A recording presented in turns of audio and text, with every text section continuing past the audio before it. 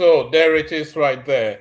So that was the delectable Theodora Ifudu with the song Ada. So good day to you and all that. Apologies for the late start, by the way. You know, it's even later. We're always late anyway, but this is significantly later than norm.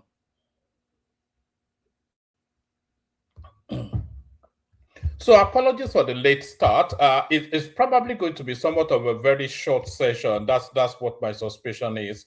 But good day to you, nevertheless. Good to be in your company and all that. Good day to you. Good to be in your company.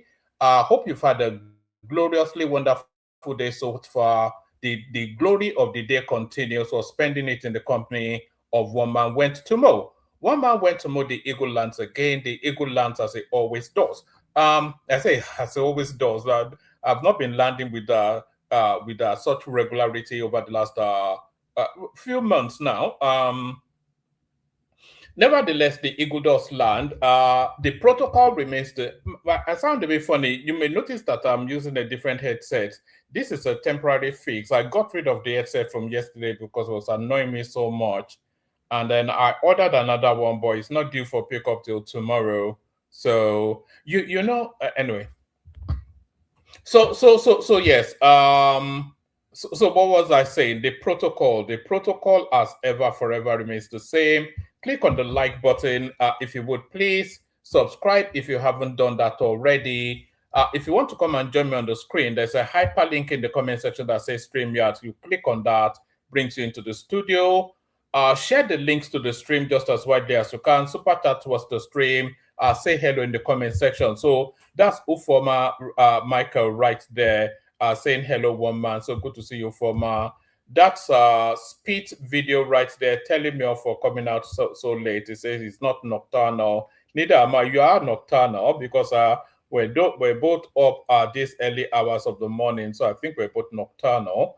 The time you come out is somewhat discouraging for those of us in Europe. Well, I'm in Europe too. So imagine how it feels for me. But good of you to be here nevertheless. That's Mr. Bolagun right there. Hi, one man. Good day, greeting. So say hello in the comment section, as I said, and acknowledge your presence. Say hello back. So there's not an abundance in the news cycle. There's not that much that's been happening in the news cycle, but whatever it is happening, I will bring it to you and have conversations around it. And let me encourage, if you've never been on before, please come on. I cannot recall. Although in the later sessions they seem to be breaking in new people, but I cannot recall the last time we broke in a new person. So I think the time is ripe. The time is ripe for us to break in a new person. So if you've never been on before, please come on, come say hello to one man. You know I have no friends, so be my friend for the moment that we spend together. So that's Choma right there. Always you know, I was watching Choma's session back yesterday, actually, and the enigmatic versus what's it called?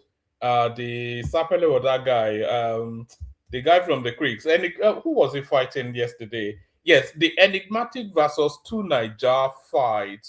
That seems to be the moment of that particular stream yesterday. So you know, I've watched it back about twice. It was, you know, I've actually clipped it, so I'll be putting it out tomorrow as a standalone. So that was quite a spectacle. But as I said, so click on the like button, click on subscribe, click on the hyperlink that says StreamYard, all the usual things that you're always invited to do. I would say super chats towards the stream, but I've given up on that. I think I just have to, it's either there's no love for one man, or the people that follow this platform are the poorest of the poor, poverty-stricken followership. But I love you nevertheless, my poverty-stricken followership.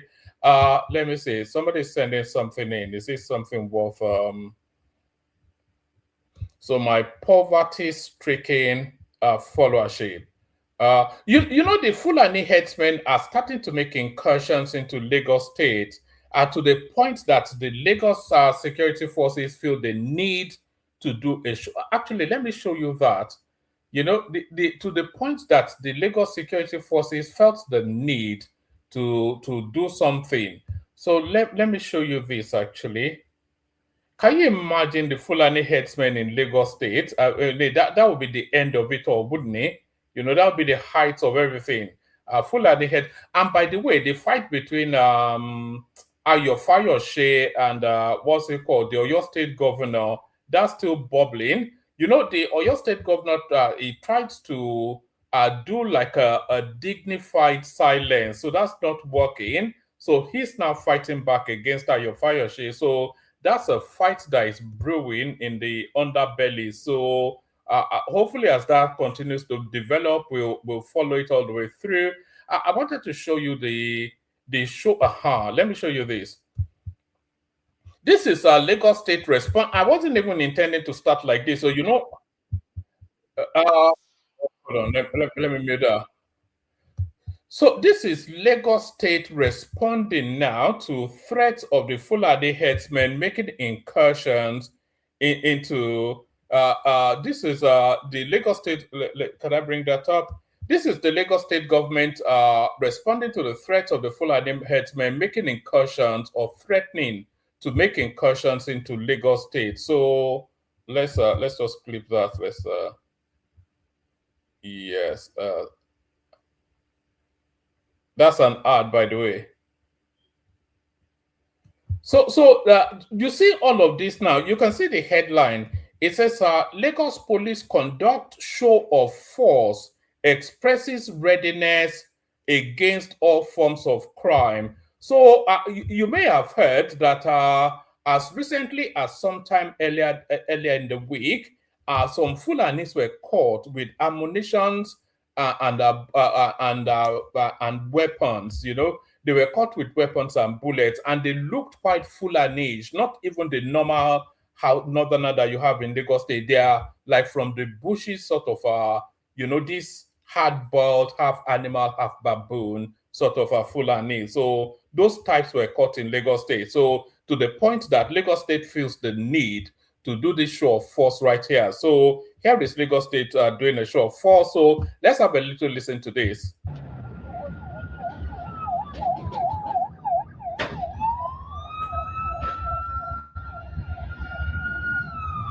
With the recent public concerns over rising insecurity, the Lagos State Commissioner of Police, CP Tijani Fatai, alongside operatives of the Rapid Response Squad, RRS, has embarked on strategic intelligence-led show of force and confidence-building patrols across the state.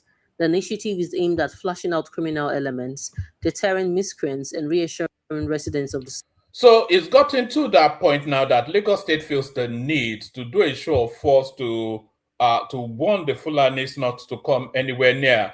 And still on that narrative, let me show you this. I won't play you this because it may contain something that would offend you too. But let me show you this. It says, breaking news: Fulani headsmen arrested in Lagos Ikorodu with 2 vehicles loaded with bullets, guns, and explosive devices. OPC dependable security team uncovered this in a scrapyard in Powerline Unity Estate. Somewhere, I can't read his name. Idiroko Poromope Idiroko along Itamaga, something or the other in Ikorodu. So I think that's where Mike comes from, isn't it? The Mike is from Ikorodu, isn't it? So maybe it's one of Mike's relatives that looks like a Fulani headsman. That wouldn't surprise me. What else?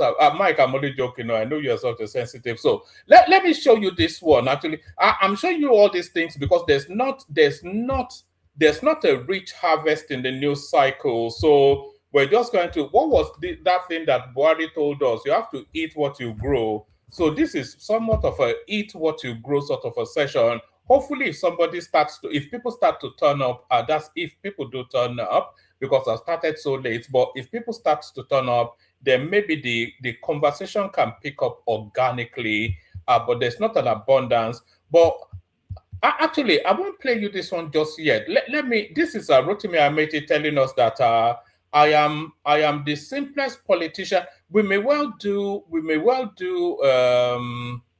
a reaction to this interview sometime during the week.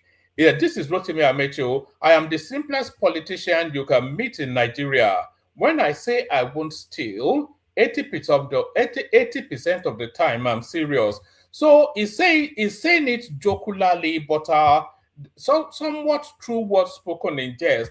Rotimi Amechi has never shied away from the narrative that Nigerian politicians steal money. They do now. We all know they do, and the rest of them lying to us that they don't. That's just it's like insult upon injury. We know you steal the money. We see the lifestyle that you live. It's not commensurate with anything in your life outside of you having access to public funds. You know, so most of these Nigerian politicians, they live life like Arab. They live lives like Arab princes. And okay, a good example is Senator Adeleke, the governor of Osun State, can barely write his name, totally illiterate, and he goes around in a private jet. So where is the commensuration between what we know him for? Another one is the governor of Edo State. You know, that one that can barely even utter a complete sentence, and he lives life like an Arab prince. So we know they steal public funds. So why lie that you don't? But Rotimi Amechi has never shied. He's always told us that, look, guys, I cannot abide Rotimi Amechi, but he has always said that, look, guys, if you know how much we are actually stealing from you, you would tear us apart on the streets.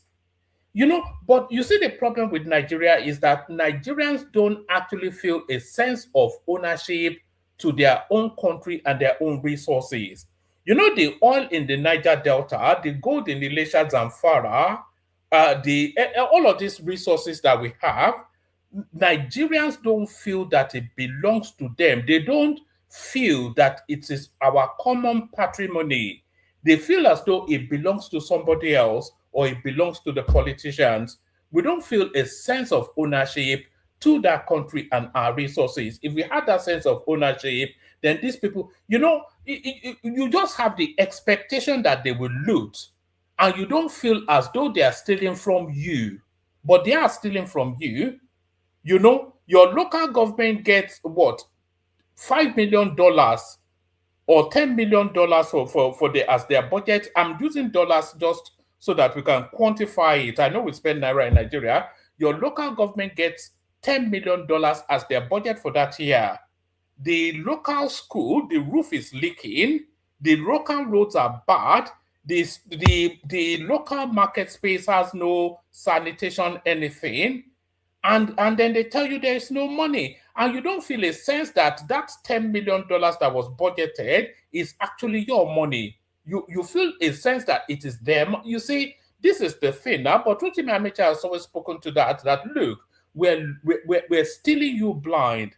And the moment that thing triggers in your head, that no, this is our resources. Anyway, this is Rotimi Amechi. So we'll go to whatever he has to say in that particular clip later on in the session. But let's start it off with this one. So Sunday Igboho has been promoting himself as the solution to this insurgency that is going on in Yoruba land, especially inviting the government to commission him to address the menace of the Fulanis. No, says Omoyele Sowore, any license given to him is dangerous. Sowore wants Tinubu against empowering Sunday Igboho. African Action Congress AAC presidential candidate Omoyele Sowore has warned the federal government against giving official security responsibilities to Yoruba Nation agitator Sunday Igboho or any other non-state actors. Correspondents report that he said such a move could create problems for human rights and democratic accountability. So I think Nigeria is in a state of good to see you, by the way, Jonathan Onyeka. Apologies, by the way. Anybody that spent a moment on this platform knows that I cannot pronounce names. Maybe I'm a bit dyslexic. I don't know. Maybe I have undiagnosed dyslexia. I don't know, but I'm notorious. Oh, hold on, my.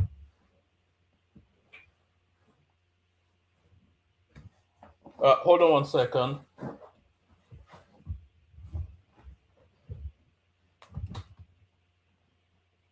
My laptop is not plugged in, so let me plug it in.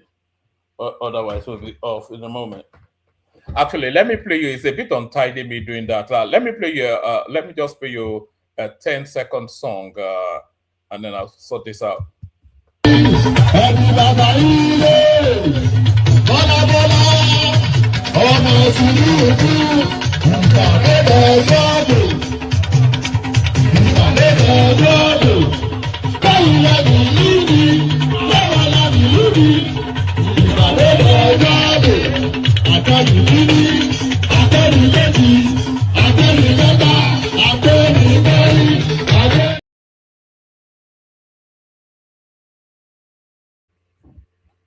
So right, as I was saying, we're somewhat in a state of nature, state of being within the Nigerian dynamism at the moment. So all this talk about human rights, I think we need to be suspending that too, because we're not in the space to give consideration to human rights at the moment. That's not where the country is.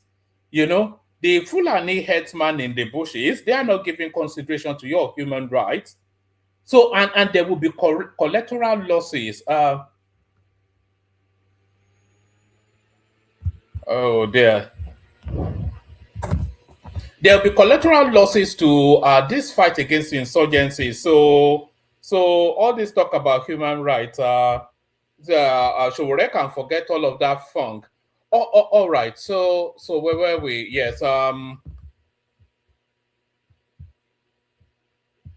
Any license given to him is dangerous. Showore wants Tinubu against empowering Sunday Igboho. African Action Congress AAC presidential candidate Omoyele Showore has warned the federal government against giving official security responsibilities to Yoruba Nation agitator Sunday Igboho or any other non-state actors. Correspondents report that he said such a move could create problems for human rights and democratic accountability. So Warren spoke in Abuja on Tuesday after joining a large protest against the worsening security situation across Nigeria. So you see, it's very easy.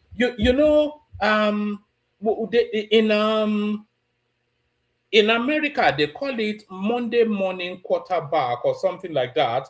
But in English, they say anybody can talk a good game. You know, everybody is Lionel Messi when you are watching football. But then when you get on the pitch, you quickly fall over. So all of these Showore type elements that are protesting insecurity, lampooning, lambasting, etc., what would he do to address the Nigerian situation, security situation? That's the thing. What would he do? The people like would people like what's his called, the Anambra boy? What's his name again? Peter Obi.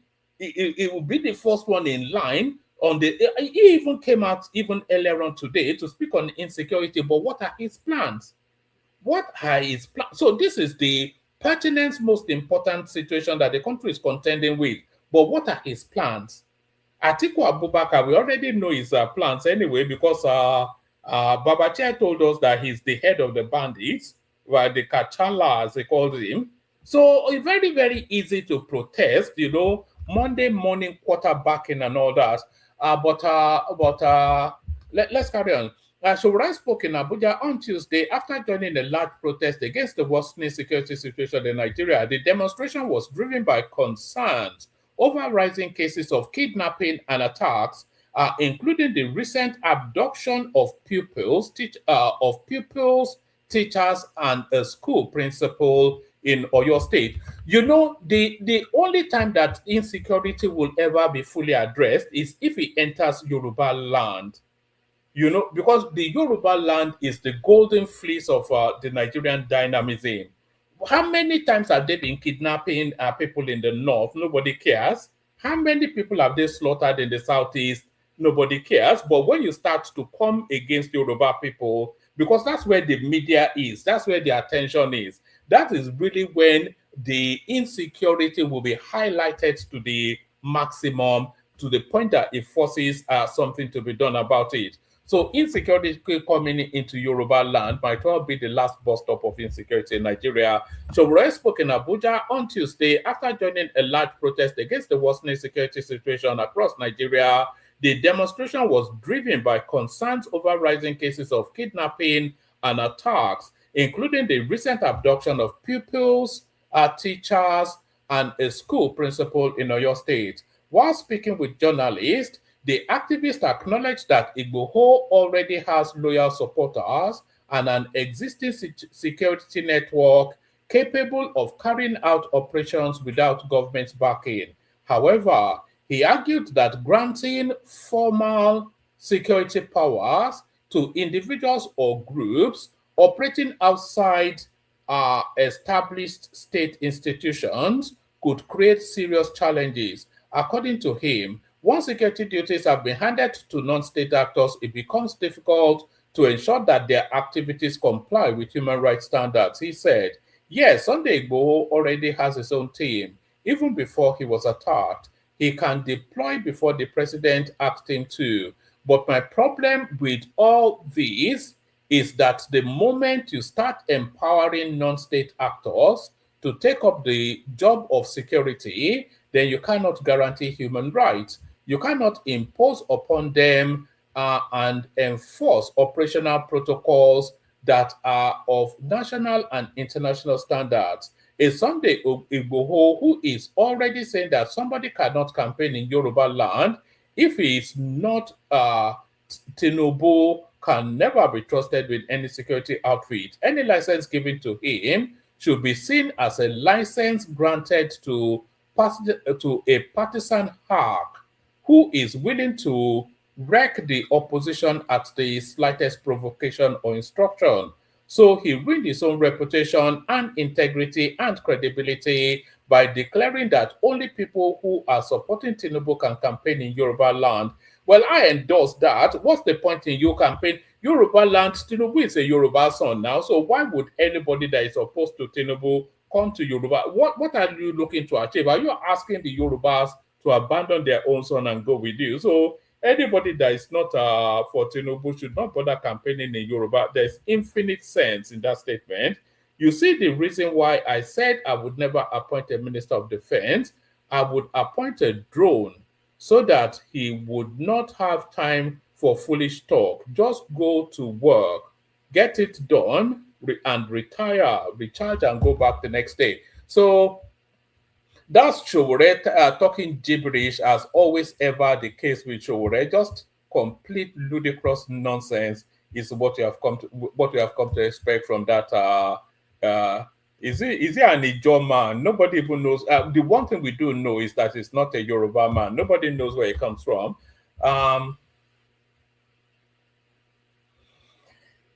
Nobody knows where it comes from. So, but what we do know is that it just talks arrant nonsense all the time. Don't waste your vote on Obi. Vote Tinubu. This is Soludo speaking truth to his people.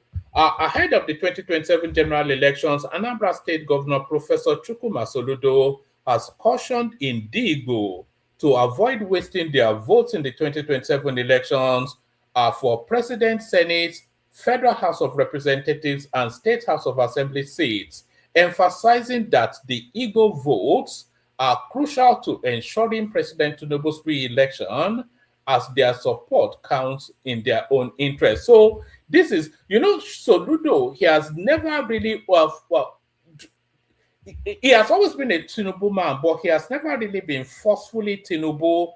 But I think the circumstances that we find ourselves in now, as we are now, because you have to pick a side, and Soludo, he cannot abide Peter Obi anyway. He cannot abide Peter Obi anyway, but he's now saying frontally now that not only can he not abide Peter Obi, but he's actually leaning more towards Tinubu, and is somewhat sacrilegious for an Igbo man not want to back an Igbo man, his fellow Igbo man in the national space, but then to back a Yoruba man ahead of an Igbo man. that's sacrilege where they come from. But there is Charles Soludo right there crossing the Rubicon. Don't waste your vote on Obi. Vote Tinubu. Soludo wants the Eagles ahead of the 2027 general elections. Anambra State Governor Professor Chukuma Soludo has cautioned Ndigbo to avoid wasting their votes in the 2027 elections for President, Senate, Federal House of Representatives, and State House of Assembly seats, emphasizing that the Igbo votes are crucial to ensuring President Tinubu's re-election, as their support counts in their own interest. So it's this is just the way life works, isn't it? So when the votes are counted and done, whoever leans more towards Tinubu is who Tinubu would lean more towards. It's just a natural human instinct. So if I wanted a favor, you do me the favor, the other person didn't do me the favor. So when that favor now yields fruit, my gaze gazes more towards the person that helped me achieve what that favor brings than the other person. It's just a natural human instinct. So if the Eagles reject Tinubu, then of course Tinubu will not. It will do the constitutionally required for them, but he would not stretch himself now. Although he is stretching himself now for them in this first cycle of his presidency. Correspondents report that Peter Obi in March, the presidential candidate of the Nigeria Democratic Congress (NDC), and will be on the ballot in 2027. However, Soludo maintained that Igbo making Tinubu president for a second term instead of Peter Obi should be their priority, according to him.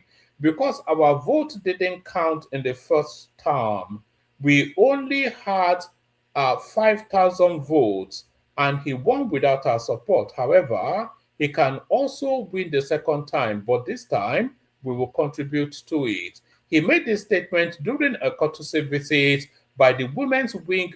I think it's actually the daughter. Yes, it is Soludo's daughter. Soludo's daughter is actually the lead person of the women's wing of the City Boy movement. He made this statement during a courtesy visit by the women's wing of the City Boy movement, led by his daughter, Adaora Soludo, at the Anambra State Lighthouse Auditorium in Oka on June the 1st, 2026. The governor explained that the movement aims to support President Tinubu's re-election. We must approach politics rationally, not emotionally. It is important to engage I need water. It is important to engage strategically by bargaining with our votes and avoid marginalization, because in democracy, your vote is your bargaining power. He also urged that efforts should be made across ward and local government areas to register enough voters who will support the current administration's second term in 2027 for the benefit of Ndigbo. Or, it'll be interesting how Tinubu performs in Anambra State, actually. Anambra State, of course, the home state of Peter Obi, but then Anambra State, of course, being governed by Charles Soludo, a virulent critic of, in fact, Peter Obi's arch rival, really. If you want to know the yin to Peter Obi's yang in Igbo land is Charles Soludo. Charles Soludo detests that guy. He has always hated Peter Obi, nothing to do with because he feels Peter Obi is just a nuisance. That's what Charles Soludo, and he feels, Charles Soludo actually contended against Peter Obi to become governor, and he was defeated by Peter Obi. So here is this lofty professor that is celebrated internationally in the financial circles, and here is this barely literate guy with a speech impediment beating him to the Anambra State governorship seat. So he's always detested Peter Obi. There was never a time that he did not detest him. So here is his opportunity now to stick the knife firmly in Peter Obi's back. He made a statement during a courtesy visit by the women's wing of the City Boy movement, led by his daughter, etc. The governor explained that the movement aims to support President Tinubu's re-election. We must approach politics rationally, not emotionally. It is important to engage strategically by bargaining with our votes to avoid marginalization because in democracy, your vote is your bargaining power. He also urged that efforts should be made across wards and local government areas to register enough voters who would support the current administration's second term in 2027 for the benefit of Ndigbo.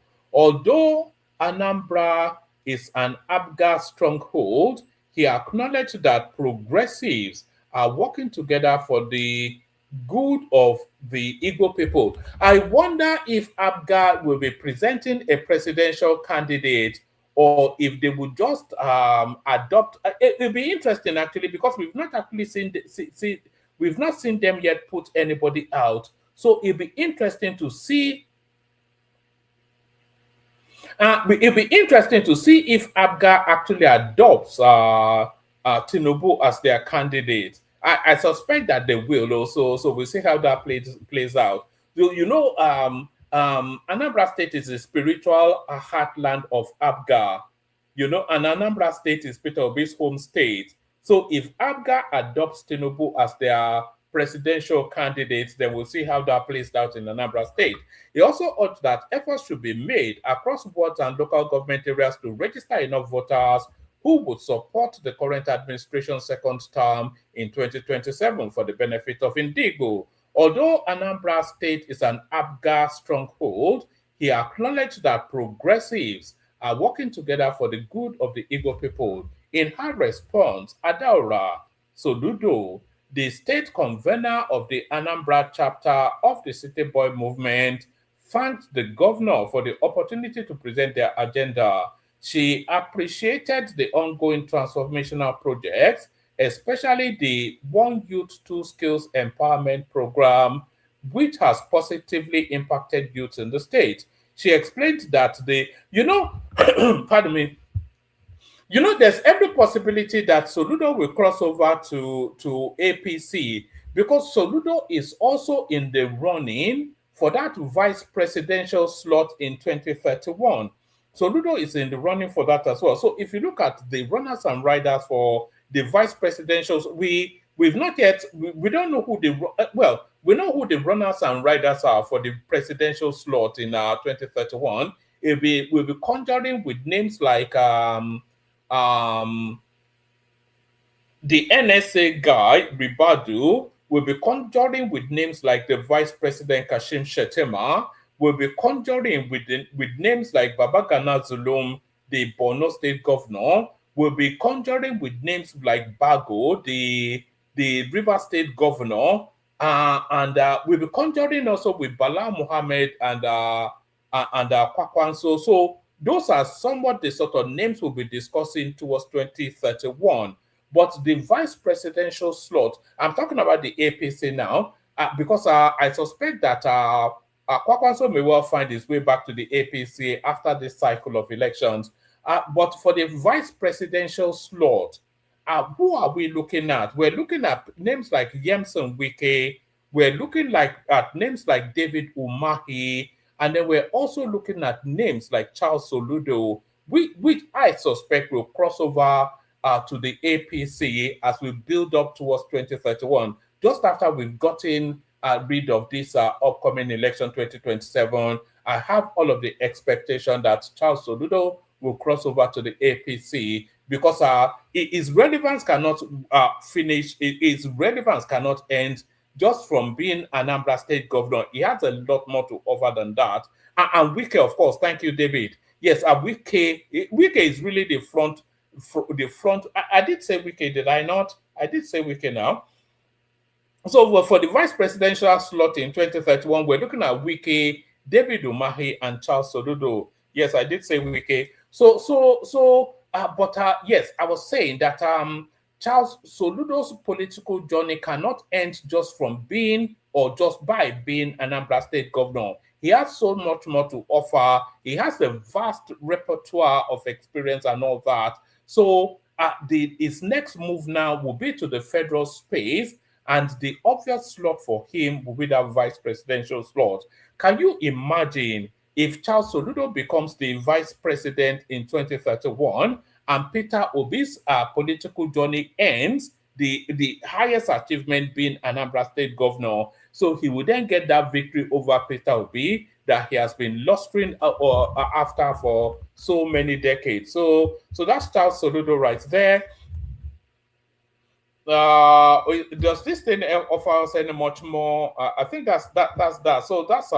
So this is what inspired the headline. It's very tenuous for me to mix up such a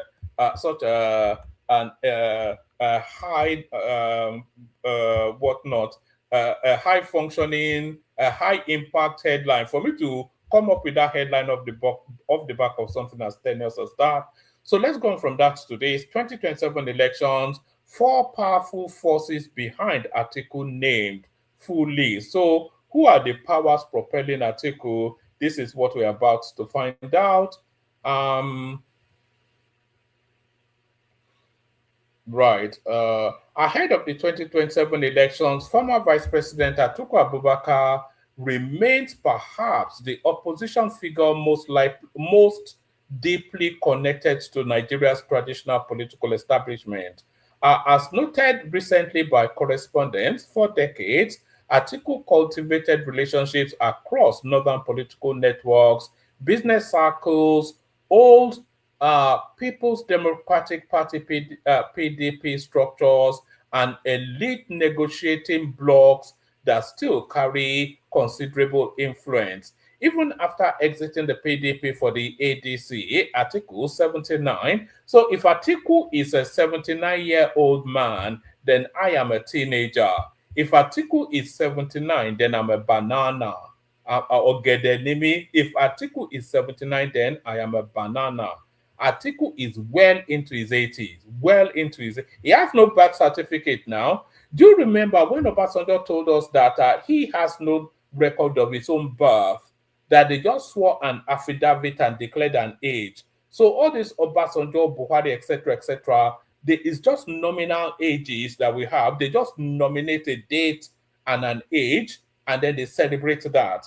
So if Obasanjo doesn't have a birth certificate, then Atiku, who comes from even a more backward space than Obasanjo, is impossible for him to know when he was born. And Atiku, if it's a day, is over 80. It's in his mid. Atiku is probably the same age as Mugabe. Uh, Right. Four powerful forces behind Atiku named. So this is in the build-up to the 2027 elections. Ahead of the 2027 elections, former Vice President Atiku Abubakar remains perhaps the opposition figure most deeply connected to Nigeria's traditional political establishment. As noted recently by correspondents, for decades, Atiku cultivated relationships across northern political networks, business circles, old People Democratic Party PDP structures, and elite negotiating blocs that still carry considerable influence. Even after exiting the PDP for the ADC, Article 79 continues to attract powerful political figures who view him as a familiar bridge between competing interests. Around the perennial presidential candidate are experienced negotiators, former governors, defectors, and long serving political administrators and operatives who understand the mechanics of national coalition building. Figures such as Senator David Mark, Aminu Tambuwal, and Dino Melaye, former Osun State Governor Rauf Aregbesola, one-time Imo State Governor Emeka Ehidioha. You know the way this Emeka Ehidioha was the one that actually lost his seat to Hope Uzodinma, and he only lasted in that seat for about 6 months before, through some quirk or magic of the court, suddenly we had Hope Uzodinma as the governor of Imo State. So I don't even think he was on that seat for 3 months, but still they reference him as a former Imo State governor. Figures such as Senator David Mark, Aminu Tambuwal, and Dino Melaye, former Osun State Governor Raul Faregbeshola, one-time Imo State Governor Emeka Ehidioha, ex-Cross River State Layil, Imiko, Imoke, and Dele Momodu have all, at different moments, been linked with broader opposition calculations involving articles, political camp, or coalition discussions around the ADC space. Could you believe that once upon a time, Dele Momodu was actually a presidential candidate? If anybody can remember which political cycle that was, which cycle was Dele Momodu on the ballot, but once upon a time, Dele Momodu was actually a presidential candidate. Uh, so there's no name actually. I thought there would be an extraordinary name or a name of any real impact, but these are just names associated with. All right, so that this offers us nothing. So I'm not sure that I have much more. That may well be it actually. If anybody wants to call me, come. There's nobody in the studio. So if you want to have a little bit of a chat before we bag and target, I did tell you that Sheyi Makinde and Sheyi Makinde and Ayo Fayoshe, they are going hammer and thong actually back and forth, the two of them. So maybe I'll bring you that since there's nothing else that the news has to offer. I don't want to discuss those kidnapping stories so much. It won't, because it's too depressing. I have young kids myself, and I cannot bear having that as a conversation or using it as a political tool. So let me just. But if anybody wants to talk about it, come and talk about it. But I don't want to. I find it too depressing. There's a 2-year-old. All this, I'm not quite sure. Those Fulanis, they're savages anyway. Makinde slams Fayoshe's kidnap comments, urges prayers for him. The Fayoshe will be the end of this Makinde. He has just been niggling at him for years now, even if not months, if not years. Oyo State Governor Sheyi Makinde has called on Nigerians to pray for former Ekiti State Governor Ayodele Fayoshe following recent political accusations and remarks credited to the former governor. Makinde's position was contained in a statement issued on Tuesday by the Commissioner for Information, Prince Dotun, one thing or the other. The commissioner said Nigerians had been shocked by Fayoshe's recent comments, which he described as false accusation. What has Fayoshe been saying, actually? I've not really been following it so much. Governor Makinde is preoccupied with finding a solution to the challenges posed by the kidnappers of children and teachers in the state to engage someone whose lifestyle and comportment have been suspect for over a long time. For the former governor to be so consumed by political vindictiveness, vileness, deceit, and hate, I wonder why Fayoshe is especially targeting Makinde. There is no nexus between the two of them now. Well, he's an Ekiti man. This one is an Oyo man. He's a governor. Fayoshe is not contending for the presidency. Maybe he feels that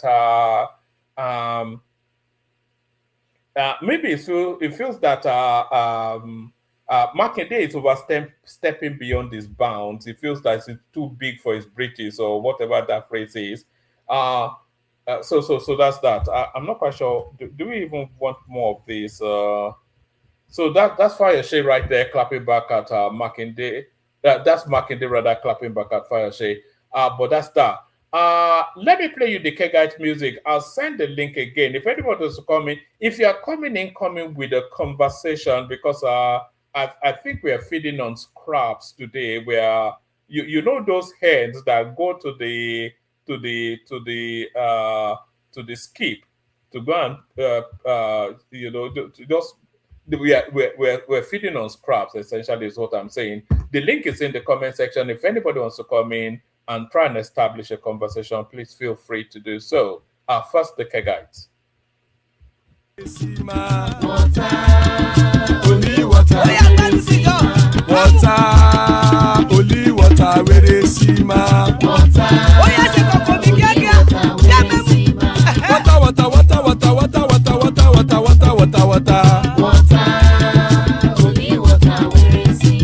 Hapa o naido.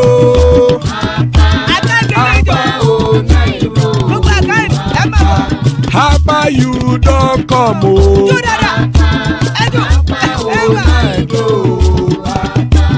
Hapa o naido.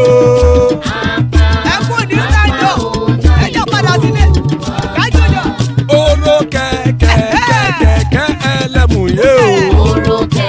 Ibe sodi akẹ̀kẹ́ ẹlẹ́mù rẹ o. Bobby master kẹ̀kẹ́ ẹlẹ́mù rẹ o. Chief Wẹ́lá ti kẹ̀kẹ́ ẹlẹ́mù rẹ o.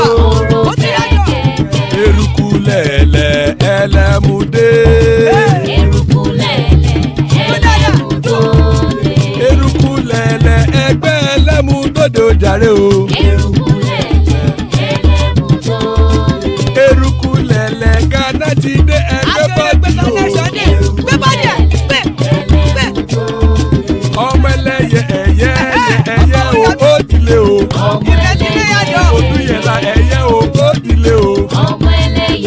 Petrosonana ẹyẹ o ó dìlé o. Petrosodúnkẹ́ ẹyẹ rẹ̀ ó dìlé o. Ẹlẹ́kọ̀ ọ̀run mú ìní o.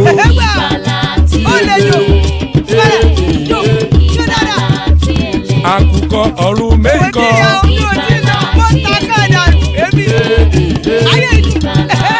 Ikú kò ní ríwà gbéṣe o.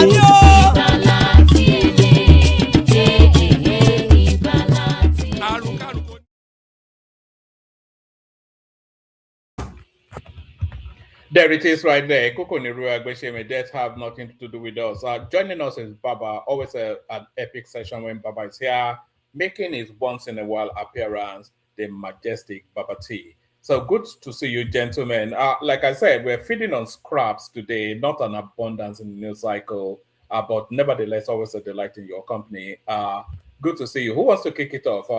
Baba. Baba. Baba T should go ahead. I think he's always a very busy man during this period. Yeah, I'm okay, sir. Well,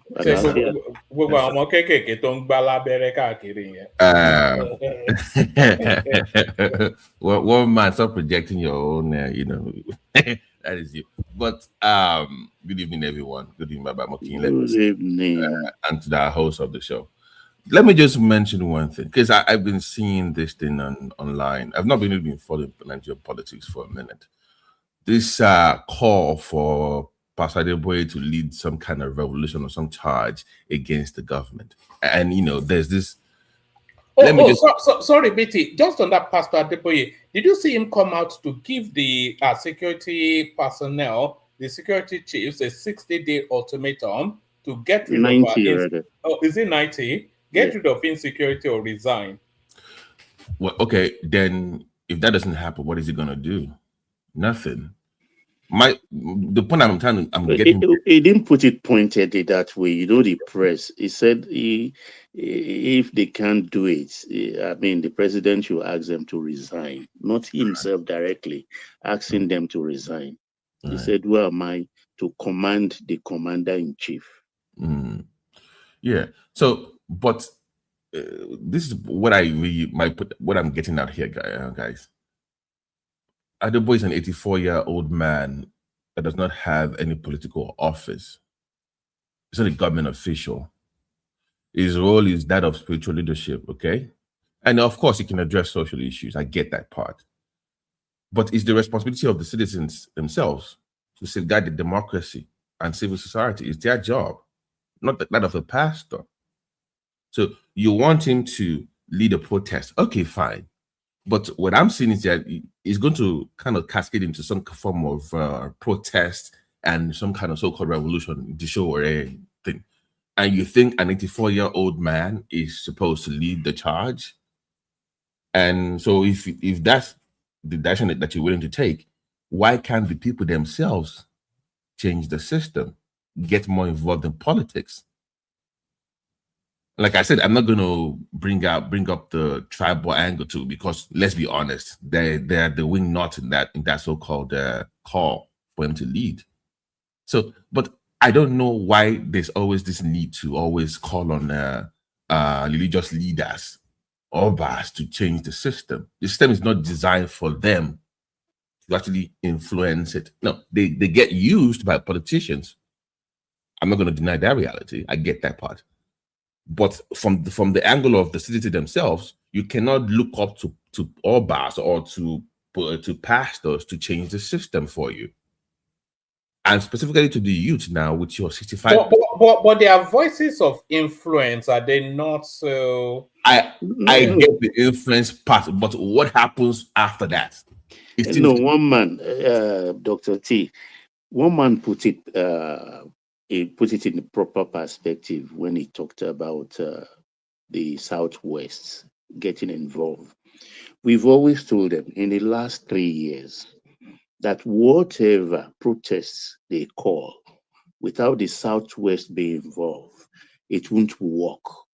And they've all been frustrated about the nonchalance of the Southwest. But it's proven now that unless Southwest comes out, nothing will work. Now, fortunately for them, the hen has come home to roost. Why am I saying this, BT? I hope I'm not eating too much into it. No, not at all, sir. We can make it conversational. No, sir. Yeah, no. There are over 300 women, men, and children, mostly children, in Niger State that are in captivity for a couple of months now. Ditto for Borno, and I think somewhere in the middle belt area of North Central. Nobody has been agitating for that. Those are even recent ones. There have been over and over and over people in captivity all over the 3 northern zones. Now it has come cascaded into the Southwest. So it's now a way of goading the Southwest. Goading them, oh, look, they've captured the Oba, they've done this, they've done that. And of course, even without their goading, the Southwest will always rise to the occasion. Are we suggesting that Yoruba lives matter more than are we the white people of Nigeria? Because they've been kidnapping people for years, for decades, even before Tinubu and Buhari. But are you saying that you are not aware that that's the case? No, I'm making it a conversation because yes, I was actually going to say exactly that. George Orwell, the guy that wrote the Animal Farm. Farm. Yes, he said, all animals are equal, but some animals are more equal than others. So in the Nigerian paradigm, certainly some animals. The preeminent person in Nigeria is the Yoruba person. That question is not so much for the Yoruba people that understand this, not by their own fault, they're just who they are. It's for the other region that kind of are pushing this thing towards the people like Ndigbo to say something. Well, if you want to push him to say something about Yoruba people, we are Nigerians, right? You should have pushed him to say something about the Northerners or something happened in the East. Why the Northerners are asking the same question, that why is it now that everybody wants to come out? Exactly. Because of the Yoruba. Exactly. So the North are asking that we have so many in captivity for a long time. So why now? They are asking that same question, and they are right to ask. That's my point. But Baba, what's that phrase? Gambari pa Fulani.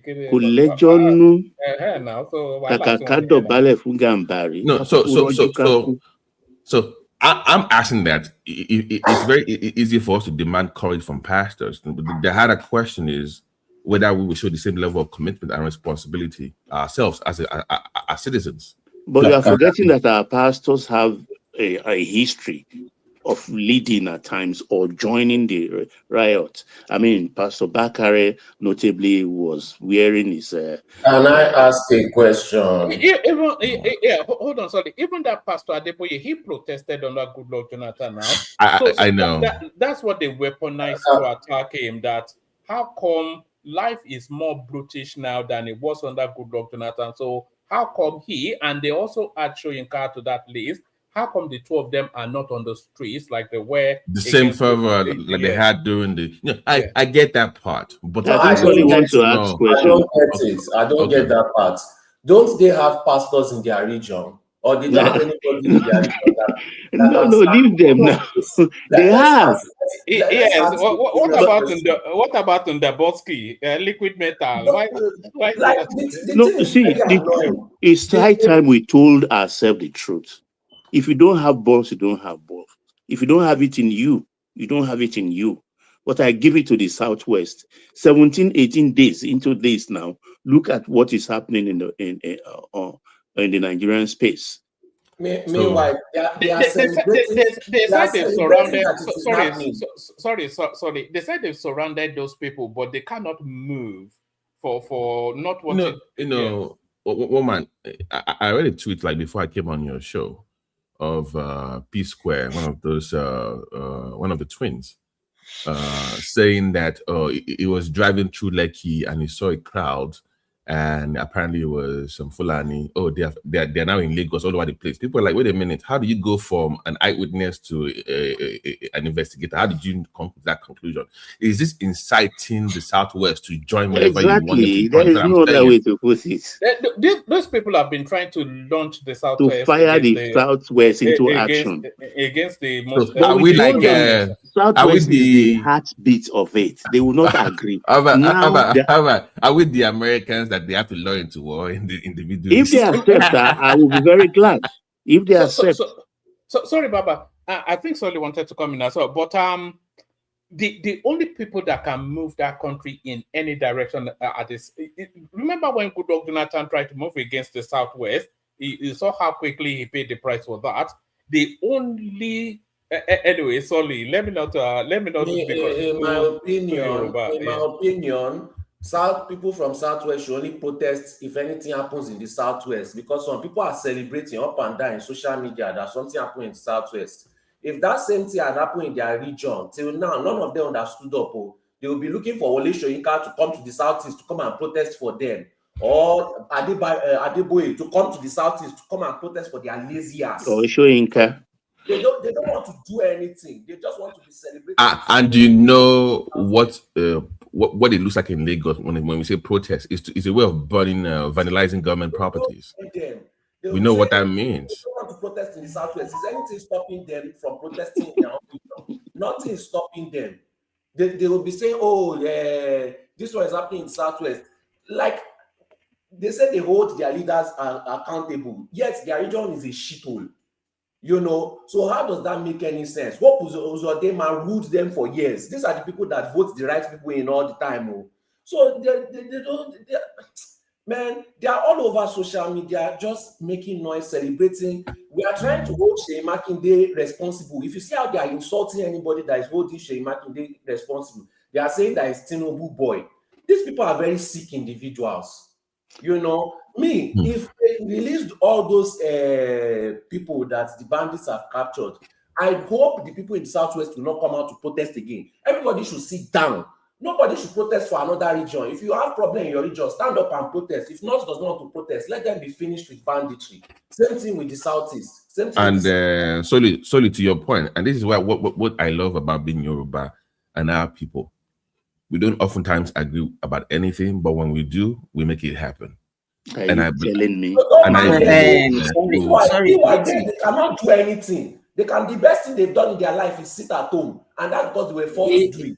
They've never come together except to come together to come and put their own people in trouble. That's all they know how to do. Ordinarily, to come out from Nigeria, sacrificing their people anyhow. If we want to come out of Nigeria, it's not. I don't think we'll sacrifice more than 100 of our people compared to them. Let me say this. Sorry. So I greet everybody. Baba, BT, woman. You're welcome. Yeah. I think what is happening is actually very pathetic, and I don't like Baba. What we cannot be talking about. I think we are being used, and we shouldn't allow ourselves to be used. It's not something that we're supposed to be maybe jubilating or be proud about. We are being gaslighted and we are falling for it. You know, the same way they started the answers. No, They you don't started by understand saying, me, Doc. I'm not buying into it, but I'm just wondering that they think if they know we are the heartbeat, political heartbeat of Nigeria, then they should kneel down. They should kneel Baba, down and beg all us. the people that are demonstrating, they are not demonstrating for the love of those children who are kidnapped. No, that's exactly the point we are making. It's It's not as if they gaslighting. love the country. They are using it. They are happy that it happens in the southwest, and that's why. So if they see it as an opportunity, so Yoruba we should be aware of their antics. We should be aware of their antics. They started by saying, Simba, I went into one of their dens just the other day just to preempt this No, thing that they will be pretending. Yeah. let's ask this question. One of our let, own. let me sorry, I don't have much time. Let me just finish just give me 1 or 2 minutes. You know, they started by picking on the our celebrities by attacking them, which one after the other, that they are not saying anything about what happened in Oyo, they are not doing this, and all of them are falling for it. Then after that, everybody started talking, then they started the demonstration. Okay, now if they are concerned about the insecurity in Nigeria, why are they not saying, okay, let us end this security in Nigeria, government should do this? Why are they now saying that Tinubu should go? They are now entering market, distributing pamphlets saying that, okay, Tinubu is a failure. So is that the issue? And if you talk about Sheyi Makinde, they will insult you. Is that the issue? So Yoruba should be, let me tell you, gradually we are moving towards civil war in that country. Let me tell you, Yes, so if this thing is not properly handled, that country is going to fall. Simba, there's going to be a clash between the Southeasterners and the Yorubas sometime next year. That will be post the elections, and that clash will take place in Lagos State. There's almost an inevitability to it. The way they are posturing and the language they're using, because of course the Tinubu will be re-elected, and then after that they will want to have a splash. And they will be Oh, Yes. one man want to go and look at they will target Lagos. go and look at all the inscriptions, all the things that they are carrying for the protest. There is nothing like any security. Everything is about Tinubu must go. Tinubu is a failure. Tinubu is this. Tinubu is that. You see, I don't. if we can fight these bandits back, the next region that they are going to is the southeast, and I want to see how they will handle it. Maybe they will still be blaming Tinubu and excusing their governors and local government chairman. One of our own was carried. We shut down the whole southwest. I want to see how they will react if 1 or even 10 or 20 of their own is carried. They will do nothing because they don't care about themselves. How many students will solve how people are being killed, cutting people's head, cooking human being to eat in the east? What did they do? All their celebrity, did they even talk about it one day? Even before banditry started, they could not go to their village. Exactly. So I think the Yoruba, we should be careful. We are being used. All this one that we are saying because it's only when it happens in Southwest that to carry it, we are just being used. They want to turn our region to the battlefield. We should be careful. We should not buy into it, please. So that is why. Sorry, hold on. You know, BT, the question you asked about Pastor Adeboye, let me tell you, he was the one that actually got himself involved in this thing. There was a time he said he told his congregation that they are going to demonstrate. Then after a while, he backed out. So that was why people are calling his name. It's not as if they are calling his name to. I get that part, but I'm saying that I think because he's having senile dementia. I think his age is affecting me. No, that one is a different conversation. Let's not go there. But I'm saying that what happens after the protest is still back to you as the people to change the system from your own locality, your own local government, your own governors to get involved in politics. That is where the real change is, not protesting. And one man saying, "No, they can lend their voice." Yeah, lend your voice. And what happened in the past? Nothing. Until you, as people, get involved in the system, you can't change the system. Don't get too comfortable with it. So that one will spend all his life on the street protesting. He's very comfortable. It's his comfort zone. But that is for him, not for everyone. So if you want to change the system, get involved in politics and change it from there. But the idea of looking for a pastor to lead the charge to change society, we need to stop that. Move away from that. Adebo is not your problem. Geo is not your problem. And by the way, everybody knows I'm not a fan of all this God of men anyways. So it's like I'm defending them, but I'm defending the very principle that of democracy and of change. Change itself starts from us. And as a group of people, we can do that without involving any pastor or any imam. Yeah, rightfully so. I think, sorry, Baba, I think the only way we can get rid of insecurity is by decentralizing our security network in that country. So About that time. nobody that's in the pipeline now. They should decentralize it so that nobody will focus on one person and be blaming one person. Sorry, BT. You know this what did they call his name? This Makinde of a man.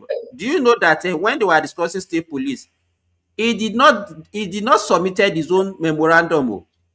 This guy sent his. He refused to. Yes, he said that it's not his business. That is what he said. No. Simba, let me ask you the question before I forget. Why do you think that the push for state police, regional police, kind of stalled once Akedolu died? Like that push, because he was the one leading the charge. But since his demise, we went back to, the way he was. He really believed in it. What do you think happened with the Southwest? You know, this Makinde, in the last 7 years, he has collected 84 billion security votes, no invoicing, no receipts.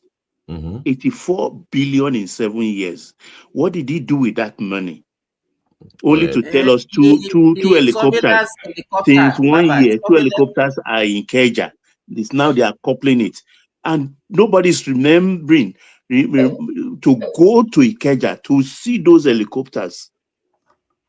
He said June ending. He thinks everybody will forget. You see, they are not interested in looking for a solution. It's just to gaslight. Because first thing I will have done, were I to be a member of a press corps, I will go to Ikeja. I want to see at the Air Force base those 2 helicopters. You don't have any media in crates for 1 year. In media Nigeria, we don't have a vibrant media that would do that for you, sir. Unfortunately, that will verify those things. We don't have one. And 84 by the way, billion, is it small money? Don't forget the 30 billion. Bombo. Oh, that one is even. I set it aside. That's why I'm looking at that Fayoshe statement that this guy may be involved. Because it's not far-fetched. Fayoshe told us, he collected 50 billion secretly. Is he not going to collect more money now? Because he denied it. He said he didn't collect 50 billion. Nothing like that. Fayoshe is lying. Fayoshe brought out the receipt and then I said, no, it's only 30 billion. So if you lied, why did you lie in the first place? My question is now, is he not going to collect an increase in security votes because of this situation? Do you know it's one of the few one in the Southwest, Solly, that has not been given the allocation to local government chairman? He pockets it. You see, if you want to talk about this issue now, all this obedience will be running up and down, insulting you. They don't want to face reality. And they claim that they always hold their leaders accountable, but we should not hold our own governor accountable because they don't want Tinubu. I think we are winning. If not, no. What can he win? He cannot win the presidency. And so naturally, he is a candidate. I've always said it here. First week of June is with EFCC. They will not allow him to run away. Even Fayoshe said it yesterday. He alluded to that fact. because the guy is just corrupt. I won't be surprised. I won't be surprised if he's involved in this issue. Because Fayose said, as he was correct on 2 occasions about him. So I just hang 50-50. That's maybe. What will be his interest in kidnapping his own people in Oyo? Is it for his run for presidency? Why would he do that? Do you know after 2 weeks was when he visited that place? A place that is just maximum 2 hours to his office. He did not go there for 2 weeks. Baba, Hey, Aro, Sheyi lost one EFCC ni. That is wife that is always pretending that she doesn't know how to see a car. Oh my papa, don't worry, she would. Him and his family, Yamajen, after 24 government. It's less than 7 months. He was the first one to suggest negotiating and paying the bandits. So he was the one. That's why there was backlash. He did not expect that backlash. Really? Why would he want to pay bandit? What's going on? Let me ask him. No. I'm saying that the political. Let's even look at the political angle. Like, I don't make any sense to me. Like, okay, you can't win anyway. What is happening is Sheyi is undermining the federal government. The federal government are trying to actually hold out. Sheyi is actively negotiating with the bandits, while the federal government are trying to hold out and actually do a rescue operation. Sheyi is trying to negotiate. That's the problem. Wait, Aro. I suspect no. Solely wait now, Joe. Trying to, or is currently negotiating? He is negotiating. He's undermining. He said it's there. He's not been there for 2 weeks. He said they've been meeting twice a day. Who cares about you meeting twice a day? With bandits? No, that we say that with his own security unit or whoever is meeting with and whatnot. So he is incompetent. I said it yesterday. He incompetent, and I want him to do. In fact, he will go wash He said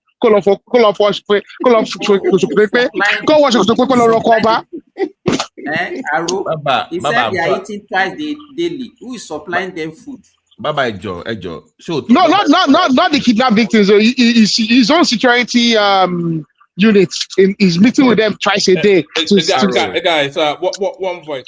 One voice. Baba, it's shocking to me that Sheyi will want to negotiate with terrorists, or is currently doing so. What's your take on that, sir? Honestly, I'm more surprising that will even be on the table. I see him as a very desperate man. You understand? Something happened between him and Asiwaju. What I had, actually, I had it, but the source is impeccable. He went to Aso Rock. The last time he visited Aso Rock was, I think, about 3.5 months ago, if you remember. Asiwaju walked him out of the office, asked security man to kick him out. He went there to confront Asiwaju about Ayo Fayoshe's bombshell. It was like wanting to accuse the president of breaching confidence. So the president was very angry because he has an issue with him. So they walked him out with security. So he knew definitely the line has been drawn in the sand. So he came back and started lashing out at Wike. The first thing he did after he came back, I think the second day or the third day, that one prominent street they said in Ibadan, he named after Wike. He removed Wike's name from there and named it after a prominent Ibadan son, also your state son. So he knows exactly that he is not favored anymore and is going to jail. So he's looking for a way, but like a stupid person that he is, he's looking for a way to wriggle out of that sure banker thing. But he's doing it in a very wrong way, trying to blackmail the presidency. It is in the one vein where he wasted money calling for a dubious conference of PDP. Took all Egbon, George, and everybody there. That didn't work. It came out again. It's a coalition. They said that they will put up one candidate. It didn't work. That's that summit, according to, they say it cost about 1.7 billion. That summit alone, where they did nothing. And now, oh, I want to be president, to be APM, just trying to catch attention of the presidency so that they can call him away, a kilo day, a yo akboju. But they didn't mind him, and then this happened. Baba Sheyi wants guarantees from the president. He wants That's what I'm guarantees that saying. he will not have any EFCC case. That's the problem that Sheyi has. He wants He's guarantees. joking. But This they guy don't- came out. This guy came out last July. He said he has bought 2 helicopters for surveillance. We all applauded him on this platform, didn't we? Only when this happened, people start asking questions. What happened to the helicopters? Oh, they are in the crates. The Chinese just came last week so that they can start coupling them. I was like, what's this guy saying? He told us in July he has bought them, and we expected them to be in operation. Now nobody's even asking. He said end of June, by end of June, they will be operational. Nobody has gone to Air Force Base to even check whether what he's saying is the truth. How long does it take a helicopter to be coupled? I've seen vessels arrive at Apapa Port even in the 80s, laden with helicopter and crates. Baba, Within 1 week, you see Navy people testing the helicopter. Baba, we already have more than a few companies that actually do servicing in Nigeria. This Damuren guy, did they not establish? Don't they own like a aircraft servicing place in MM2? We have more than a few companies doing that stuff. The oil companies.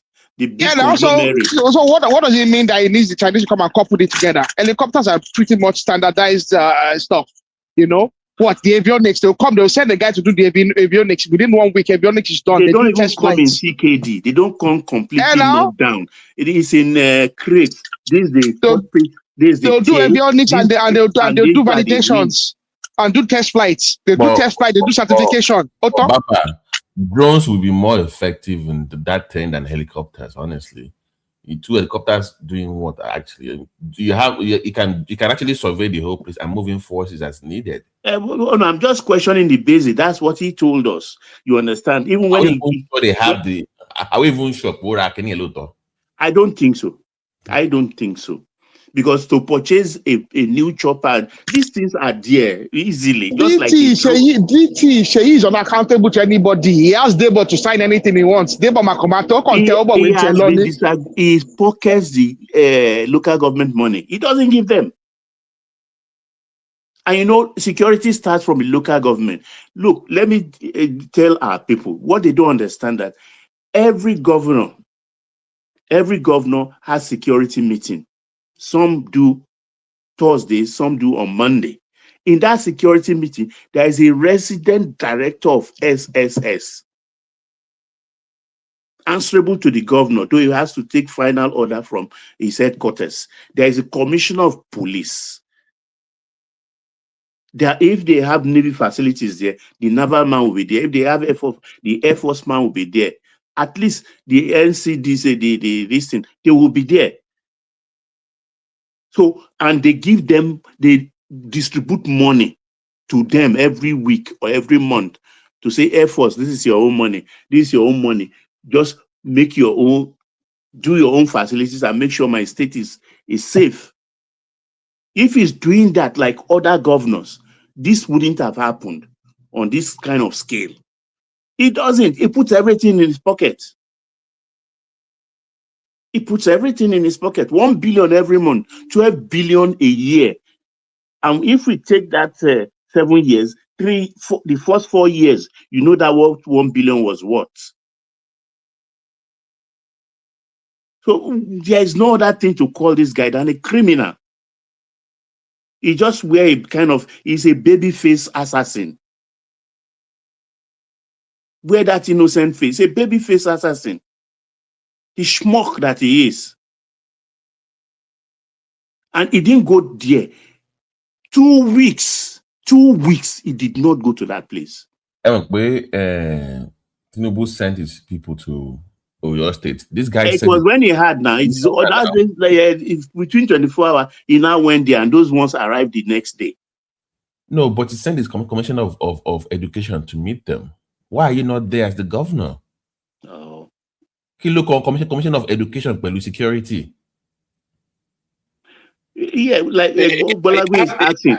He has more important. Sorry, he has more important things to do now than the security Like of what, children. woman? What did he Oh do? no! Oh no! Oh no! BT, he was busy. He was busy doing his primaries and busy trying to get his governorship candidate through the door.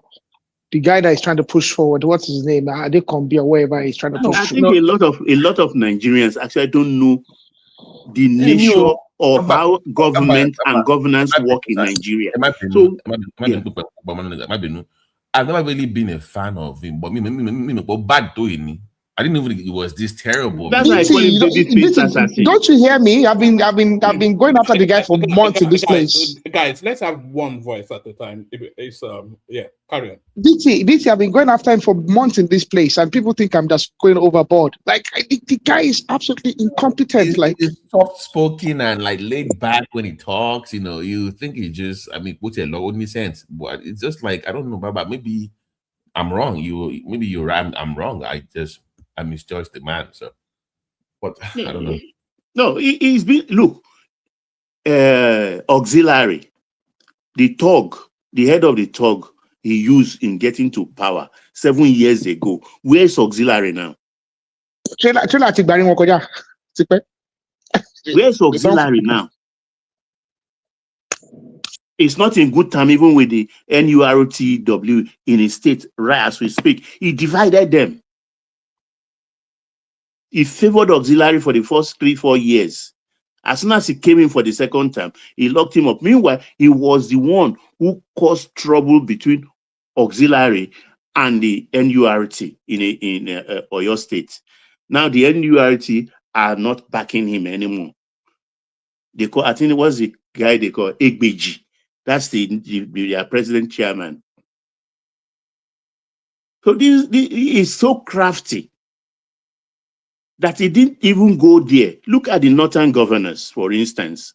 They pay ransom, and I'm sure, I can't put my signature to it, but I'm sure they reimburse them, even in excess.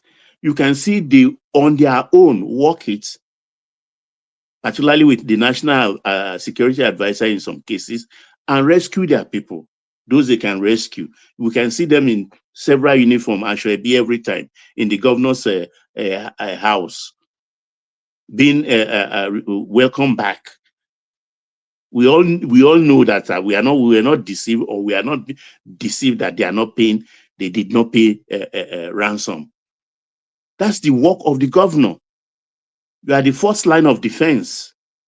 And this happened in your state. It took you just 1 or 2 hours drive away from your office, and it took you 2 weeks. 2 good weeks. That alone said it all for me. So sorry, Baba, was he questioned on that, and how did he justify it? Did they ask him why he took him that long, and what did they say as I don't think anybody asked him. Nobody asked him, or nobody. Actually, he's unaccountable. I don't think one man is your state governor now. Don't you know this already? Between him and Ndigbo, they are unaccountable. They do as they want. He knows that everything that happens in Nigeria, even they have ED, erection dysfunction, it's Tinubu. Everything is Tinubu. So he knows. So he plays into that corridor. And he's caught because everything that is Tinubu. But we forget that it's been happening in the north en masse. And it's the governors that have taken responsibility as the first line of defense. Now people are now, Tinubu. It has come down to just like SARS. SARS started with SARS, police unit, and all of a sudden it turned into Buhari must go. So this is just an example. And those who say they will barricade the Aso Rock on Thursday or whatever, good luck to them. Good luck to them, because the Northerners are now asking that, so you guys know how to protest because it's Southwest.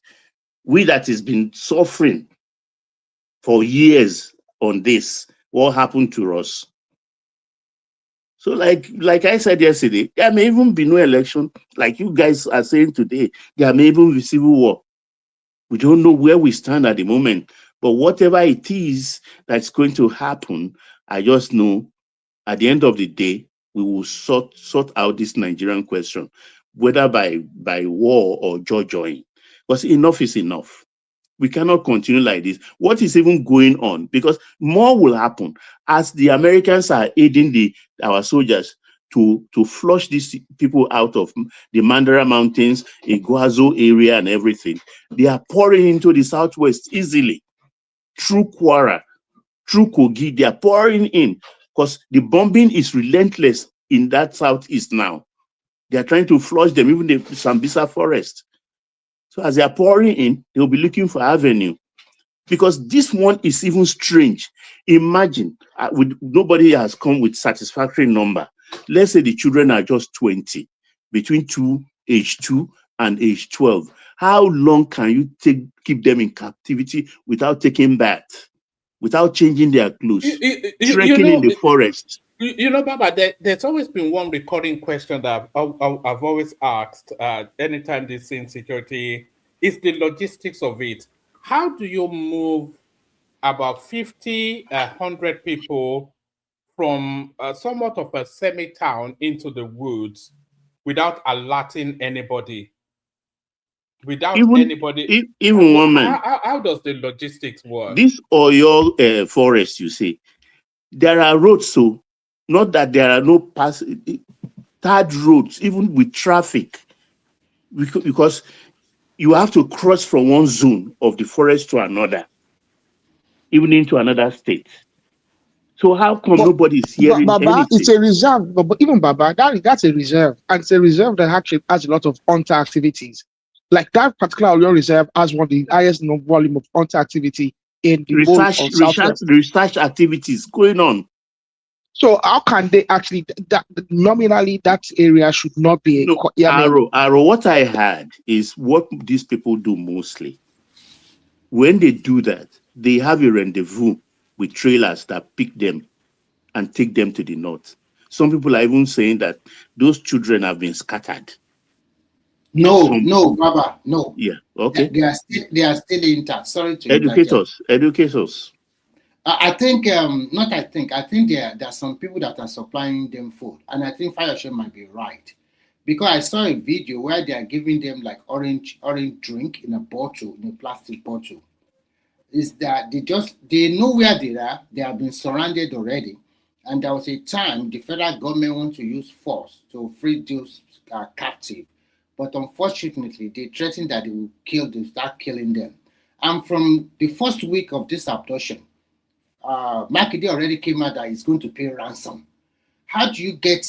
I think there's some Yoruba collaborators, and I'm not saying that Makinde is truly in collaboration, but there's a suspicion.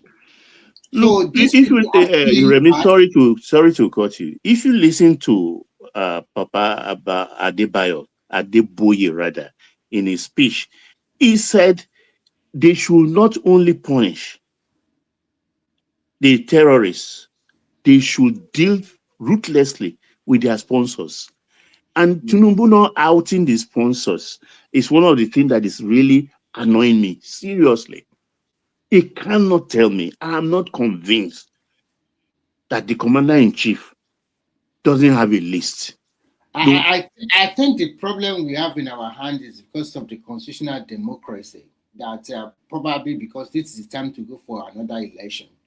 So bloody what? If he has men that are capable enough, they could be able to turn the outing of the list in his favor politically. Yes, even if it's an article, even if it's the caliphate, name them, because that is the only way. Gumi is there running his mouth every day. I know Gumi is part of their negotiator, but we know what negotiators do. According to they are even teachers of these people. According to Babadi Otitoju, they are still intact, and the terrorists that hold them is a breakaway faction of Boko Haram. They call them Ansaru, something like this. Ansaru. Yes, those are the people that are holding them.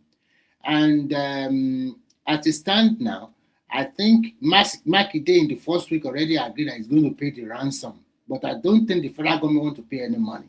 It's just because they are holding some babies, maybe around below 2 years old, and the rest maybe like secondary or 2, 4, 6, 7, 10, and 12. Yes, it's because of that. Because Nigerians, to be frank, we are quite emotional and sentimental. If not, if they want to use force, there might be some collateral damage. And I don't even support when these children like this are involved. I don't support force. So they cannot just use force to just. Even if they have to pay money, I'm in support. As far as those children are involved, I'm in full support. Yeah, those children should not suffer. What do they know? What have they contributed to the evils permeating Nigerian society? Nothing. It's not their fault they are born. I think this, for me, I think Tinubu should just speed up state policing as soon as possible. There is no need of waiting anymore, because it's quite glaring that some governors are collecting money and they don't want to do their job. Let them have the state police so that everybody will not point accusing finger to the state governor that you are not doing the best. But everything you'll be telling us is the federal government. And unfortunately, like everybody is about personal interest. Some people that go out there to protect, they are lying. Remy, can I add one thing about the state police thing? Give me 1 second. There also has to be a component of this bill that includes some kind of regional security force, because you have terrorists moving from one area to another across state lines. There has to be security collaboration forced by that bill. You must be forced to work with your neighbors when it comes to security. You cannot work in isolation. You cannot work in silos. No, the federal police are in charge. The framework submitted by the MPF actually stated that clearly. They will act as the federal police once a crime crossed state line. And apart from that, there will be an ombudsman, a kind of ombudsman committee. When there is security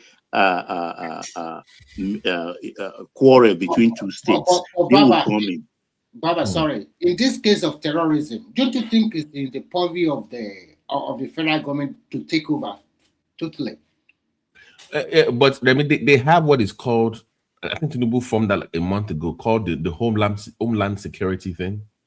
Yeah, they use that to actually guide Ribadu, because all his hair-brained formula for this to disarm the Fulani marauder has failed.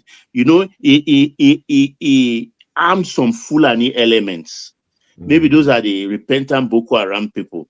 Those ones they found those ones they found in Kwara, and they said, "Oh, the NSA knows about it." Fully armed with 47 and 49. So why did that solve the problem? That did not solve the problem. Sorry, BT. Big apologies. We're going to be taking it to the back in about 15 minutes, 20 minutes. I thought Timber was going to be here, but he's dropped. If anybody wants to come in, we might well have to take the conversation to the back, because I will want to leave on the hour, but carry on. Baba, are you suggesting that our NSA leader has a soft spot for his people and is looking the other way on purpose? Is that what you're suggesting, sir? No. Wait. Don't rush. You understand? He has come out. I can't quote him verbatim now, but he has said similar things that other Fulani leaders have talked. I've said he called them. I think one of the ones he called them our brothers. They are not my brothers. A terrorist cannot be my brother. A bandit cannot be my brother. So he has a soft spot for them, sir. So he has a soft spot. Okay. Yeah, it's possible. It's possible, because you should know, Babati, that most of the people they are recruiting to this, they are just between the age of 12 to 16, and they don't know nothing. And these are people that are just roaming about the street in most part of the northern states. And if you look at some states in the northern part of Nigeria, and you will see that they don't have insecurity problem, like Gombe, Yobe, Bauchi. They don't have problem. Have you seen the Manuki photograph? Who is that? Manuki they killed a couple of weeks ago. The Americans helped us in Northeast. He doesn't look like an African. But He I doesn't look. think from what I read and from my little research, they said in the last 1 year they have by over 16,000 terrorists in the northwest and northeast. They were just spying there. No, they don't give them any breathing space. The problem we're having is that That's why they are pouring to southwest. Those runaway yeah, ones. our governor did not prepare very well, especially from Kwara to Oyo, because that is the gateway to the southwest. They didn't prepare anything. They didn't prepare at all. They did not prepare very well. They didn't prepare anything. Shingban. Yeah, they didn't. You're right. You're right, because for me, Makinde is a very vindictive individual, and I think unfortunately for him, on your state, they don't have a lot of people that always hold them at bay like before. Most of them have died away. It is only the Olubado, the president Olubado, that is the godfather of the state now. But unfortunately, I don't know, maybe because he wants to get to the Olubado crown, or because he's also an elderly person. But at the end of the day, your people, they know how to treat this kind of people. You will see. Because his hand is full. Initially, when he declared his asset, he said his asset is over 1 billion naira. That is when I know that this guy is coming to steal their money. Who? Yeah. Makinde. When you initially said his asset is over 1 billion naira, $1 billion, 1 billion naira, or something like that, more than that. No, you can 1 billion naira is just $600 and something thousand. But he has spent a lot of money. You know, he has been contesting for more than 8 years before he got to this position. So it's all lies, you know. Maybe 1 billion naira cash, and then the other asset, when you put them together, it runs to a lot of billions. Oh, the guy has made a lot of money. I mean, that 30 billion he accepted collecting, that's about $22 million. That's a lot of money. Yeah. That's a lot. That's about $22 million. It did them dirty in your state. You collected 30 billion. Do you know that Bodija bomb blast totally demolished a lot of people? The highest person they gave money, I think, is 4 million naira or so. Yeah, 1 million naira, and a lot of people were pie. So many people, and that side is the middle class people. So they didn't get any refund. Out of 30 billion, he spent only 4 point something. 4 points. He pockets the 25 billion left. He didn't spend up to that, Baba. It did not. They didn't just spend a couple of million. Some people, they were given 500,000. Some were given 200,000, for God's sake. And he kept quiet since then. See, they outed him. They found him out. He didn't talk about it anymore. He will never, because you know what he has done is not good. He's not really a good man. And unfortunately, when you look at the trajectory of your state politics, you will see that somehow they will have a good governor for 4 years. The next one will be so terrible. Now, maybe another person will come in, will be a good governor, then another one will be so terrible. I don't know, and there's no continuity. There's no continuity. I wish they can just divide that state into two. It's too big. It's too big, actually. Ibadan alone is almost the size of Lagos State. Ibadan alone. And there's no way an outsider from Ibadan can ever become the governor of that state. First, Ibadan alone have 11 local government. Around Ibadan alone, also infused into Ibadan, another 6 local government. So we are talking about half of the local governments already in Ibadan and its environs. But I've always made that argument now that the real argument for state creation is Oyo State. Yes. And Niger State, not the Southeast now. I think the states in the Southeast should be reduced because they have too many states. Well, Why? No, for the geographical mass, for the lands that they occupy. Mass? When they have 5 and everybody has 6 and one even have 7. But why are we doing the states in terms of ethnicity or in terms of governable spaces? If we look at in Nigerian term, one man, it's about income, what comes from the center. So the more states you have, the more resources you will have for your people. So what if have they they have done 5, with the resources in the southeast? They've No, not but done what about the who is population talking of about that resources from anywhere? Put everything, is not from the center, it cascades to the zones. It's from the center. So the center is what matters. People who don't even support debauchery and they collecting money from debauchery from the south, they are sharing the money. Is that haram or not? So they are entitled to even their 6 states. Yes, there's no point creating state, and this idea of saying northern state, Igbo state, uh, South state, it's just like we just go to school and read, not to learn. We're in federalism for crying out loud. There's no regional states. We're not in But we are not parliamentary. practicing true federalism in the real sense of it. We are practicing But that's what what. Hold on now. Hold on. I want to understand what. Sorry. Yeah. What do you mean? What do you mean? There's no need to create states. What does that Yes, mean? not what I mean, there's not mean to creating state and putting on said region. We are not practicing parliamentary system of government. If it is parliamentary system of government, you have regions. You can No, create we're talking bring about more zones, actually. If we use region, that's a misnomer. Zones, political and zones. political zone is not in our constitution. Abacha It's, just created that. It's not in our constitution. Abacha created that no, I think it was for Ekweme that suggested it to PDP when they were formatting PDP. no, Abacha started it when he wanted to start parties out of SDP and all that. So you break Nigeria into 6 political zones. It was just a mere of political word. It's not in our constitution. And yet we keep holding on to it, causing this hybrid, and that is causing problem for us. But is it not In that is America, using it against the rest? They said they all have right. 19. Sorry, 19 what states. please? Sorry, what please? If any of the hosts are listening, Choma, Ola, Simba, or even Mike, if you want to come in next 10 minutes. Sorry, carry on. yeah. So when the United States of America came together, they were already a country of their own that came together and formed one federalism. We are all states. They were playing to the middle. Texas is its own country. Louisiana was its own country. California. Now, yeah, all of them, the 50 were all country of their own. They came together and formed the United States of America. Now, every country that practices federalism, they already a mature country of themselves. They came together.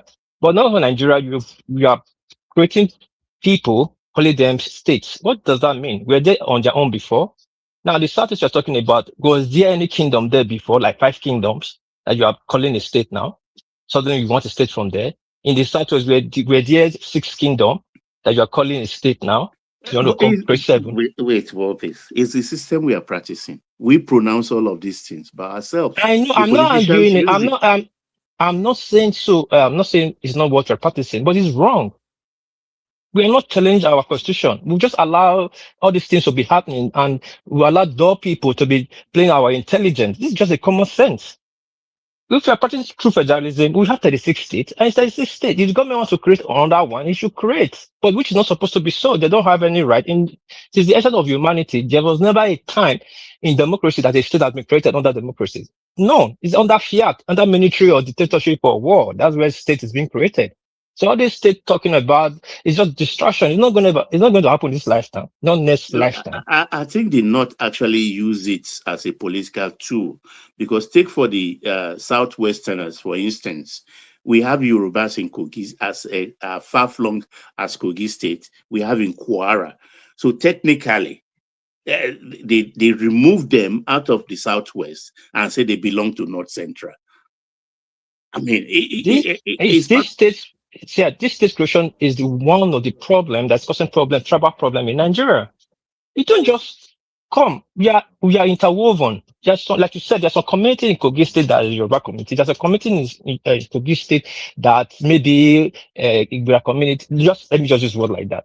Now, like in Benin, there's Igara in Benin. Today, they are Edo State people, technically because you create them states. Then you create states. Your friend become your enemy in next 2 days. If you this one you're talking about now, but then you create Ibadan out of Oyo. From next year, Oyo and Ibadan will become themselves because they have become 2 different people. You don't just create states, you create a tension. So you start seeing ourselves as enemies. But to an extent, you are right, because even now, all officials of Yoruba stock in Kogi State that is serving in the government and that is serving in Kwara, they always say they are Yoruba people. But then they are from a different political zone and from different states. Politically, whether written in the constitution or not, they are not classified against with Southwest. So, but they use it against the Tinubu administration all the time. The government has been Yorubanized, but they forget that the INEC man, the chief of army staff, you understand, technically they are not central citizen or indigene, or what do I call it? Baba, even that silly fellow on TV, Sheon Kibaloye, he forgets himself that he himself is from the North Central. He took on Ndume to remind him himself of this fact. It took Ndume to remind him that it's from the North Central for him to stop you saying the Yoruba government nonsense. I disagree with War Peace that having a state created does not make people different people. So the idea that because if they give Oyo State a different state from Ibadan, they become different people. No, they are still the same people. It's like same people in Abule and people in Songota are different people. They are still the same Awori people. They just live in different states. Just to clarify that part. Yeah. Baba, you're talking from a very sorry. You're talking. Sorry.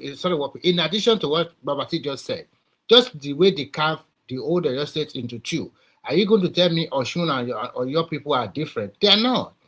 Actually, to be frank, in the federal system that we copy from the US, from the American, states are very important. But the way they do it in Nigeria is, because of politics and power. Actually, if they want to create a state and they are talking about ethnic group, I don't think some people part of Kogi or part of Kwara and Kogi are predominantly Yoruba state. And so when they appoint some people from that place and they bear Yoruba name, people will think that, okay, they are putting Yoruba, but actually they're from the North Central. But the point is that when the Northern man want to talk, you say the North, but North Central is totally different from people from the Northeast or Northwest. So you can pick it up, what piece? You can go ahead. Okay, you guys are saying it from a very high level. At the end of the day, maybe we take on that thing to understand the damage this state question is causing us.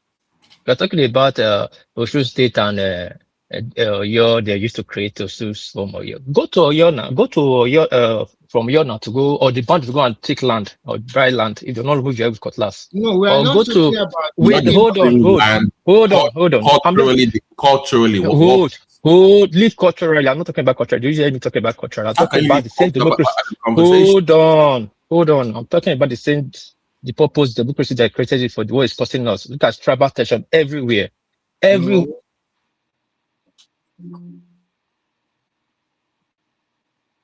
can you hear me? We can hear you now. We can hear you. Can anybody hear me? We can hear you. Go ahead.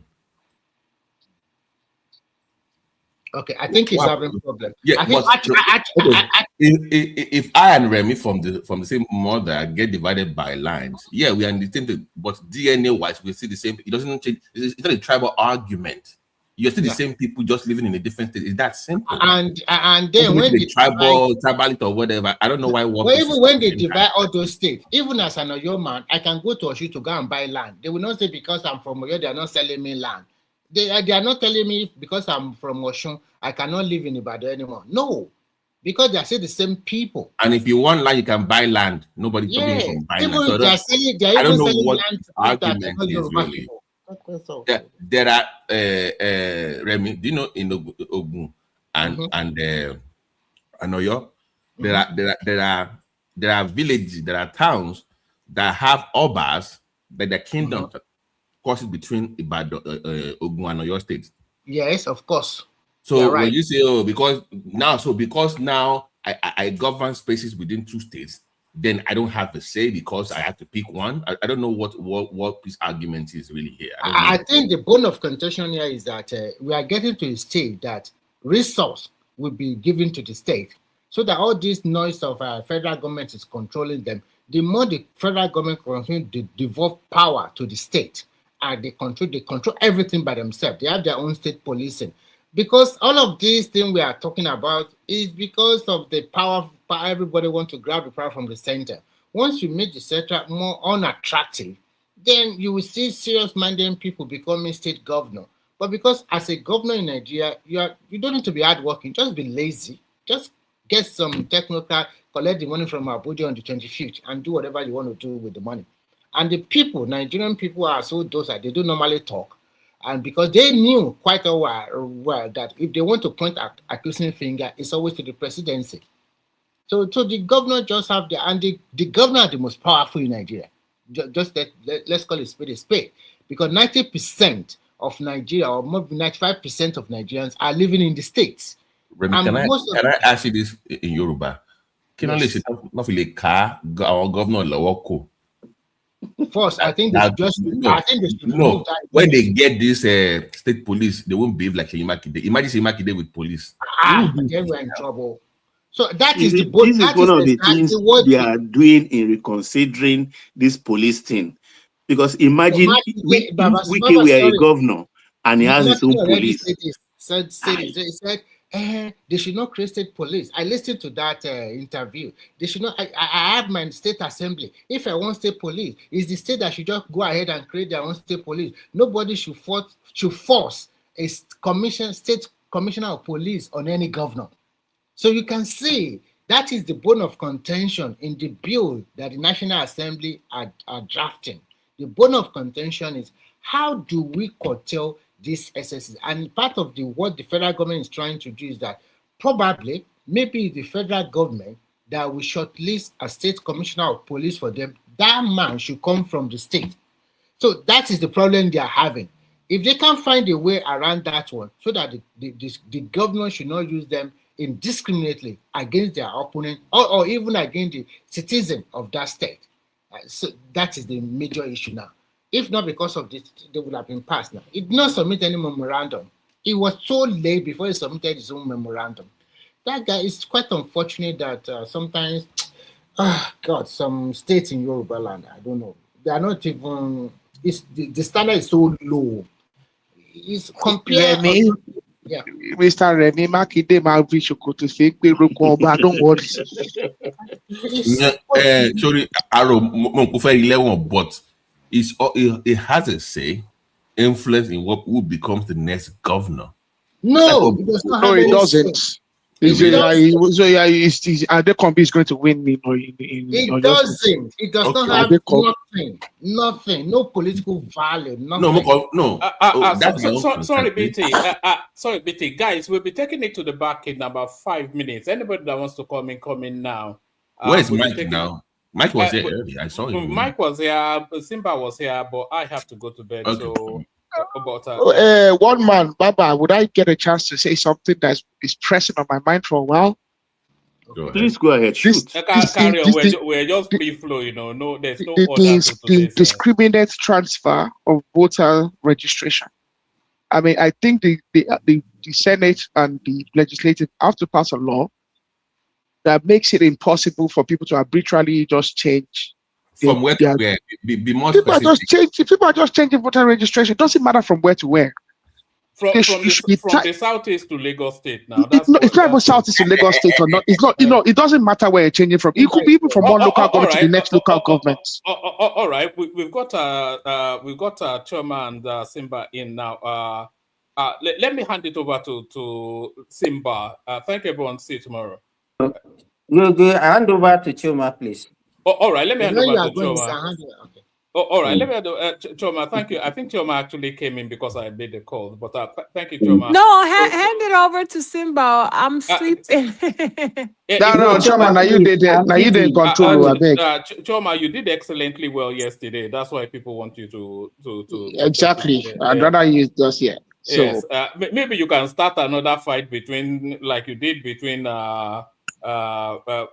Enigmatic and Tunaija. So if we can have another one of those, that would be great. But one man, you need to go and get a better for Tunaija. Let's look better for Tunaija. Banla Koboko ni Enigmatic for Lanoye, Banla Koboko. Yeah, but let me bail out. See you guys tomorrow. All right. Have a good evening. But like Baba, the thing about it is this: it doesn't matter where you're transferring from or transferring to. You could even be transferring from one local government to the next local government. I think people should be locked to where they are residents, number one, where they are permanently resident. because you cannot have. And they should be locked according to tax as well, where they are tax compliant and where they are permanently resident. Wait, and they should be locked for 4 years. You should not be able to. Once you are locked in for the 4 years, and the year before and the year after the general elections, at least a year before the general elections, you should not be able to change. I am proposing this. This is my personal opinion. I think if you don't propose anything, Remy. Okay, just we have a country of law. Nigerians don't like respecting laws, particularly when they are disadvantaged. They lash out. That's the only language you understand. We just lash out and do a giddy, like say they should come and do their worst. And the government worst will prevail at the end of the day. INEC officially has closed the register. Now they are transferring themselves and doing a lot of cross-carpeting. At the tribunal, even if you won, at the tribunal, it will be nullified. It will be nullified. So all your effort, your money. No, we are not even talking about the candidate. We are talking about look at this scenario. You get all will come up. I want to say this. Listen, Farabale. All these things, INEC cannot mitigate against it now. They have their rules. When you go to court eventually, those two places you register that are illegal, even there is a penalty to pay, I think 7 years or 7 million or 2 years. If your opponent present the two registers, the court subpoena the registers of two parties and could prove that this name belongs to you because your NIN is what you use in registering. So if you are just wasting your time. But Nigerians don't always believe. They believe they are invisible. That it will not happen to me. What I wanted to say is this. I'm not saying that people can, because it's the law, you can transfer your voter's card from one state to another state. But there must be a caveat. The caveat should be, before you can able to transfer your voter's card to another state, you should have lived in that state for 5 years. Live, and then you also pay tax. I think 5 is even a bit much. I think 5 is much. I think you should have been resident for at least 2 years. When you move to another state without contributing nothing to that state, and then you are living there, and when election comes, because you want to influence the election directly or indirectly, you now change your voters card registration to that state. It's unfair because the resources you are using in that state that is meant for you in your state, which you have already left. So I think the people should just sit down. 5 years. When you want to transfer your voter's card, stay 5 years in that state, contribute to that state, pay tax, pay everything, then you are free to go. Because the way we are doing it is just module up. I think 5 years is a stretch. And I think even when you look at not just legality. The reason why I picked 5 years is that you won't be able to influence another election within the calendar period. Yes, I would like a situation where an individual doesn't just arbitrarily move within an electoral cycle. But I think what is logical for me, and it's the same way it operates everywhere in the world, for you to vote in a calendar year, you must have been tax resident, and permanently resident in that locality. It's not just about the states. It could be that local government as well. You must have been permanently resident, on that register for a period of at least 1 calendar year. And we need to be able to demonstrate that you are permanently resident at that address. And that's the other thing about registration, NIN. People, the government as well should be able to have the documentation of where is the individual's permanent residency. It's very important. I mean, even if we talk about developed societies, I think I can remember the incident of I think there's a former American footballer that wanted to contest in Texas that had some issues with having a residence in Atlanta or something. The Americans would know about this story. He wanted to contest on the Republican Party, some big guy like that. I can't remember. I know his name doesn't come to mind right now. But he was denied because of the matter of residency. You can't be resident in 2 locations and try to arbitrarily move from one location to the other locations for political gain. No, it's just not proper. Our system in Nigeria, can they verify? Because you must be resident in the new area. How do I think tax residency is the best. I think tax residency is the best way, because with our new laws, you need to do your tax. You have to do your tax at the end of the year. Every Nigerian technically has a tax registration, and you need to have your tax declaration at the end of the calendar year. I think that way is at least a way for people for them to confirm that this is the address that you're providing as your residence, and also this the address. This is your tax. This is where you're domiciled in terms of taxation. Because also, and the reason that is very crucial is because if you give false representation in your tax declarations, it's illegal, and you then become liable for it. And by the time individuals actually try to circumvent the law and they get caught and they're actually then being punished by the law, I think then people would actually say, you know what, is it worth it? Should I lie on my tax form about where I'm tax resident because I want to game the electoral register? I don't think we are really practicing federal system, to be frank, because if we are really practicing, like you said, compared to the Western world, when you move from one state to another state, the first thing you do when you rent an apartment or is just for you to go and register with the police so that they can document you, they can know how old are you, where are you coming from, what kind of job you are doing, everything like that, before you can have access to the state resources in terms of free health, free education for your children, or blah, blah, blah, whatever that they are providing in that state. But the way we are doing, we just move en masse. Okay, I want to go and find Nigerian dream in Lagos. You just carry your Ghana must go and then you move it. Sometimes you don't even know nobody. Just go and scout under the bridge. The system is not well structured. See, that's the problem, though. I mean, this is the matter of Lagos. It will overstretch the resources of that state, where millions and millions of people are moving to that place without contributing nothing to the development of that state. That is exactly what is going on in the Southwest now. Let's be frank.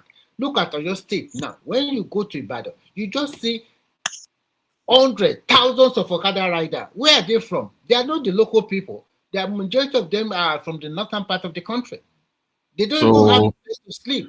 Is Aro going to demand for their tax? Those Okada riders, is it going to demand for their tax? Well, according to the law, Aro is not the one demanding for their tax. According to the law, they need to be tax compliant. Do you bar people from voting if they don't pay taxes? Is that what you're suggesting? Well, is that not how it works in America? No.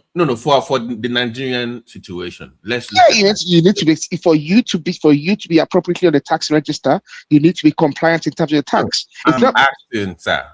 I'm asking you again.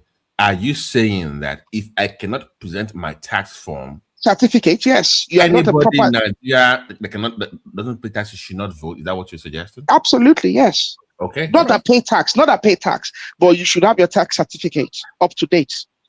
Failing to do that, you actually because technically, BT, if you don't do your tax certificate, let's not do I don't come on now. You say let it be up. That means you are paying. That means you are up because you are paying. But we know according to the law that not everybody pays, because if you have I am saying that is a very gray area that you're looking at here, because we know our people don't pay taxes. I would not. Well, then you deny yourself of the civic right to vote. That is against their own very constitutional right to vote for who they want, regardless of them paying taxes or not. But BT, in what country do people that don't live up to their civic responsibilities I am discussing the peculiarity of our people and our situation, and I'm saying that our people need to wake up at some stage. Hold on, let me finish. I am saying that, sir, is to Remi's point. If someone that from the north comes to Lagos, is still going to vote, and you demanding his tax form will be a very strange concept to him.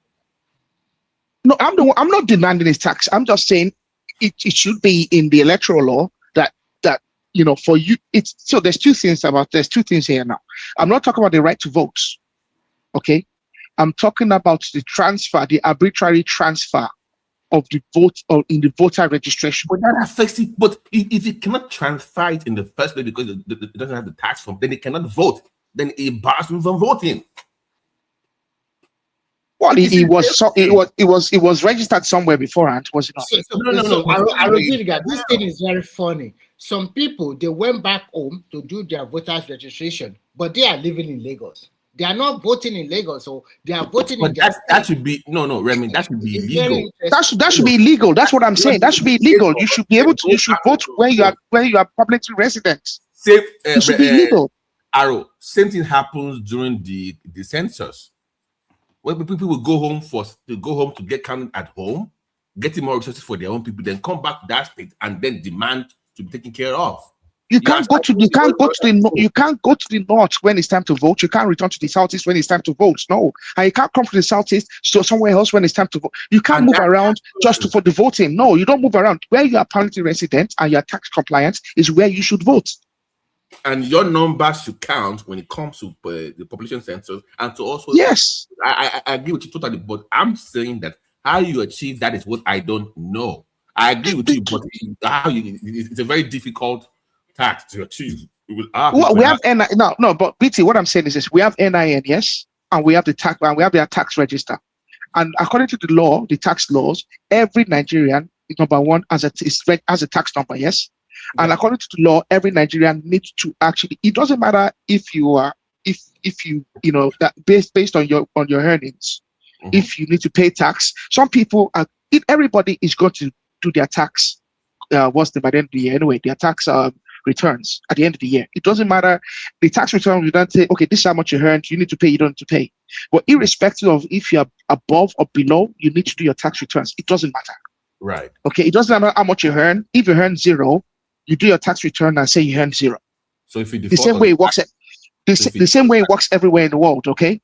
Now that you're tax compliant, when you are doing your tax form, you're going to be asked for your location of permanent residency. And that there would then be used to justify where the voters register. So I have a question, like Mr. Arogideba. So my question is, on my NIN, like I'm located, like my permanent resident is in Banana Island, right? Ikoyi to be precise. But I was born in Imo State, right? So where do you think I should vote? Since I spend most of my money in Lagos anyway, right? Do you have a voter's card written that you are from Banana in Lagos? Soon, I might get it this month. No, if you do, so if you don't have a voter's card, I don't think we should answer your question. First of all, I'm asking a question. Don't get offended. Hello, are they voting now? Sorry to come in. Sorry, Remy, can you hear me? Why are you already upset? Because you don't have a voter's card. It's a very. Can you hear me? Because if you do, yes, we can hear you, ma. Yes, ma. Sorry. Sorry to bargain. Did you say that voting according to where you were born? No. No, I said my NIN is located in Ikoyi, Banana Island, right? I was born in Imo State. But I'm saying, so where did you register? I registered my NIN in Nigeria, in Lagos. Okay, so where did you register to vote? No, I haven't registered yet, but I'm just saying, if I was to register like this month, June, I would register for Lagos because it's closer to me, Yeah, sure. Wherever you register, that's where you vote. So that's what I was telling them. I could vote in Imo State and also in Lagos if I want to, right? No, you cannot. No, you can't do that. If you register your voter's card in Lagos, then you vote in Lagos. The point we're making is that, sorry, Remy, don't make it easier for people to just jump up and down, move around and vote anywhere, anytime. So what's the restriction they put? Right now, within 6 months to a year, you can move anywhere and do the same thing in Nigeria currently. The law is too loose it makes it easier for you to move without even showing any evidence of like tax receipt for 2 or 3 years. No. What do you mean by easy to move? Is it easy to change your location of voting or what? To transfer your you can very easy in Nigeria. You can transfer your it's good now.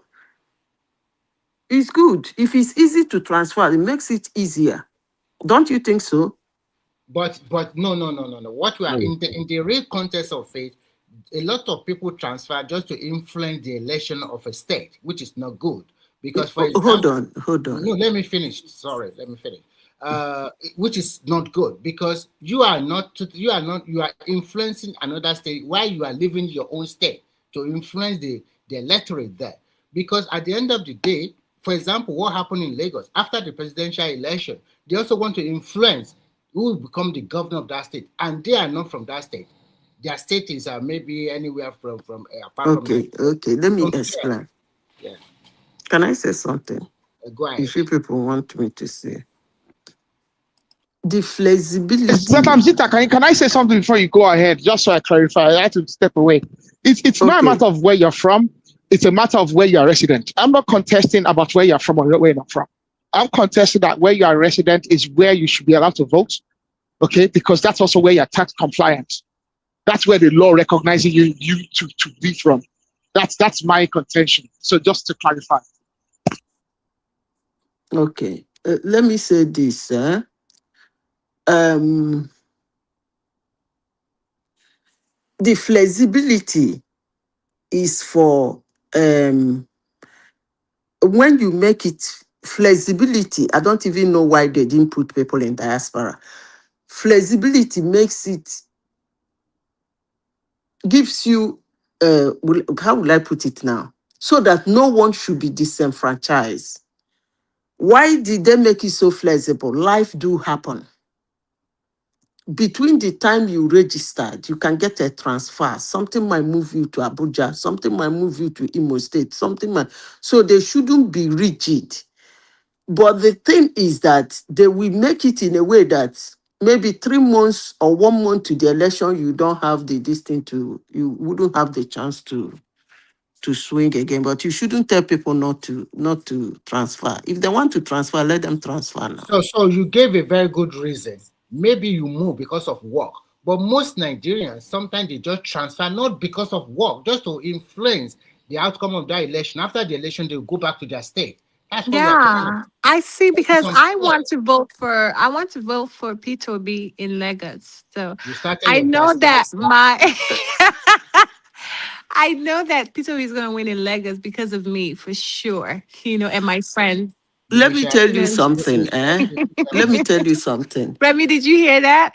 In I just every policy and every I law, am pretending I didn't hear that. people must find a workaround. So you should forget about the workaround. If the whole of Igbo people wants to move to Lagos, which does not really make sense to me. P2B won Lagos last time. He's not in Aso Rock. So if they want to move, all of them to move to Lagos to claim that P2B is going to win Lagos, if that's going to make them happy, that's okay. As long as he didn't end up in Aso Rock. So I don't know. Winning Lagos might be, after all, the other one he won is only by 10,000 votes or whatever you people call it. But it's a win. But at the end of the day, he wasn't in Aso Rock. So if he can get a chunk of a vote in a state by people moving there, it doesn't matter. and I have my brother cousin. He's in Ogun State. He works in Ogun State, so I think he's gonna vote in Ogun State for P2B. So just that you should know, Remy. Did you hear me, Remy? I no problem. Continue now. Yeah, just Chioma, tell you your just don't brother, take your anything away cousin, from me. on the election day, you should wear an helmet. I'm sure. I mean, there's so many of us there. So what's Actually, no, You going know, no. on? What Baba, I've what been is in going on Ogun in State. Nigeria now? I've been in Actually, to be Ogun State frank, twice. all of them will get vote at the end of the day, whether it's 1,000 or 20,000 or 100,000, they will get vote. But at the end of the day, Tinubu will still get the majority of the vote in the Southwest. That is all the truth. The only thing I'm telling you Which will that happen in the you Southwest. can be running to Lagos to concentrate. Tinubu might take few of your states in Igbo land. When I say this kind of a thing, people laugh. Because sometimes the way The way some people look at this Nigerian politics, they look at it, they come across to me as mad people who don't know anything. I don't blame Soludo for calling them headless mob. You don't run politics like that. What if you have Imo State 580? Definitely, if you are going to win Tinubu, you and Tinubu will, just as before, you share Lagos, the whole of Lagos State with him. What if he takes Owerri 580,000 votes? That's crazy. If Tinubu gets Madam Zita, 580,000 do you votes in want Imo State, Chema to that's go? madness. Madam Zita, do you want Chema to go gaga? APC taking 500,000 in Imo. But that's the number It's of not members. Excuse me, anymore. but that is the number of their registered members in Imo State. Yeah, it's true. So No, what if they claim that number came out to vote? What are you gonna do? What I know categorically is that Obi is not getting that 94% vote in the Southeast this time. I'm telling you that Tinubu will win Imo State. Yeah, I don't they talk am now. You know they and they laugh. Go struggle Lagos, lose Imo, lose Enugu, lose Ebonyi. Your eye go red. Make all of una change una what do you call it? Transfer your votes to Lagos and find out that by the time you finish gathering the small vote you will gather in Lagos, you've Madam lost. Zita, I want to ask you a question. Mhm. There's a video online now where a lot of people in Kano, they were burning the posters of Kwakwanso and Obi together. They were quite angry and frustrated at how come Kwakwanso can be VP to Atiku, to Obi, sorry. So what do you think in terms of political permutation for Kano State? Do you think with Kwakwanso on the ballot with Obi, do you think Kwakwanso will get Obi will get a lot of vote in Kano? And they laugh. You see, I said this before and I will say it again. Kwankwanzia is when Kwakwanzo is on the ballot. When I don't mean ballot of being a second handle, ballot of running himself. Because if you watch, but he has not been a vice president candidate anyway, so I wouldn't know how they will react. But several times when he support a party, he's not on the ticket, they don't vote for that party. Go and check the record. They don't vote for that, but actually that party does. Like yesterday, I was saying that that move by Kwakwanso to be VP to Obi was childish politics. How come? How dare? Sometimes I wonder this politician, they would just, I think it depends. It depends on what he's looking for now. No, I don't. What is he looking for? People are not dummy head. Do you think Kwakwanzo is not a. Do you think ask me a question? Let me tell you something. I don't even know what you people rate that Kwakwanzo to be. As long as I'm concerned, Kwakwanzo is an unstable politician. He's an unstable politician. I don't know why you people rate him so high. Maybe because of those Kwankwanzi, and when he come out, they will wear a red cap like people where they do winch, and he never wins anything. Maybe that's why everybody is showing interest in him. He has a good CV, but I don't see him as a good anywhere close to. I don't even want to look. Let me tell you, people. When I talk now, you're going to abuse me.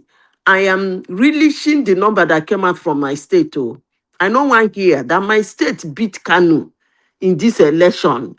I'm still, I'm still like the dame that dream. Do you know what it means for my state to be in the map of politics in Nigeria? I'm still dancing around on. I don't like this guy, but. This una Kanu. It's no longer pleasing to me because it's beneath my state, of all states in Nigeria. So let 5 of them share the vote in Kanu. As long as the vote in Imo State go to one person, I don't care.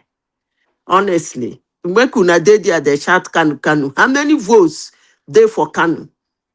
No, I am just looking at the way You are not Kwakwanso play. understanding what I am saying. No, I'm not talking about you. I'm just looking at how Kwakwanso play his own Forget politics. about Kwankwanzo. It's politics. Anybody can play politics. This is just a discussion. This is The just a question you ask is whether he will do. I think they will vote for no, him. You shouldn't be thinking of. Yes. My follow-up question that because a lot of people said is playing against 2031 in the next 4 years. Is there any guarantee that even if he is the VP to Obi this time around and they lose, and in the 4 years, then Southeasterner will now vote for Kwakwanso? I don't think so at all. I don't believe that.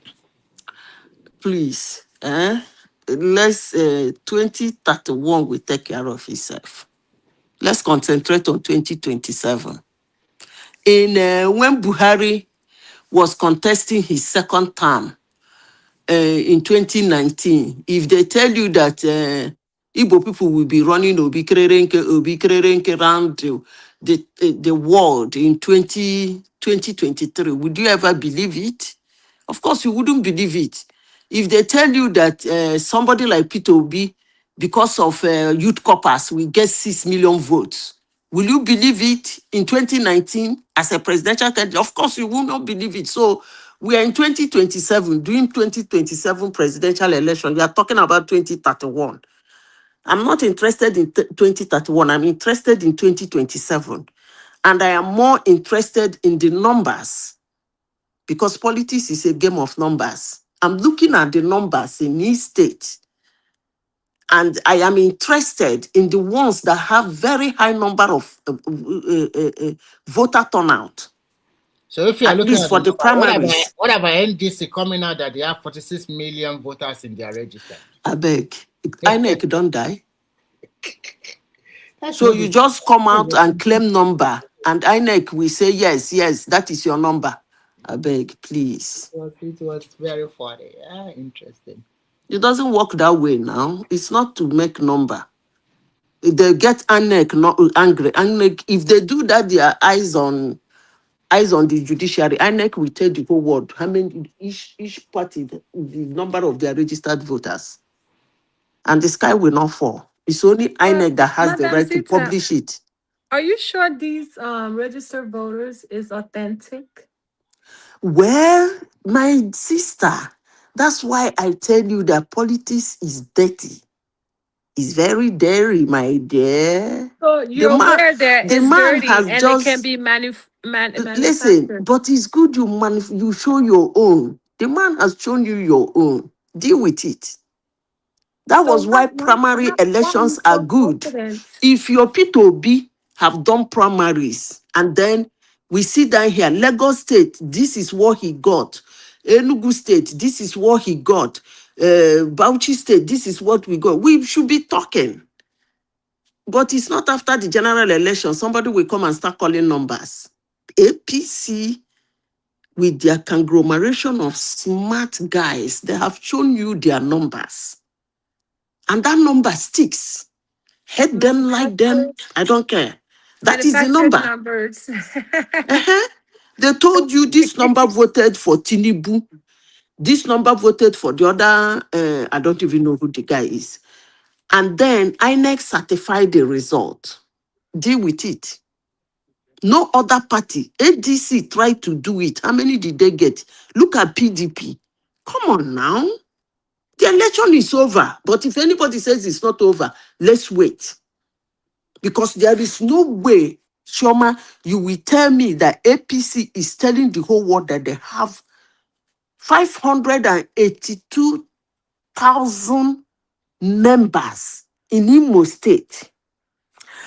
They didn't stop there. Okay, those are the ones that voted for Tinubu. Okay, let's assume that the other man got 0 vote. That is the only vote. Okay.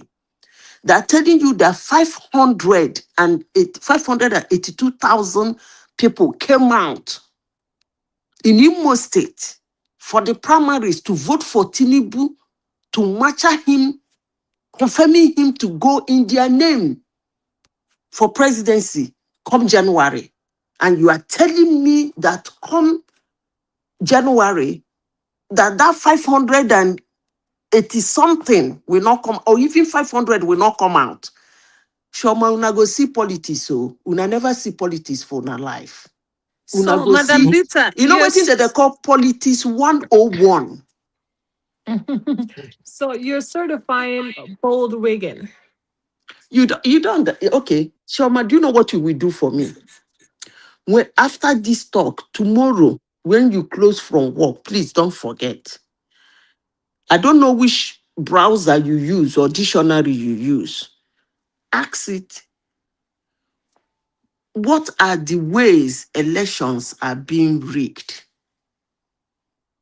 It will run out ways elections can be rigged. Then when you look at those ways, you look around the world.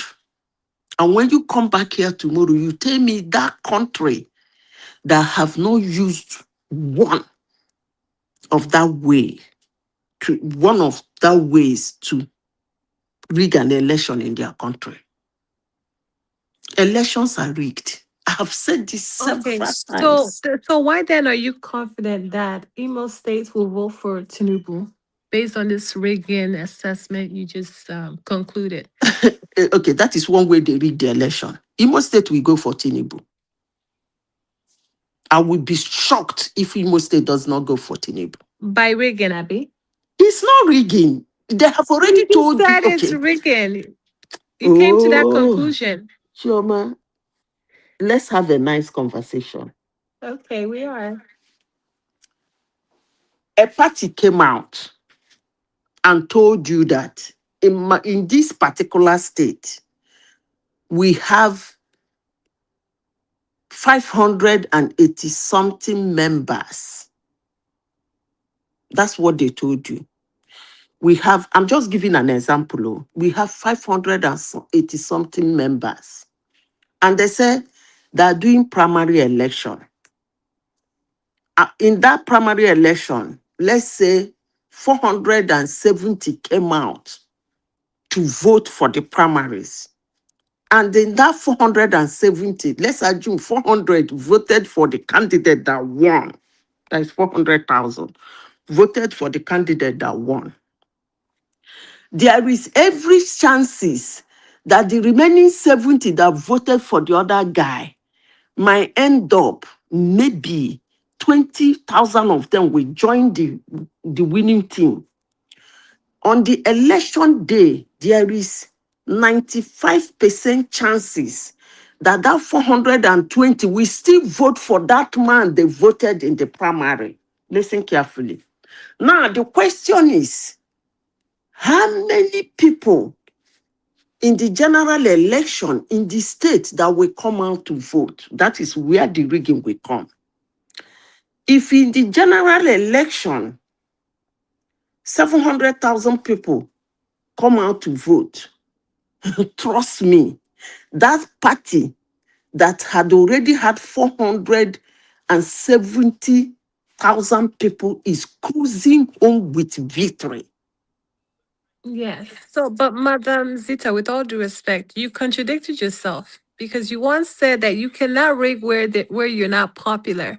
That So is why, come okay, during the general election. It's that what your whole analysis will not be possible. Tinubu may that's not why even I get one do. Hold vote. on.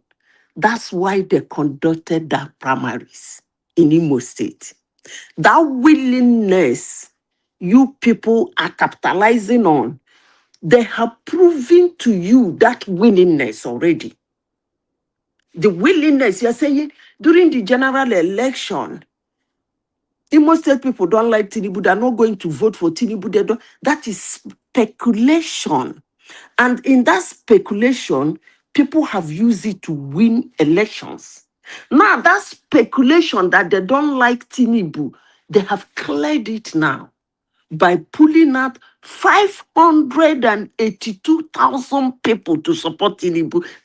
That is a masterclass large number. But you can think I'm talking rubbish, but let's wait. You might think I am talking rubbish. General election is general election. How can somebody willingly come out to sit or stand under the sun to vote for somebody to advance the person to go for general election, which is called primary election. And on the general election, you sit down here to tell me that the person will not still have the willpower to come out again and stand on the line and say, I want this man in the primary. Yes, let him win. The chances is 0.001%. Yeah, That is what I'm trying to make up. Anybody that shows up for you on your supporters primaries is going to show up for you in general. Hello? But just based on how they were counting the votes, it doesn't seem legitimate at all.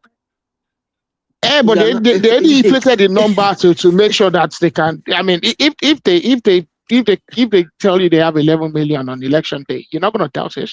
They already had 11 million that showed up for the primaries. It's so sad. Do you know we are the problems of Nigeria? Just like based on. Okay, I have Chichi. I have explained this thing to you in the US. That's why when they're doing that, they are ridiculous poster. I go there for my where I did the giggle for laughter. That's why you find it difficult seeing a blue state turn red, unless they go hard on it. Or you see a red state turning blue, unless they have to go hard on it. Do you know how they do it? Just like what Tinubu did. He's a Chicago boy. They will project their members. Members are important. Members are loyalists now. What part of it is somebody not trying to understand? Members are called loyalists. They are not ordinary voters in the street that you have to convince. These are people, some of them earn salary. Some of them get Dutch money. Some of them are people who are always member to one political bigwig or the other. Some of them are friends and relations of big men that are members of that party. Some of them are people that party is somehow, somewhere sponsoring. These are what they call members. They are loyalists. They call it in the United States card-carrying members. That is a sure vote. This is what I'm trying to make P2B supporters understand. But they're not listening. Because at the end of the day, they don't abuse INEC, abuse the judiciary, run around the internet, demeaning Nigeria, ridicule Nigeria, and then what? Okay, in addition to what you have been saying, when we talk about grassroots politics, that is where the state structure is very important. Grassroots politicians, they are being paid monthly salary. They get a lot of juicy appointment. They get a lot of things from the ruling party. If they happen to find themselves in power, the advantage of doing primaries are very enormous because you know who is who. And after the primaries, then you can do reconciliation among the people you contested with. But look at NDC primary, it's all in chaos because at the end of the day, they were just writing names. Consensus. You see all over the internet, people are complaining. And this is just a new party. And the way they Who voted for them? That is the question. We want to know. Mr. Lagwaja got 15,000 votes. No, they didn't. Contested with Mr. Bogo. Mr. Bogo got 2 votes. Therefore, Mr. Lagwaja is the winner. I think the that issue is the easiest way to rig election. Very easy. Most Nigerians think that politics is just a simple game. Just shout on the internet and you just line up and people just vote for you. It's more than that. Madam Zita, I want to say something. You make some statements and, we don't agree on everything, but you make some statements that flies over the heads of some people. Yeah. You've been saying something about Tinubu is a Chicago guy, boy. But some people don't understand the importance of that statement. So I think maybe it's good for us to explain what they call Chicago politics. The Teamsters, okay, which is the unions and the gangsters and the Chicago politics is peculiar. Well, Boston, Chicago, I mean that area, And that's exactly like you said, Tinubu understand the politics. It's all about grassroots. It's all about getting out the vote. It's all about having guaranteed people that you know, number one, are grassroots, are going to get the votes out to you. You know those votes are locked down, and you know that those people can also motivate other people under their influence to come out and vote for you. And it starts at the primaries. Whatever you do at the primaries just goes on to the general election. I mean, people they don't understand how politics even plays out in other parts of the world. I think that's why they don't even understand the nuances of when you say Chicago, you understand Chicago politics. And to be frank, when you look at it, Tinubu is playing classic American politics, the way it used to be played right through the 50s, the 60s, the 70s. He's playing politics the way the likes of Reagan, and that's exactly how they play their politics. Nixon. So you mean tell me, Madam Zita, Tinubu would get the same amount of votes in the general election that he got on the I am telling primaries? you. See, let me tell you. I will hold you to it, though. Yes, please hold me to it. And please, when the result come out, believe. If I am right, just believe. Don't water it down. I beg you, learn from it. You said 500,000 in Imo State, Imo right? State is 582,000 votes. Okay, I will hold you It's to laughable. That's why. Hold on. That's why Madam I Zita, said. I'm You are not even sure he got laughing. up to 500 votes So don't last worry time, now. like 2023. Don't worry. You will see what they call. Chioma, Listen forget carefully. about. You will see Why what are they we call. praising scam? This is Wait. You will like see what a they call scam. classical politics. Chioma, you are fixated on the Chioma, idea there's a scam. hold on. Stop See, fixating I on am that. too Hold American and on. civilized Chioma, for this type of why you let But me won't ask take you a it. question. that's how American politics actually is played. Hold- No, Don't you it's know? not. Let me This ask is you a just question. I want to ask you a simple question. If they ask you, you are in, okay, let me give you an example. You are in Aba, they call you on the phone, ask you, how many children will you get? You say, I get 10. Then in Abuja, they go say, everybody when one come Abuja, make him carry all in children come. You don't go carry your 10 children go. I ask you a simple question. You dey Aba, they ask you for Aba. Chioma or Chichi, madam, how many children will you get? He say, I get you 10 children here. Oh. He say, okay, where you want go? You say you want go Abuja. For Abuja, they shall say, anybody when one come Abuja, carry your children, they come. Oh. Carry all your children, they come. I ask you, Chioma, will you go with your 10 children? As you want By go hook, Abuja. by hook or by crook, you yes, go carry them each day now. That is yes. the politics. That is the simple explanation of the But politics Tinubu has it played. also depends on the person conducting doing the census to You don't see understand what I said. The which census have not family is started. bringing to Please, the verify census. to Hold on. verify the family, the members Hold of on. the Hold on. household. Hold on. You have already confirmed that you have 10 children. And they said, bring all your children to Abuja. You bring your 10 children, come. You have already confirmed to everybody that you have 10 That you have children. 10 children. But those If they may say, not be your children. wait now, calm down. Can we learn? If they say, anybody, when one come Abuja, we don't hear now. Una don't they shout how many children we una get. But make we tell you now, if any of you want enter Abuja, you must come with all your children. If you So enter Abuja, hold on. If you enter Abuja with your 10 children, is there any possibility that somebody will doubt you? yes. Okay. It depends on who is conducting the census and It's who Okay. will difficult for them to verify the but household members. Chioma, Chioma, remember sorry. she prefaced it, Madam Zena prefaced it by saying that you've been telling people beforehand that you have 10 children. Remember, you've already been telling people beforehand that you have This 10 is children. let me tell gaslighting. Chioma. It's not right. You people should not Chioma, be talking like this. This is a global Chioma, let me platform. give We're you not let me give you a scammers. tip. Let me give you a tip. Can you hear me? Let's be Oh, you guys can't authentic. hear me again. Yeah, I We can can hear hear you. you. Go ahead. We can hear you. Too bad.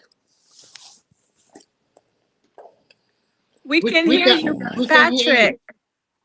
Oh, Pato, we can hear you. Pato, we can hear you. oh, we have to He, come he, back. he will come back. Actually, what Madam that Zisa is trying to tell you, you do not understand, Chioma. And maybe or you pretend not to understand. She is trying to tell you that a party project their strength, their internal strength. Now, if election comes proper and they are telling you they have 500,000 votes in Imo, are you going to dispute it? They will just flaunt their primaries in front of you and it's over. We need to And verify the household members. who are Choma, you to verify? We need Are to you see the Choma, birth certificates, Choma. the Let me give you. NIN. Let me give We you. have to conduct DNA Sorry, tests. Gary. We need to do Chioma, things like Pato is we're here. Pato is here. civilized, Chioma, you let know? Pato go. Choma. Okay, Let go me ahead. give you one information that I think we are not getting at here. We are not saying that I am. Zita might be saying that. I am not saying that in Imo, Tinubu will get 500,000.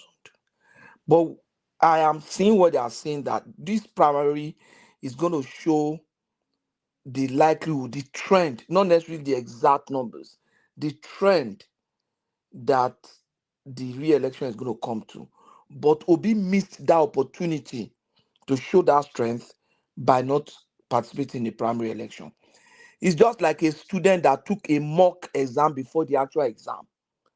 So if you are a student, all of you have been preparing, then one student took a mock before the actual exam. Who do you think will perform better?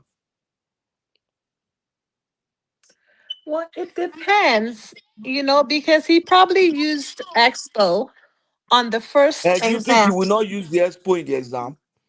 If he had an It, it, expo, it, it might be a different exam. It might be different people conducting the election. You know, will it it not be may be better different than the people. Chioma student? is It may be gaslighting you. different people at the polling Will, unit. No, will it Remy, not be better than a I'm student not that didn't even gaslighting do you. the Are mock at all? you people are gaslighting me, but I'm more than that.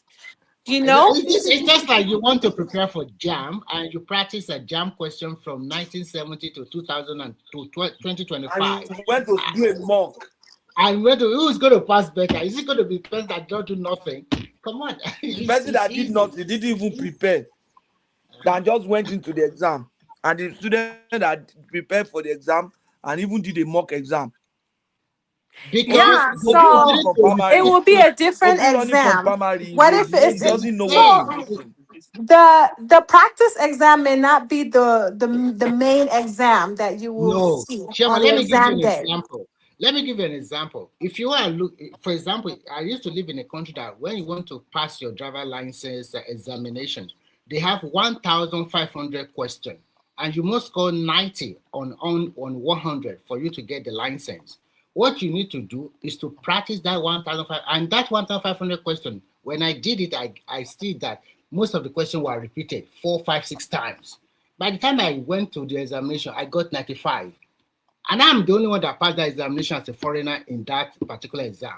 So is that what we are trying to say? When you prepare and they have a projection, if they have 500,000 members in Imo and they are the election proper, they get half of that vote. Don't you think that's an improvement from 5 or 10,000 4 years ago? That's what we are telling you. But it's I think No, Chioma, it's not Chioma, let me even say possible. this.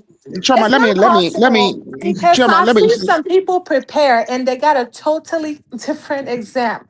In fact, you guys taking anatomy and physiology AMP. I mean, no matter how much you study, I mean, it's a whole different ball game on the exam day. Chioma, You this is know? social science. This is social science, not. But let me say this, Chioma. I think you're forgetting something. When APC did their direct primaries, you need to remember that the primaries were counted ward by ward, polling area by polling area, local government by local government, state by state, then collated finally at the federal. What they have done is they've done a preemptive tabulation of what the trend will be like Pato said. They know where the trend is. They also know the locations where they need to put the efforts. What they have done is this: they are actually strategizing so that they do not waste resources in areas already. They know the areas they need to put resources and areas they don't need to put resources now. They know the areas, the wards where they probably need to You know, The way see they where need they to rig. Basically, where they need to rig proper, right? where they need to maybe make some more improvements in the grassroots. Maybe where they need to That's true. work on. Wait. There's grassroots politicians in every area that maybe they can track and swing. So essentially, what they are doing is they need to know where the swing states are, where the swing wards are. They're probably going to try and get some people, grassroots politicians in those areas, get them onto their side. If they can, they're probably going to see what they can do. See, this is politics, okay? They're going to deploy all the resources where they can, but they also want to deploy it efficiently. There's places where they know it's a done deal. They don't need to deploy resources there. But there's also areas now that they know that they need to put work in. And like someone said already, it's a failure on the opposition. Number one, the opposition are yet to start to tell us what their mandate is. So we don't know we really still don't know what the opposition are preaching, other than they want to get rid of Tinubu. That's not good enough. But the opposition also failed to conduct proper direct primaries and be able to strategize. The opposition still don't know where they're going to get their numbers. Tinubu is not exceptional. We already know. I know where Okay. Tinubu will get his numbers. I know where Obi will get his numbers. I mean, Yes. definitely Imo State, Anambra. What are we strategizing on that? We don't need to Chioma, and strategize. It's Chioma. only people that are bent on rigging that will have to strategize, and they'll be surprised on an election day. General Chioma, election. should I give you a You good can't news? have village boys conducting this Wait, Chioma, polling, Shoki say and you think that you rig your it. Imo State So possible. City boy go give Tinubu that one. No, Opus Oduma. You do what? It's not possible. Where are they now? They're not even making noise no more. Don't worry. They're all quiet. They're no longer making noise on social media. They have died down. Let me tell you They have all something. died down. Chema, let me tell you something. Because That's the same way, Mr. Puff Puff, Chema, you guys always say something. You always say rigging. Let me tell you the truth. All the 36 states of Nigeria, they rig them. There are so many videos online when they are rigging, giving them money. Also in Anambra, in Imo, and the rest. So when you talk about rigging, everybody pay money to the voter to cast their vote. Actually, this election, you have to look at the parameters in 2023 to now. What happened in 2023 is no more happening now. It's different. The bias, the Obi was an opportunist, and he used it very well. Like I always said, an opportunist, you can only use it once. The next time, they will cut your tail. He already knew they will cut his tail. That is not the truth. Because most time, in last 4 years ago, 2023, most of the state governors in Southeast, they folded their hand. They look away. But this time around, they will not look away. You will see, and don't be surprised. Don't be surprised. I'm amazed. Are this thing my people? Why are they now voting for somebody like this? So don't be surprised. What they are telling you is that even if they cannot get 500,000 votes, banker, they will get 50% of the vote. And don't be surprised, because they will tell you, the people line, we can see whether they are counting 1 to 40 or 1 to 100. You can see people with your kuro eye. They did line up and cast their vote in their primaries. If NDC are you going based on that video that obviously looked like a whole theatrics? Do you know what they call perceptions and then doing a sample? Remy, you're so funny. You clearly, we all saw those videos. I'm telling you reality. When the election is going to come out, are you going to dispute the people that line up in Imo State and vote for APC in their primary? Are you going to say people did not line up? There's nobody that lined up. That's what I've been trying to tell you people. The whole thing is a charade. Why can't Obi also line up and let's see? He doesn't need to. Okay, then they will teach you their politics very well. And don't cry. Teach what? Okay, let's see your performance on election day. That's the bone of contention. Let's wait till election day. Let's see how Madam Zita's crew will come and try to rig the election. Has already been done and concluded. They've already showed you. Yeah, that's fine. Okay, so it's fine. Tinubu is president, but not in Imo State. I don't tell them now. No, so that's what I'm saying. Tinubu will be president. Fine, I get that. But he's not even going to get any votes in Imo State. Highest, maybe 500 people. Well, maybe Ofu's family members. Is it not Opus Odinma that is the governor? Yeah, his family members will vote for Tinubu. That's Okay, fine. We get that. is it not No. is it Sorry, not Omar. Chief Priest? Wait, is it not Chief Priest Kubana that is one of his city boys? You Come mean the on, laughing stock? Omar, You mean the laughing stock you in will on social Omar, media or in Imo State? That one is a it go laughing shock stock. you. Are you Omar, Chioma, joking? let me it ask go Chioma shock this you. question. Chioma, during the last Uh-huh. election, the second time of Uzodima, he won landslide. Why did they All vote for local him? governments, every single local government. So they like him now. And before that time, they did not like him. They said, we did not vote him. He's the Supreme Court governor. That's what you guys call him. And just opposed to another 4 years, every local government voted for him. So what changes? I don't understand. And this guy is proving. Oh, sure, okay. I don't need to talk much. You will see. I said Chioma, I don't We like will Hope see. I Uzodinma. cannot wait for that day. I don't like Hope Uzodinma, but I am so happy. For once, a governor, what's his name? My governor, what's that crazy guy's name? Okorocha. Okorocha tried to do this, but he couldn't. His Rota. greediness, Owele was a nice man, did though. not I like let him Owele. do it. This But me, I guy, like Owele now. this Hope Uzodinma has played what I call the smartest politics ever played in Imo State. Hope Uzodinma has put Imo State in the political map in Nigeria. Imo State has more number than Kano. I am so proud of him. Chioma, let's Hope is wait. Tinubu's right I hand think man it's. now. Let's wait to no I also wahala. think Tinubu is the brains behind that too. No, see the way. Remember, Chioma, do you know who Tony Anine is? No, I Mr. don't Fix know. It. Okay, that was the person they called Mr. Fix It during the Obasanjo era. Okay, Hope Uzodinma is Tinubu's Mr. Fix It. Whenever Tinubu needs something done with the governors, and he needs to whip the governors in shape, and he needs to whip some party members in shape, you know what the person he uses? Hope Uzodinma. He doesn't even use Akpabio that much.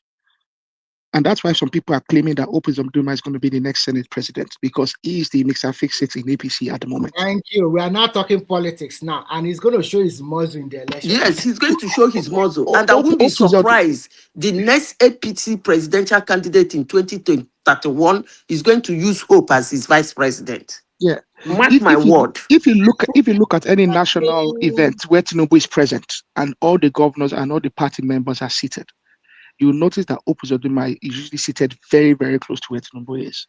And when you look at some of the even some things that didn't have to do with governors, that Tinubu needed someone to deal with it, who did he appoint? Hope Uzodinma to appoint to look after it. So in APC, Hope Uzodinma is the whip. If you know what a party whip is, the party whip for APC nationally is Hope Uzodinma. There's things that even they wouldn't send Femi Gbajabiamila to do. Hope Uzodinma is a person you send to go and whip people into shape. If you pay attention to how APC run the party, Hope is the person that whips people into shape in the party. So you see what Uzodinma is doing. That is what Ojuzoka did not do. That is why he lost that Senate president seat to Akpabio. Because if he has done his homework very well and APC performed very well in Abia at that time, he would have been the Senate president of today. He didn't do that. He was already penciled down. Akpabio is changing. This thing you people are saying, if Hope But pull out that it's number, hard to cheat like that. Now. if Not Hope everybody has. Uzodinma pull out that number in January, come on, It's we're not not going the- to see politics. Wait, Akpabio is changing the senatorial standing rules. Why? Because he's afraid Hope is going to come in and become They the have Senate already president. returned it back to normal now. Yeah, they returned it back to normal. But the reason Akpabio is doing it is because he's afraid of Hope Uzodinma. And that's the reality. It's true. Because if Hope Uzodinma can give APC a chunk vote like that, and you also get a lot of vote for his senatorial something, then he's already ahead of all of them. Unless He's going to become the Senate president. So that is why sometimes when I do my analysis, people don't understand, because a lot of people in the northern part of Nigeria that in APC that they are preparing for 2031 presidency, you are going to see their muscle in this election. And then you'll be surprised. Even Atiku, that kind of vote he got in 2023, he cannot even get it in 2027. they will be even more competitive and it will lose more. First, it's not in the mainstream political party as we're talking today. And then APC that you said they were not strong. Can you see their rally in Jigawa, in Yobe, in Kano? Just go and see people. You'll be saying, people they said they do not like Tinubu anymore. Sometimes when you're talking, Can I chime in now? Okay, go ahead. You can go ahead. Yeah, is Chairman there? Yeah, so Prince, that add this to your point. Will Oyo State even vote for Tinubu? Yeah, go ahead. Okay, Choma, where have you been to in Oyo State before? I know stuff. Don't worry. Where? No, I'm not asking you if you know stuff. I'm asking you have you been to Oyo State before? She will tell she has been to Kogi and Ring Road. You know, so I've been to Ogun State. You know. Okay. All right. So I grew up. I'm not from Oyo State, but I grew up in Ibadan. Okay. I can tell you as a matter of fact. Okay. Ibadan people. I know people from Ibadan. You know what they call Ibadan people? Even the Yoruba people call Ibadan people when they Oriki. I won't tell you. Even if the man is watching you, he's telling you to walk ahead. He's telling you, go, keep walking. I have your back. Just keep looking. Just keep looking over your shoulder, because he'll be telling you, yeah, keep walking. I can guarantee you one thing for a fact: in Oyo State, they are gonna vote for Tinubu. Really? 100%. Massively. Shoma, you're forgetting something. On election day, individuals go to the booth by themselves. All right. Forget how much they're being paid. Okay. When they are in that booth, they are still going to vote their conscience.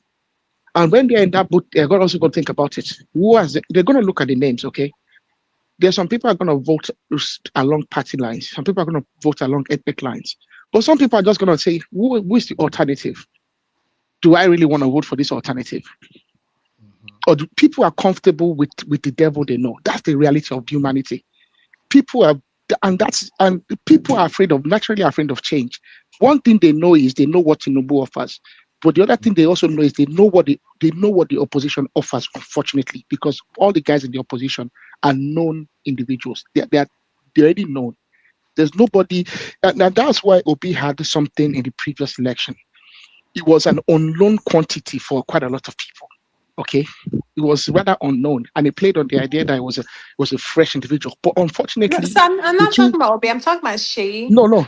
He will lose his own state. Sheyi has no chance. He's gonna lose. Even in Ibadan. Wait, you don't know?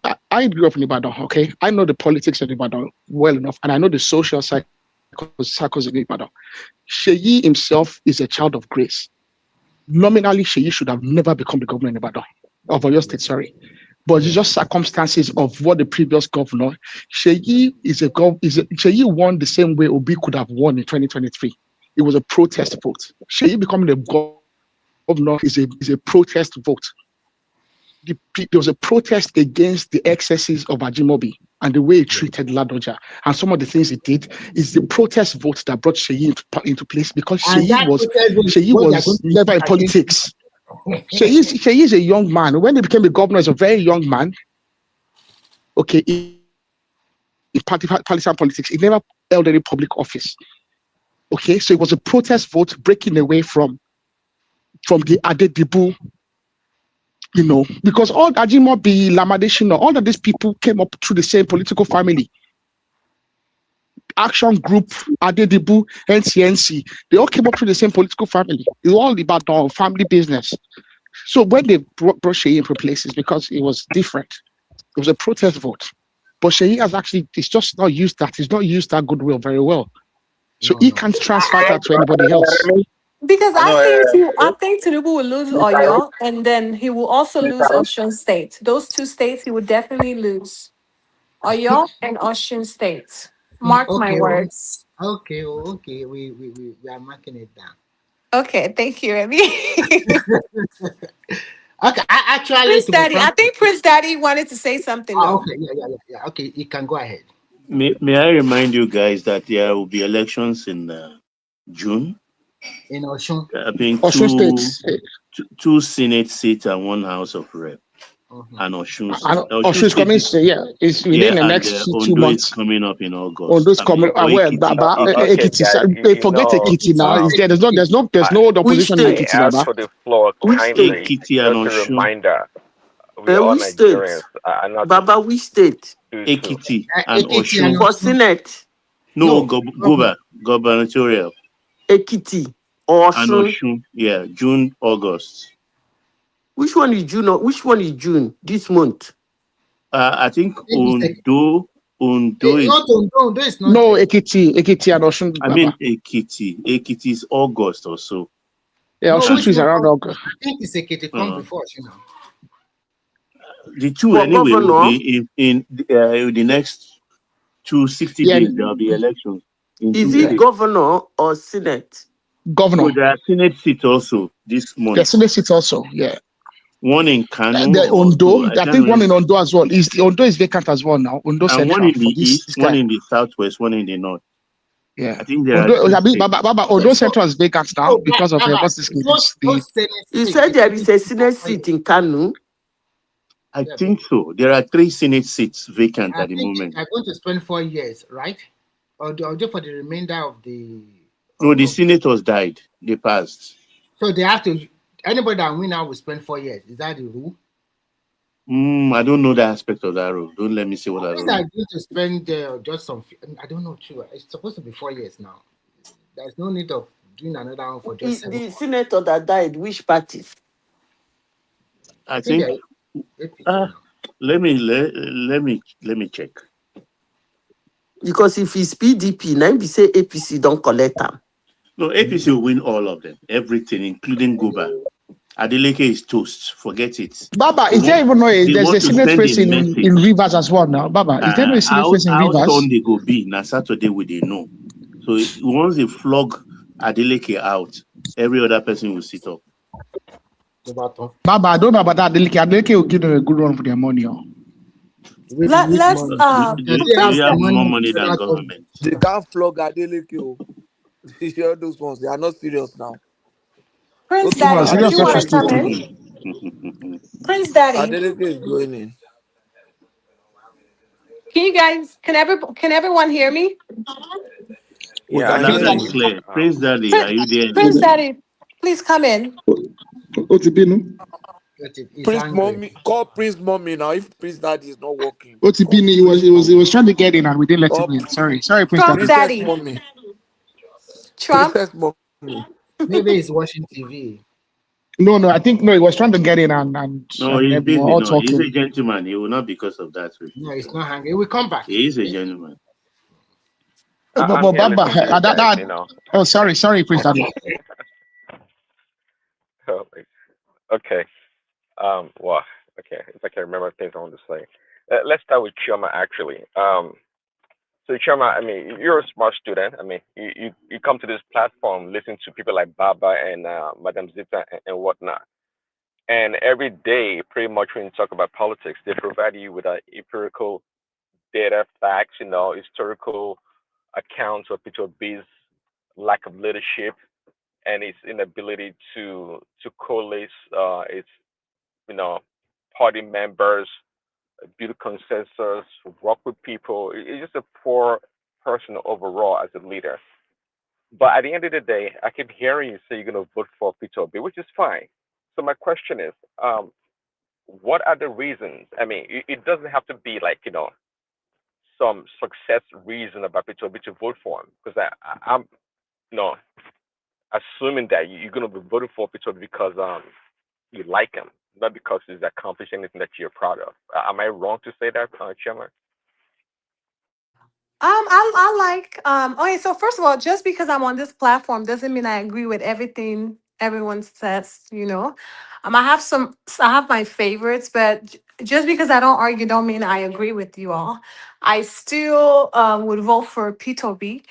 I like and I respect Tinubu, right?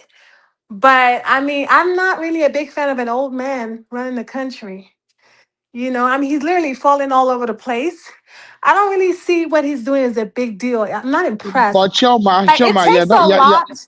I mean, Chioma, you're not obviously, you guys should know that it takes a lot to impress someone like me. So there's nothing Tinubu is doing that impresses me at all. Chioma, you are yet to sell I Peter think Obi, maybe because the that's only what. thing that Tinubu has accomplished that really impressed me was, his visit, the state visit to the palace, the royal palace with King Charles.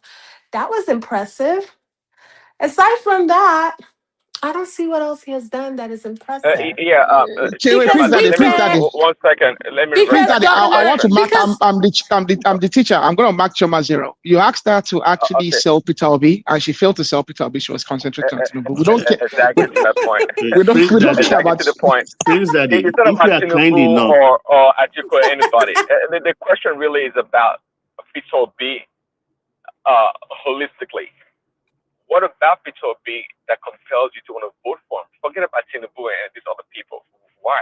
Why Peter B is the question? yeah, Prince Daddy, let me help I think you he's and a Chioma. master, Chioma, can he's a you master listen? strategist. Chioma, Yeah, can you thank you. listen? Because you talk about old age.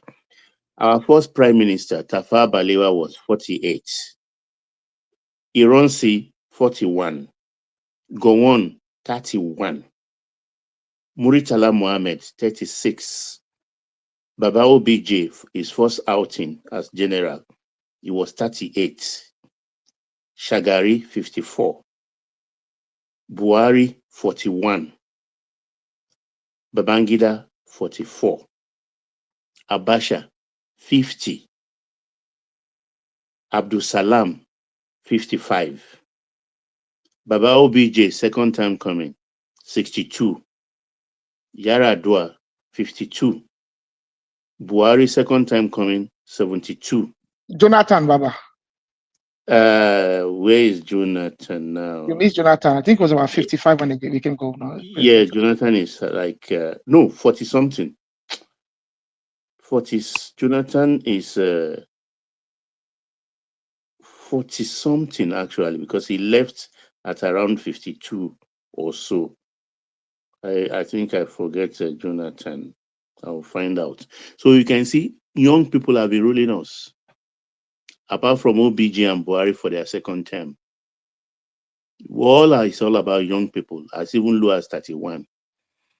And in Senegal of late, those two young tax collectors They've who are destroyed the running, country now. as they've destroyed the country. Currently, the country is in turmoil as we speak. So it's not about age. Okay. Thank you, Prince Baba, not Daddy, just for Senegal, indulging Mauritius as me. well. That the young guy in Mauritius as well destroyed the country and handed it over to the military as well. Thanks, Even Prince Daddy, for Biden indulging me. destroyed America. Biden said destroy America, sir. You know why? As good as he is. Yeah, so it has nothing to do with age. It's just about competence. Well, to me, he's still incompetent, I mean, I don't feel represented. But Yeah, you are but yet to don't sell. attribute the incompetence to age. Chioma, you are yet to sell Peter Obi. You are yet to tell us what is I mean, politically and in terms of what is the benefit of voting Peter Obi. Forget the You will see the disadvantage of. benefits when he gets in the office. Let's just wait till we elect him first. The same thing Tinubu Okay. said, that you people should Katimawo. wait. Okay. I got Trial it. and error. So No, you you want know us what? to. You know what we called the. You know what we called Peter Obi. Peter Obi is like Mama put food is ready. You can't chop. Now what's your Obi wants? You know what work at all. You know what? He just want me to hand down the power over. Power cannot be handed over to you. You have to fight for it. And You want us to Obi is do not a trial and fighter. error. You want us to do trial and error with Obi. It's a thing that Mama puts where Isn't Nigeria that what we're people doing, say. Tinubu? Try that. Try I mean, that. Tinubu is fighting for his position now. So, Peter No, Obi is not fighting. Okay, Shoma, even the pretext of the Tinubu's candidacy was the idea that he had achieved something, either false, true or false. He had achieved something in Lagos State. He was a party leader. It was someone that could build Of consensus. It was course, yes. someone that could organize a party. It was someone that could organize individuals. Yes, I respect There that. was a pretext to that. So Of what is the course. pretext? What's the pretext to an Obi presidency? What's the So pretext that's in the thing. terms of what he can deliver? What he has delivered that we're expecting him to replicate? That's what we're talking about. So I can you have sell been Obi? saying, Can you sell Obi to us? yes, We are all potential obedient, God forbid, but yes. let's just So in this alternative universe, just pretend that some madness has overcome all of us and we decide to vote Obi in 2027. Sell Obi to us. I've been selling him for a long time, for 3 years now. I don't feel like repeating myself. If you don't remember, that's your business. But if you vote for OB, the country will be stabilized, the economy will be on point. We won't have any issues with is it petroleum subsidy, all of that. We won't have issues, at least. If they remove subsidy, we know where the money is going, Oh my God. The It last will time I cut checked, we down don't on have any issues with corruption. subsidy anymore. We won't have issues with OB. No, there will be no No, the corruption. question, the The question country will that be asked running smoothly. how is it going to solve the problem of insecurity? How? Give us step by step. Yeah, Arrow. Jonathan was 52 when he became president fully. So I was closer. I was closer than you now. I said Yeah, 55. that's right. Correct. You are Oh, correct. it should be about 60 something now. Is it that means not is younger than Obina? Obi should be 65 or 66, right? Obi is 66. Obi now old You see cargo now. the way Buhari cried on television 3 times. Obi will cry this time. Don't worry. It's not You go going to No, see I don't them. want him to cry. I don't want him to cry. Before he cries, I want to come and give him presidency in the future. I beg. I don't want Gabo Nigeria. I may not cry. No, May they just hold won't please. give him any presidency in the future.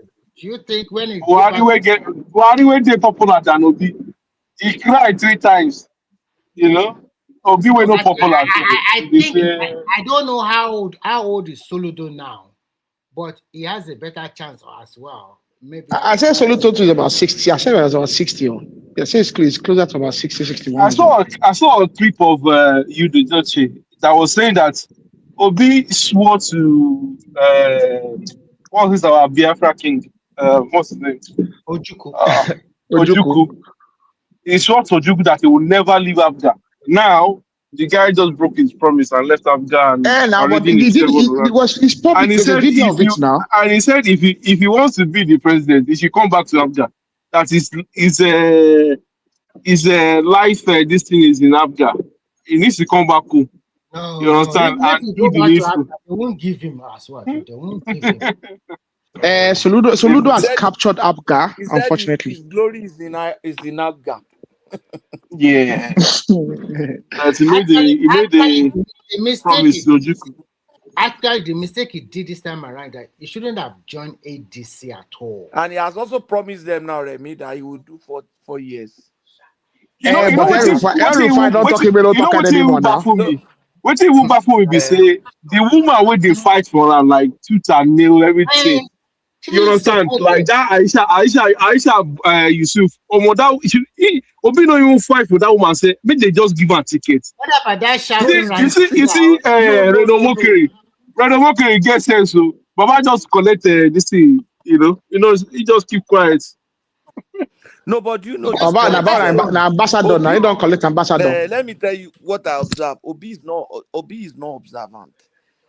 Dixie gave him the ticket, but put his boys in the rep, in everything. Yes. You understand? So that if Obi, because he knows Obi will not win, but those boys are likely to win something. So by doing that, he has put his boys in those places. Good move. He can be a minority leader in the Senate. Exactly. Now I said this already. So I said this from the time. guy has done. All OB boys, they lost their primaries in order, all those Senate rep, all those things. They lost their primaries. Everybody. But all those people that are there, they are Dixie's boys. Pato. Dixon's a smart guy. He set up this party a long time ago. The party is in his house now. The yes, you need to look at Dixon. I follow. Dixon is one of the people I follow, and I tend to look at people's body language. Notice that throughout the Wike and G5 issue and the fallout with the Turaki, all of this, they are fallout in PDP. Dixon nominally should be a party leader. Dixon is nominally in the South should be above Wike in terms of hierarchy. of the recent governors. But you notice something about Dixon? He was just standing back, standing almost aloof. He had his card in his hand. And what happened? Dixon was not ever going to go to ADC. Dixon started in AC, Action Congress. People need to remember that. Dixon is an ally of Tinubu from Anafeniferi from back in the day. Dixon is an Ijebu boy. His mother is from Ijebu. He goes to Ojude frequently. He's never going to go and... Yeah, Dixon's mother is from Ijebu. He's a royalty. He's from He speaks Yoruba. Yeah, he speaks Yoruba. He speaks Yoruba perfectly. Dixon is never going to go and join the ADC. Family, the mother, He might also be working princess. for Tinubu as well. I can't guarantee that, because Dixon can be proud. For him too. Dixon can be a bit proud, because you can see what Dixon did with Jonathan even in recent So, years. Baba, that means Dixon is Wasiu's cousin. Yeah, exactly. This life, eh? Life. He can become king in Ijebu if the now, woman turn. Yeah, he can become Dixon started in Action Congress, yes, with Afenifere and Tinubu in '99. So Dixon was never going to go and join them in that ADC stuff. At the same time, he couldn't remain in PDP. At the same time, Dixon does not want to go to APC, because Dixon is very proud and he does not want to go and stand behind other people, because he thinks he is proud and he thinks he should be ahead of some people. But at the same time, there's people in APC that think that Dixon has not put enough in APC, both at the Bayelsa state level and in terms of the Tinubu family in recent years. They will not remember, it's a PDP guy now. He's a PDP guy, yes, but he couldn't go to APC. Dixon needed to go somewhere. He couldn't go to APC. No guarantee he can also win the senatorial seat this time around. I don't know, but what I'm trying to say is he had a card he had a joker in his pocket. That joker was not for Obi. Obi just happens to be remember he put Diri there. Yeah. And of course he put his own man as the VP. As soon as Diri crossed from PDP to Dixon didn't follow him. He said he will not follow. But he and left the VP left with Dixon. Deputy governor was removed. No, he died on his seat. Did he die? Yeah. Or was it the speaker? Someone left though. No. But he died. But the deputy didn't want to leave. He used the chief of staff. He's the chief of staff that's now the deputy governor. But the deputy governor did not want to leave with Diri. He didn't want to go with Diri. He didn't want Diri. to leave. That's where they finished. Oh, now so they come out. Okay, that's the story. So what I'm trying to say is Dixon had a card in his pocket, and Dixon was not going to go to APC. He couldn't stay in PDP. He wasn't going to go to ADC. But that NDC was never made for Obi. Obi is just a useful fool. It just so happens that Obi is a useful fool for Dixon to achieve what he wants to achieve. Don't call people fools. Pato got it right. Exactly. No. I'm not calling him a fool. I'm just saying to Dixon, Obi is a useful, right. He wanted to be the presidency, but he wants his own person. People there in the legislature, in National Assembly. Dixon is a very proud individual. No? I don't think Obi very proud. But I have a question. Can I ask one question? How come Obi won Lagos? Like, how is that possible? I mean, where were you, Mr. Arokideba? Where were you? How did you allow Obi to win Lagos? The church. The reason why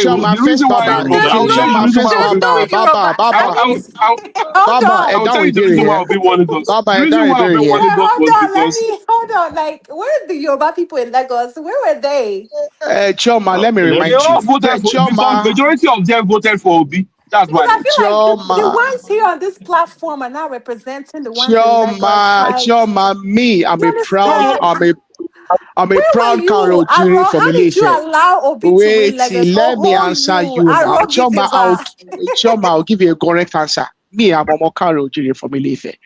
Baba, on the other hand, is from Misaleko, so you should direct your question to Baba. So Baba is there. You can ask Baba that question. Baba, oh yes, okay, sir. One, the most important thing, above all, complacency. Yes. Complacency. We thought we have it in the bag as usual. Got it locked in. 2, the church. That is a Muslim ticket. The church pick on it. And the biggest pastors are in Lagos. We know those pastors. Apart from people like Enenche and the other man, Boju, Oyemade, and a host of others. 3, the Yoruba Nation advocates. They have a grouse against the Lagos indigene because we told them we're not interested in Yoruba Nation. So they didn't come out to vote. But where you will notice, wait, it will be we told them we were not interested in Nigeria. Not sorry, we are not interested in Nigeria. Then Obi got, in spite of that, Obi got just 10,000 votes. Luckily, we woke up immediately. Down the line, 14 days later, Sanwo-Olu beat both PDP, LP, if they add their votes together, not to up to half. That's the reason. So, Baba, The thank you for answering. main reason was because I'm thanking Baba. Baba, thank you for answering my question. But I'm wondering also, do you think there will be any significant change from last election in Wait and 2027? see now. Wait and see. Wait No, and I'm see. asking Baba, not you, Remy. I know you say wait and see. I'm asking Baba. Okay. Let me tell you, I'll have a special gift for you. If Obi got 100,000 votes in Lagos on January, that will be February. No, January 16. If he got 100,000 votes, I'll surprise you. Special gift. Chioma, can I add something to what Baba said? It's not necessarily political, and it's not also divorced from political. But there's been a resurgence of Yoruba identity, especially since about 2024 till now. It's very strong in the last 2 years. Yoruba identity and Yoruba return to traditional Yoruba identity and traditional Yoruba practices and cultural identity. There's been a strong attitude, especially with the younger people in the last 2-3 years. That also might, I'm not saying it will, that also might influence how people make decisions. The Yoruba people have become rather very suspicious of everybody that is not Yoruba in recent years. Baba, Shimoparo, I don't know if I've noticed that. No, you're true that if you go on Twitter now, if you see the space the way that they open, and the influence the way that they get on ground. And it's nothing against, maybe it's not a matter of Yoruba people don't like this person. No, it's just a matter of personal Yoruba identity. Like this idea of like returning to core Yoruba principles, not devoid of whatever is happening in Nigeria. The yearning for Yoruba identity, you know where that thing came from.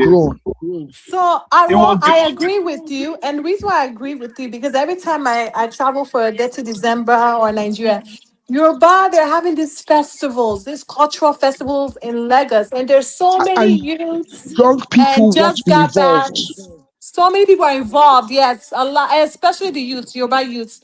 So many of them are at these festivals, like in Echo, Even when it comes to festivals religion, they're hosting in Lagos. even when it comes to religion, young Yoruba people are actually moving away from the Semitic religions and yearning to go back to traditional practices. Can you believe that? Like the number of young part of the thing that also wake up these young Yorubas, these new ones, I call them new ones, is because basically during that election 2023, when they really love Obi, a lot of them love Obi, but after the election, a lot of obedience on the display madness, and they were like, this thing wasn't meant to be an ethnic thing now. Why is you now shouting this thing? So, and they were getting attacked. Even though saying now Obi they vote for so Twitter was went viral. So many things happened, and people that were doing Yoruba Nation and also other people that voted for Obi, they all came together and they were like, we need to fight this thing, and they fought it. And they actually went into the grassroots and they were educating people that, look, you cannot be look at what is going on. You voted for these people. for this party. Now, even though you voted for the man that you wanted, look at how so people are treating you. And everybody I opened was like, okay, you know what? Since we vote for Obi without any grudges or anything, and then now it's looking like an ethnic thing. Okay, don't worry. We'll not vote for Obi again. We'll vote for our own person. Since now, this is how you're our own move, and that's what sparked the whole thing. And everything that was said on Twitter and said by all these obedient people was played in the markets, was played in the palace, was played everywhere in Lagos. And that woke a lot of people up and said, you know what, to hell with this person.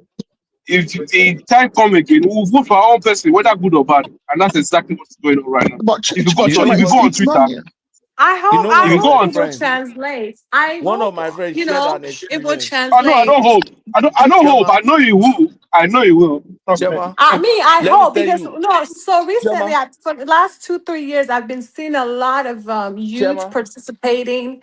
They're participating in these cultural festivals, like Yoruba festivals. But I hope it will translate on the poll. You know. it will. That's all Chema, I'm let me saying. tell Because you the this. reason why I Yes. said that, the a lot of Igbos live in Lagos too. A lot of minorities, live in Lagos. Even the Yeah, but they're Fulanis not as have much as the Yoruba relocated. people now. They're not as much as Yoruba people in Lagos now. They live there, but there's not And the the population of minorities are No, Igbos not they will and necessarily, still other people. vote. They will still but the vote minorities massively. are not necessarily going to vote for B now. The minorities from Edo, from Cross Wait, River, even from if the minority votes, the minorities majority will is not not vote him now. majority is still more than the minority now. So how would they So beat it's this? just yeah. But let me tell I you don't. my, I'm not my even sure the experience. majority will show up. That's what I'm Chema, saying. let me tell you my experience. My friend's younger brother joined LP because of Obi in Lagos. And in their ward, their area, they had ESCO. Majority of them, almost 90% of them were Igbos. So he said at times when he goes for meeting, they will be talking. To get to one point, somebody will say, please, can you excuse us?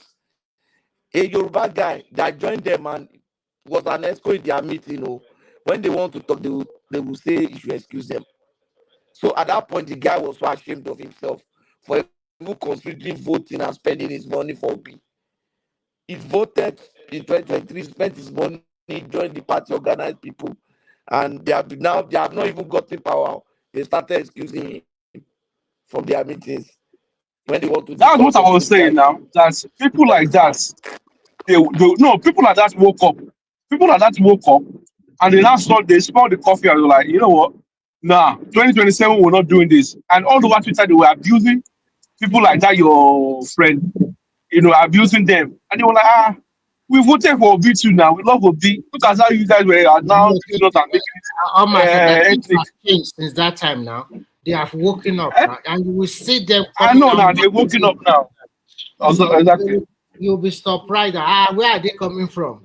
They will Because the show you. majority votes where Obi connects. Now the majority of the Yoruba people, the new ones, where Yes, want now. Obi to enter for And Lagos. because of the And Obi NSAS won. movement, Exactly. some people also voted see, for because of that. let me make I say something there. You see, Okay, the go ahead. mindset of Nigerians during that last election has changed significantly compared to this politics thinking, because this tribalism of a thing, abuse and insult, is psychologically is affecting people the way they see it. Everyone want to protect their interests by protecting their own space at the same time, and they want to also protect their own identity and culture, and that's what is playing out today. That distrust is getting bigger because it's like the cultural differences in Nigeria. It has no boundary anymore. People can just come to your place, or you go to another people's place. You want to continue your own culture, and sometimes it doesn't settle well with them. And when they try to correct you, instead of you to take that correction, you label them like someone that hates you, someone that that doesn't love your kind, all those kind of things. And every day you go to social media, you saw people, you saw their king, you do whatever you like. I have to be honest. On social media, I had somebody say in the minority, look, do you know why people on social media supporting Peter Obi? Because they want, what is it called? This people where they view them, more viewers and all those kind of things. And that is why they go there. In reality, on ground, those people who want support Peter Obi with their sincere mind, they are no longer there. I have people who enter Labour Party in Benin. If I call them today, they're already in APC. They don't want to hear that name, Chef. I'm telling you. Because they don't believe he's going to win the election. That is the first case. He doesn't have what it takes to even win the election. Like all these NDC, they want to use him. Maybe perhaps that will, through Peter Obi popularity or one way or the other in some area, they cannot hide behind that and push their men into key position. And that will give a boost to the party as well.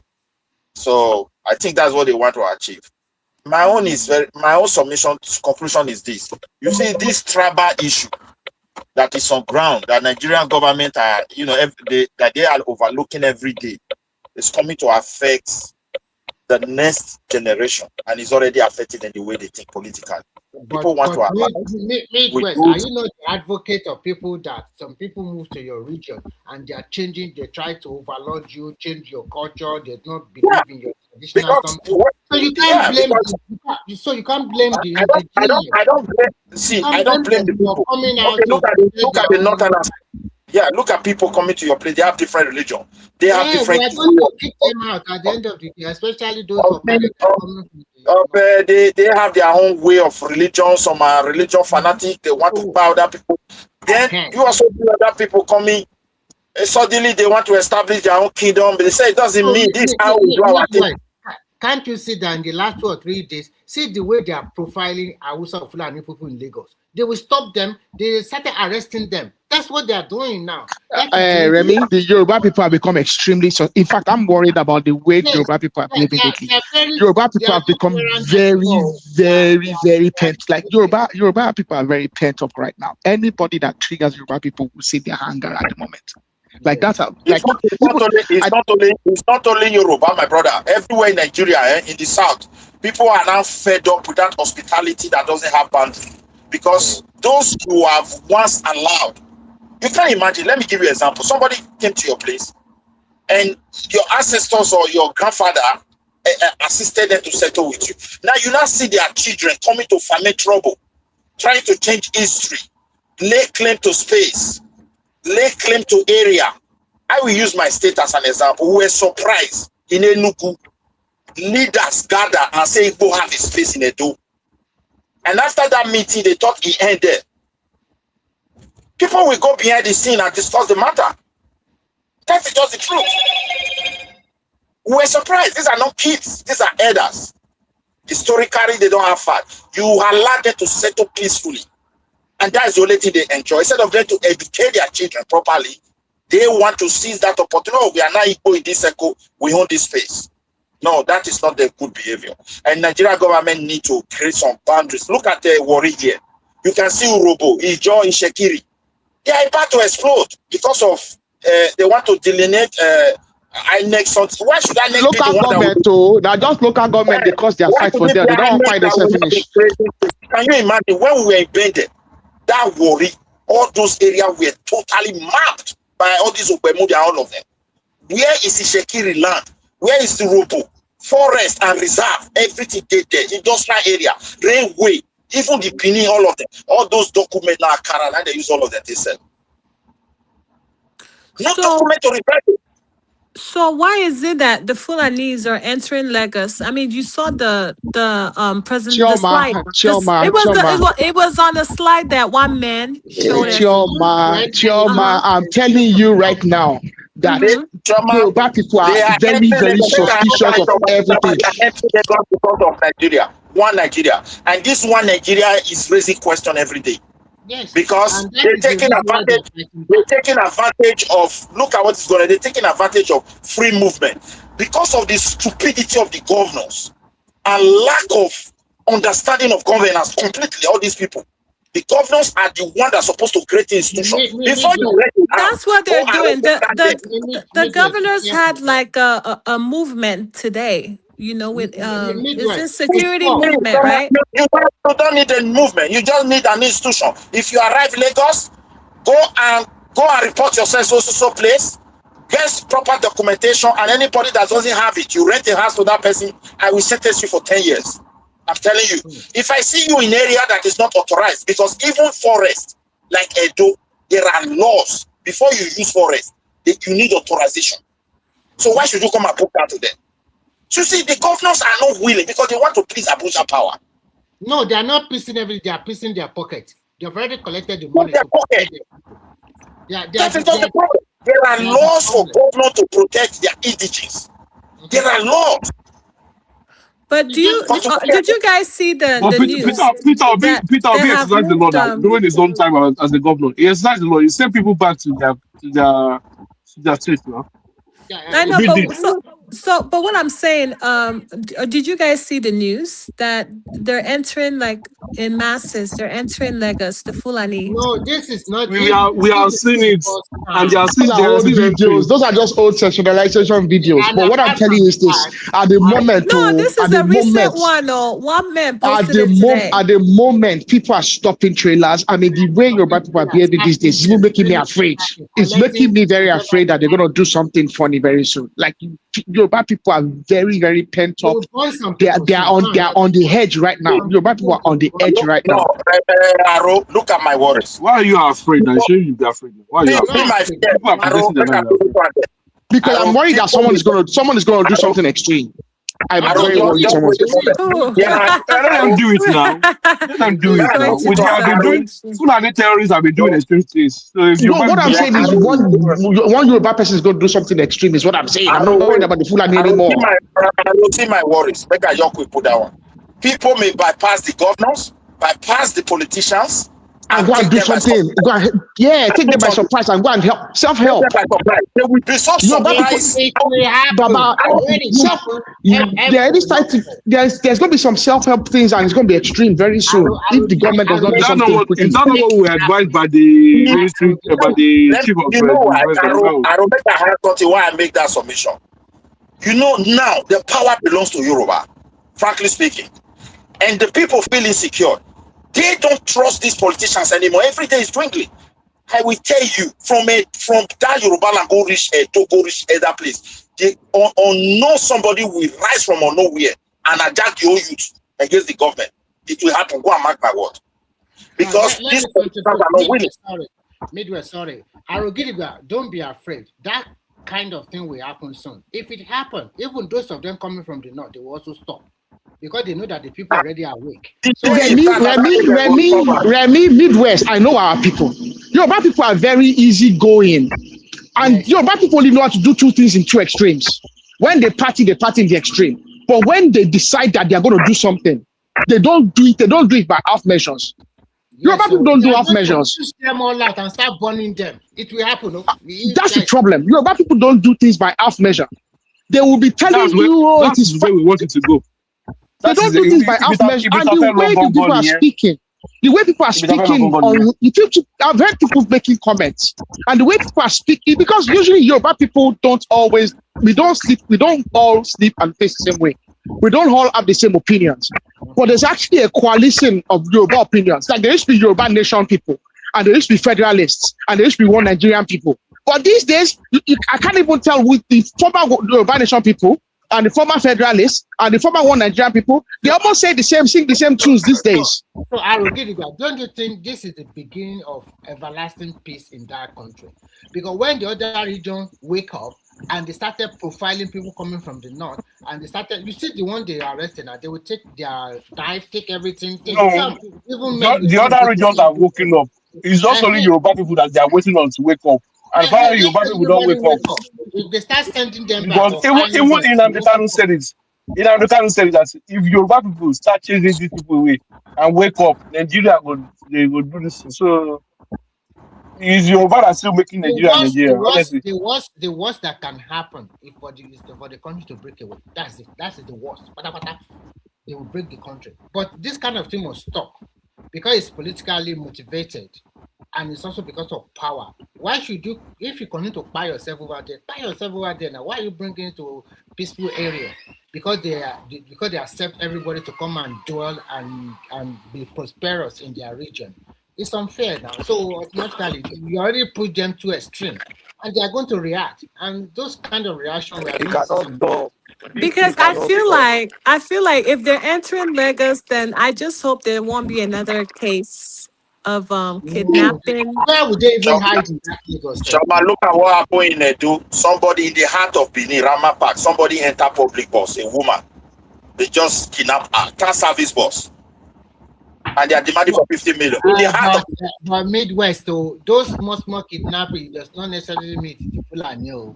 Even my brother, the presence of all these strangers, we don't really know who is who again. That's the problem. That's what I'm saying. The problem is this: people are so mutually suspicious of everything that someone's going to do something stupid very soon. When I did that time, your whole quarter, people know who be a person, you know Yoruba, una grow together. But that person belongs to that community. But this time around, people just coming. You don't know where they are coming from. This is what people are complaining. Where are all these people coming from? Who are these people? It's too much. And as I said, like you mentioned Yoruba Nation now. Those people politically, they have been suppressed for years. The real politicians don't believe in those. Even when they believe, they try to associate, look for a way to suppress it. Now, those groups behind the scene, all those kind of groups everywhere, these are the people I'm worried about. The day they will rise, even the president himself will not believe what will be happening in his region. The way the youth will rise up along with those people. What kind of country is something? All this that is happening right now, yeah. We Yoruba people, Yoruba Nation people, because me, I'm a Yoruba Nation person. We have said this a long time ago, 4 or 5 years ago, that this is what is going to happen. Our people refuse to listen. Now, where it don't happen, most of us, when they do Yoruba Nation, we don't sit down, say, okay, make una go dey fight. Since we dey tell you now, we are not listen. Go and be fighting now. Since we don't kidnap Oba, kidnap children, kidnap this, kidnap that. Oh, you go and go and do it. We will be doing it for 4 or 5 years. Go and do it too. So now what should they do now? You know, so when the time comes there, everything, even my FLA, he said it that these people they are in the bushes, they are in the reference of everybody, every region.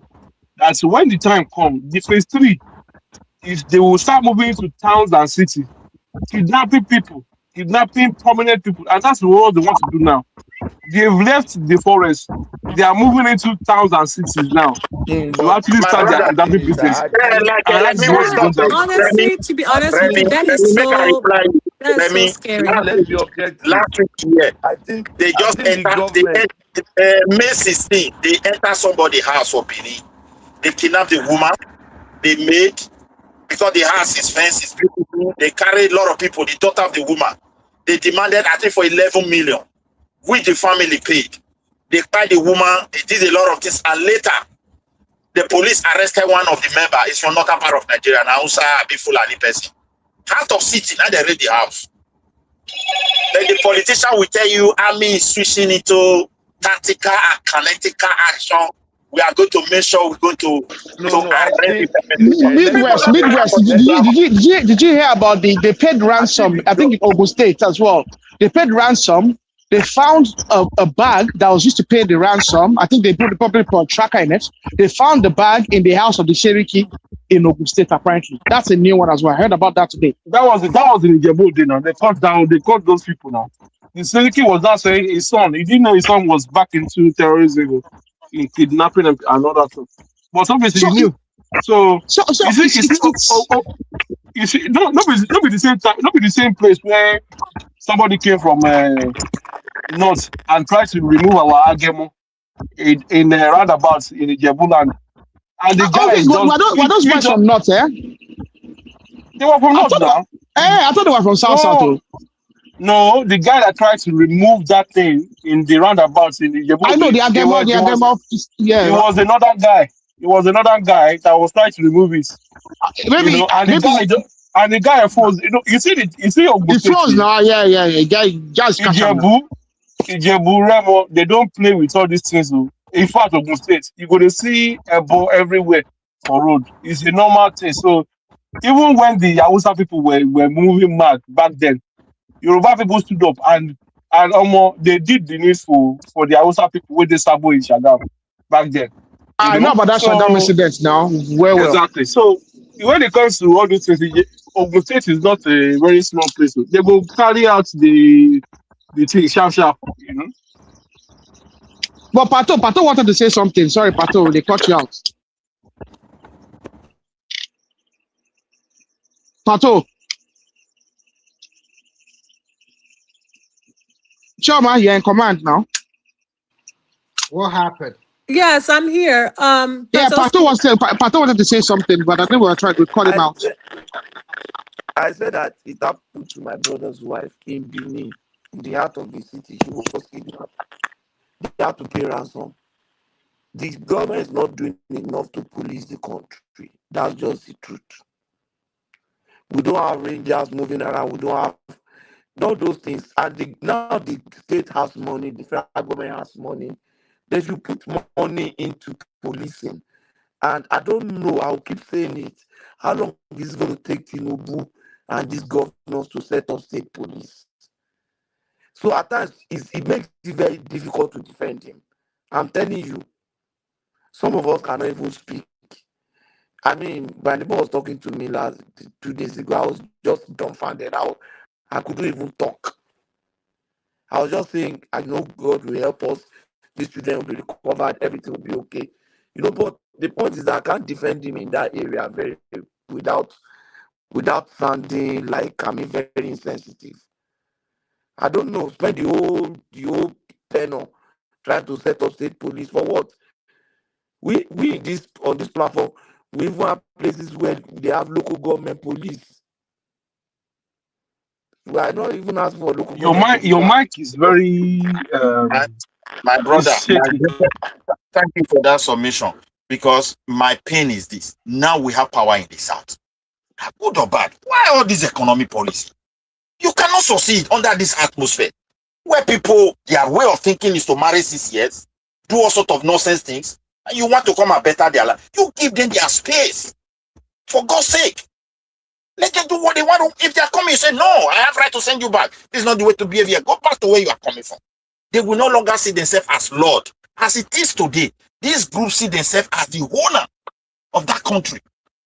And they feel they can do any shit and nobody will ask them. And that's why they are behaving the way they are behaving. You can't change the law on the fly, okay? It doesn't work like that. You can't send people back to wherever they come from.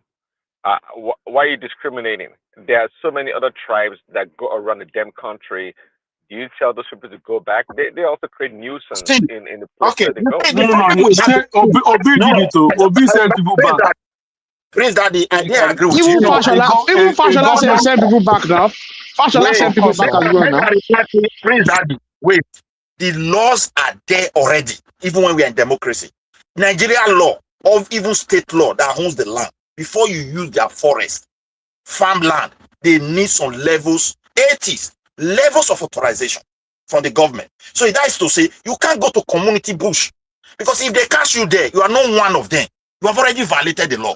Yeah, you need a license now. You need a license to go to the reserve. Okay, I'm not even older, guys. I'm not even talking about that. Okay, so that is fine if you're going to go to the forest. But what about if they go into the forest to herd their cattle? Are they breaking the law? Why should they herd? This is the problem. You can't, Prince Daddy. You cannot, even hunting. You have the state law that even somebody cannot go to forest to go and hunt. You can't, Prince Daddy, you cannot enter the reserve. You cannot enter the reserve without a license. Till today, it's a matter of as we speak. You cannot go to the reserve without a license. Or the forest, are they all reserves? Is that what you're saying? Yes, most bushes in Nigeria, unless the state has actually done a new survey to make it to demarcate it for agricultural land, a lot of those forests just looking at are reserves. Even besides that, the one that are private people, I don't have right to go to people's private land. Yes, and then private land, you don't have a right to go to private land unless you have the authorization of the landowner. Hold on. They don't have the right to go to private farms, you said, or land or whatever. You can everywhere in the world. You can't access private land without the authorization of the landowner. The way it works, if you are part of the community, you people own the land, though individuals have their private. So you can bypass. Who is there now? You, they greet. Or if you are introduced yourself, they can easily sense it. You are one of them. Okay, see, so the law, okay, now, you know the laws can be funny sometimes. So, obviously, they can't leave their cattle roaming around in the forest. So, are the You got to cattle buy allowed land. to go? Are the cattle allowed to go into the forest themselves? No. Technically, no. Technically, no. See, Prince Daddy, in one of the problems in Nigeria is we don't enforce laws properly. So let me tell you how it should work. And I'll tell you how it works and the corruption and the complacency of some local traditional rulers. Now, you cannot just put your cattle on private land that you don't have access to, you don't have permission for, without the prior consent of the landowner. You can also not bring your cattle into federal reserves. You can't even bring it. There's actually no permission as is right now from any state government that will allow you to bring your cattle to state reserves. The state government can actually, according to state laws and the Land Use Act, there's no, I don't know of the states I know of, Osun State or your state at least, I know that there's no permits. The only permits that are available at the moment for state reserves is logging, forestry, logging. They have some permits for some, they have some logging activity. They have some permits for some farming, okay? And they have some permits for hunting. They don't have permits for animal husbandry. I know that for a fact at the moment. So now, if you want to get involved in agriculture and of animal husbandry, you need to go and secure land either by lease or you need to go and buy land appropriate for that action. Now, what happens usually is this. Let's say some person brings some cattle, some Fulani, the Cherokee would bring cattle into a town, would approach the traditional ruler in that town, pay him money.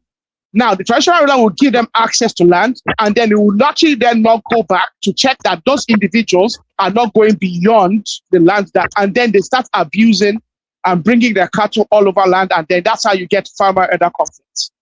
So there's complicity in the part of a lot of traditional rulers as well. So what you're talking about here essentially is corruption. So yes, instead of trying to blame the cow herders alone. Well, obviously, you know that very much, Harold, that if the traditional ruler gives the go ahead, what resources do they have or ability to go and check if they come beyond the boundary? He shouldn't give the permit if he cannot regulate it. So that's corruption. So they are the ones inviting these people, so to speak. Oh, without a doubt, and yes, so they essentially, like they say, you brought a firewood you brought an anti-infected firewood into the house. That's really what has happened with a lot of these cases, and that's where it starts. Because it's impossible for anybody to bring cattle into an area without the permit of the Bale or whatnot. So there's complacency and of course corruption going on here. So we make it sound like this goat herders or this cattle herders, they just showed up and started going to your forest and doing whatever they want to do. That's not the case. Now there are some that have shown up. Since the 80s, 90s, if I can remember, it's not a new thing for these people to go around and graze their cattle all around the state or the country. They've done that. Hello, sorry, Prince Daddy. Even Buhari that was saying there's the grazing routes. Oh, that one for 60s to 1960s and this 50s and all those things are just ancient of days rule. They apply again. So in fact, these people are just hold on. So it was right in line. Is that what you're saying? It was in line about the grazing routes? No, they were the grazing routes, but it wasn't like a legal thing. It was just an agreement, mutual agreement between. I don't think the grazing route cut across Nigeria. You No, understand it me? was just it didn't cut across Yeah. Nigeria, but it was just an agreement, and all that stuff. Because those people was not harmed before, but now that is becoming obviously we have Fulani terrorists now. Is a big issue. And look, it's like that Fulani guy that was stopped by one gentleman in Abuja, and he was saying, "Why are you filming my cows?" And listen, and he had the bold and the tenacity to be challenging that guy that he shouldn't film his cow.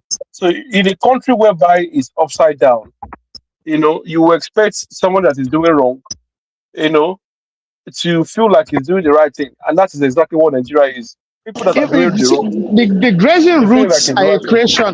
The grazing routes are a creation of pre 1960 Nigeria, and the grazing And routes, okay, was something that could only be enforced along some of northern Nigeria when northern Nigeria was under one administrative control. However, when Obasanjo came into government, remember that Obasanjo then enacted the Land Use Act. Obasanjo's Land Use Act has removed the idea of grazing routes, because Obasanjo's Land Use Act was able to actually transfer land authority to states. And you need to also realize that prior to 1966, we did not have states in Nigeria. Administration was centralized. So the northern region could have grazing routes running from Katsina, running through Kogi, running through central, north central, running all the way to Borno in the northeast. However, that stops to exist once there are states, and once those states now have, through Land Use Act, now have control of how land is and state reserves. Oh, that, but how do you know they stopped to exist? I mean, because the Land Use Act brings an end to it. When Obasanjo introduced Land Use Act and land reform. What? Well, yes. Have you not actually gone through the Obasanjo's Land Use Act, which is still in existence? But the problem with Nigeria is even people, because the law are not enforced, all these things most people do not know, and everybody just do jagba. But let me give you an example. Now I speak from example. Now, I happen to come from a part of like Edo State where they really actually have reserve. That's, we call it Orion side, and private land. So that area those days when I was small, I believe what Aro just said. Let me also use my grandfather's house as an example. He planted a tree, and that tree grew up to a bigger size. It's not like timber. So when he saw the tree like something that is not threatening the house, his own house and his our great grandfather house, like that building.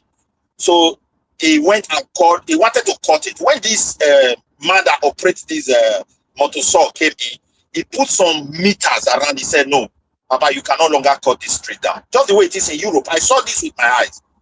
He said, "You must go back to the authority to tell them you want to bring this tree down. It's too big now." We have these laws. We never even debate them. You have to go back to the forest guard.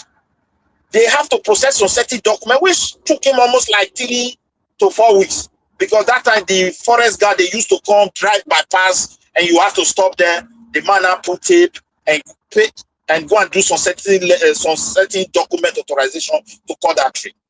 And that is when login license. It's gonna give you a login license.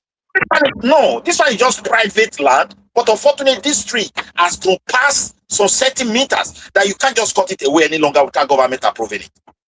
I saw this. This is what I'm trying to explain here. Not going to the push now. He owns the land. All the laws that where they use to apply. Democracy. You see that Babangida administration down. He overturned everything. People don't even know that they need authorization to even cultivate or to go and farm to go and even hunt. And that is why these guys are taking advantage. That's why I blame the governors. These laws are there. When you say you don't want grazing, you should set up a place where you can execute people. Send a clear message. Wait. You know what the governors do, or the people in power. when they enter power, they sabi all these things. But when people come vex them, now when they go back, they find those laws, they use those laws on people where they don't vex them. And when they can't use that thing, people go say, governor is too harsh. But governor will point to them saying, look, by Nigerian constitution, by Nigerian Kineko, this, that, and the other, it is allowed. And they'll be like, even if it's so, that's when people now realize that, oh, there's something like that. You understand? So it's just crazy how the law works in Nigeria. And for Buhari to even say, very disrespectful guy, Buhari was, for him to mention that Igbo people are like a dot in a map. I mean, that was, you don't expect a president to say that. A former city president that could say people that are from his own same, that the people that is lording over are like a dot in the map. That was just dot in the circle. Hey, may I correct you? Dot in the circle. Exactly, dot in the circle. So I for that kind of a thing, Igbos should never even want to associate with all this, all this. This thing. I don't know what. But those ones said. Now those ones said go pull it. Now those ones go pull in blockers now. If those guys didn't pull his blockers, we don't say that. Yeah, but why would you say that? He should have said that. He was the president of Nigeria, and you should never have said the people were like this. It was Fulani wait on for Yoruba nation now. Yeah. Fulani people don't buy markets. What was the context of that statement?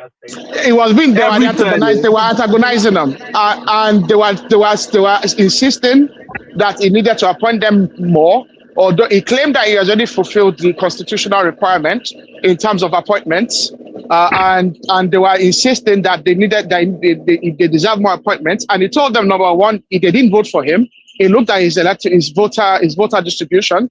He didn't get votes from the Southeast, and he already fulfilled the constitutional provisions. And he told them, they're a small region in Nigeria.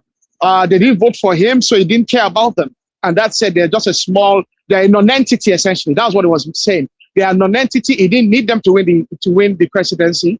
Okay, they're a non-entity, and he didn't. His argument was not wrong, though. Yeah, no. His argument was legitimate, but I think the statement was unnecessary. The argument is still wrong. You are the president of the country. Whether they vote for you or not. The Southeasterners are the most insensitive, group of people in that country. I'm not supporting the Igbo here, but what I'm trying to say is, he made a statement whereby Igbo should have woken up, and every agreement that they've had in the past, that they always try to align with the North, they call North. They should have stopped it right from there. And start playing their own politics. Talking for that? It's only when the Yorubas but wait now, but if the Igbo's alignment with the North is not because they're not stupid. The Southeasterners are smart, they're brilliant. So if they choose to, their leaders choose to go in a certain direction. It's expedient now. That's why they're doing it now. They're doing it because it's expedient, not because of any other reason. There's a reason behind it. There's a reason behind it, and I can't fault their conclusions. What options do they have? If Zik didn't align with the North in 1950, whatever, 1956, what would have happened? The North would have had to go with Igbos don't play politics. No, you can't say that. No, I don't agree with that. I don't agree with that because I don't agree with that statement. You don't need to agree with it. I'm just saying because we can see how woefully they've done in the past, So what? The Zik plays politics correctly. Zik did not play politics correctly. Because Zik was. Hold on. Zik was trying to be smart, right? Just like Agun Ironsi was trying to be smart by dismantling things and making it central, right? Zik too was playing politics as okay. Let's not start. Let's not put a secession clause in the constitution because we might need visa to come to Lagos. He didn't think about the 50 years. Now, because Zik didn't need visa to come to Lagos. Now, Zik won elections in Lagos. No. What I'm trying to say was when Obafemi Awolowo suggested that he should put a separation clause. A clause, yes. In the constitution, he rejected it. So if he had thought about, because he thought Igbo people will continue to be in much power in Nigeria, not Well, they knowing were that things will dominating change. they were So dominating at the time, and they thought they would continue to dominate. Exactly, if he had reason and Okay. in the next 50 years, this thing might change or whatever, 60 years, this thing might change, he will have included it. Now the Igbos are stuck and waiting for the Yoruba people to trigger this thing in Nigeria, and then If you look, hold on, we're not okay, doing it. if you look at that pattern, if you look from Zik all the way, even though Juku them all the way to the master right, their master right now, Peter B, there's a common pattern, amongst these people. Okay, an average Igbo leader, even maybe an average Igbo person, thinks is smarter than everybody else. That's just natural. I'm not even disputing that. I'm not disputing that. But they have that sense of arrogance when it comes to dealing with other people, and you can see it. You can see it clearly. They always think you're more craftier, or they're more crafty than other people. Yeah, they do. Look at the way Peter B now, gallivant all around with the way he's playing his politics. Yeah, look at what I agree with Rossi. They were the ones. People, every time they point a finger at the Northerners. I don't care for that much, because if you ask me, I think they were the one that brought violence to the American Nigeria political system. They were the ones. Am I lying? Or Unfortunately, I have to agree with you. Well, although the contention, they started the whole. But then again, we've argued that in the past over here. That was it an Igbo coup? Was it not an Igbo coup? And it was because that. Are you kidding me? An Igbo man would do coup for somebody else. Come on now. I mean, unless you know a Nigerian. What are you talking about? Guys, but did you guys hold on? So did you guys ever think? Hold on. Did you guys ever think that maybe the coup happened because they knew that the North will set them back for generations? I don't think so. Nah, that's not true. Because from my understanding, I believe the coup was supposed to be aligned and an alignment with the Igbos and Yorubas, everybody in the South. That is a lie. That's a bloody lie. Because as you can see now, we're being set back by the all North. about revisionism. They like to revise history to suit that narrative. Let's just call it what it was. It was a coup orchestrated by the Igbos. And that's straightforward and simple.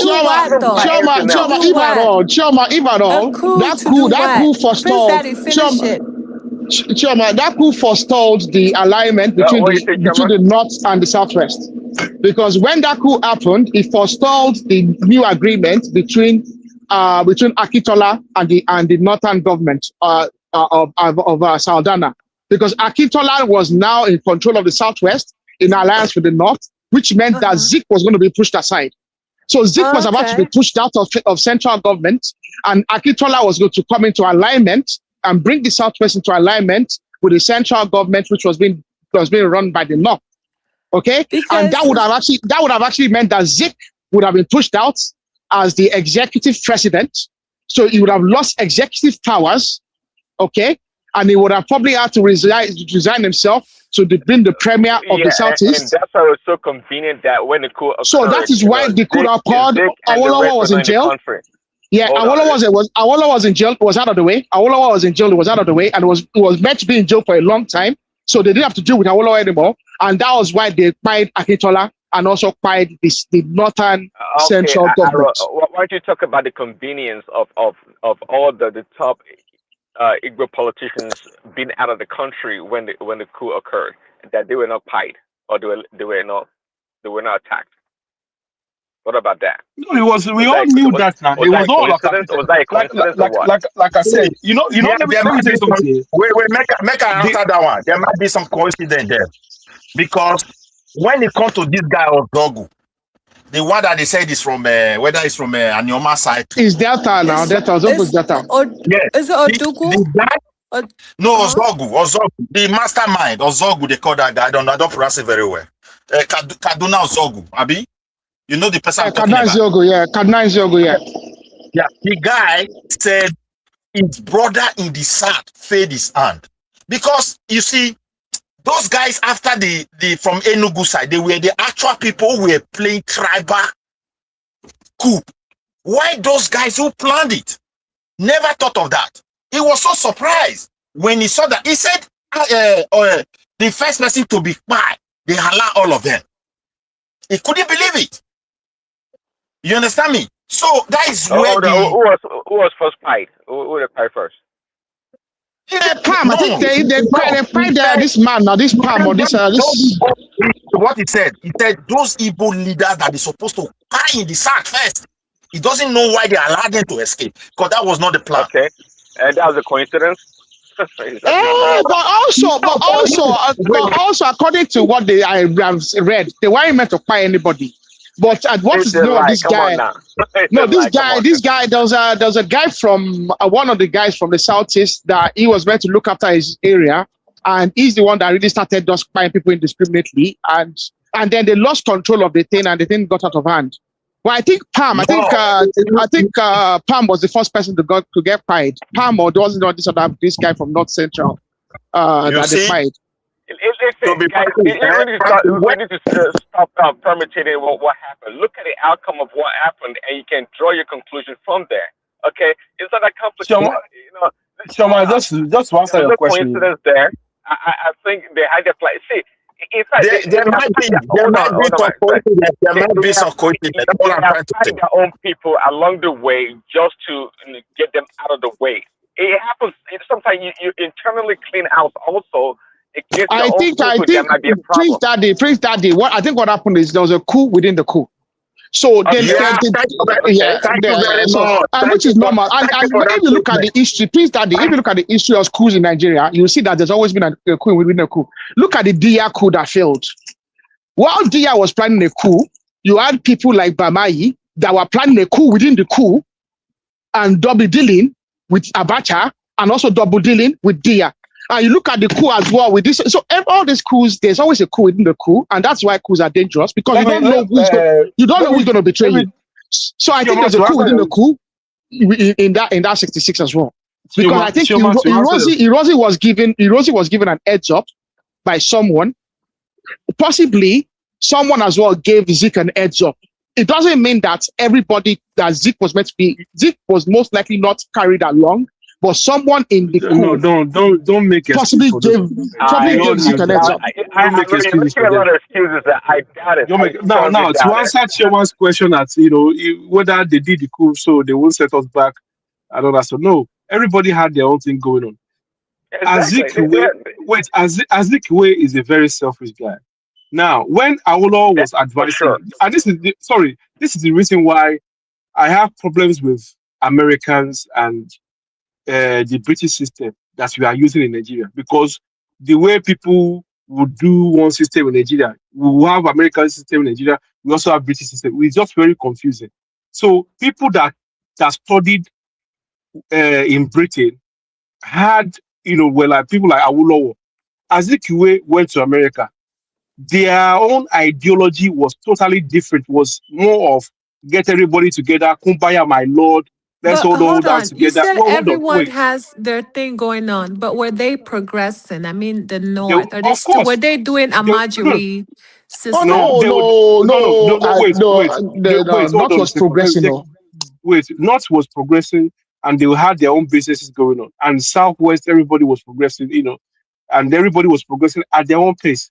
But you see, because Igbos were more in the civil service, especially in the army and all these big positions in Nigeria back then, they thought them having the power, they can control things. That's why Azikiwe wasn't trying to listen to Awolowo when he said, let's put the clause in.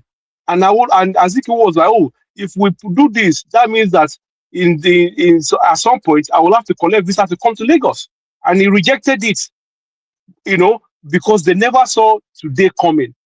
And now because they were in top positions and, ruling everywhere, and, things changed and the power was shifted, So when Awolowo now came out of prison, and then they used Awolowo's brain, and Awolowo said, okay, if you guys are fighting war and you're still giving these people food, then you don't see the need in that. And they withdrew the food, and then they came up with a master plan.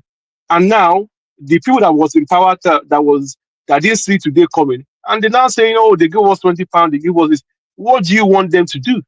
What do you want somebody that was kept in prison for 10 years, that was sentenced to prison for 10 years, and then was let out by Gowan to come and help them to win the war? Of course, he's gonna be on the Nigerian side and not But do you know that legal side now. Azikiwe was a mastermind of the false allegations that sent Awolowo to prison? If Azikiwe had partnered up with Awolowo would never have said he helped Nigeria to say, okay, let's give them this amount of money or let's withdraw food from them.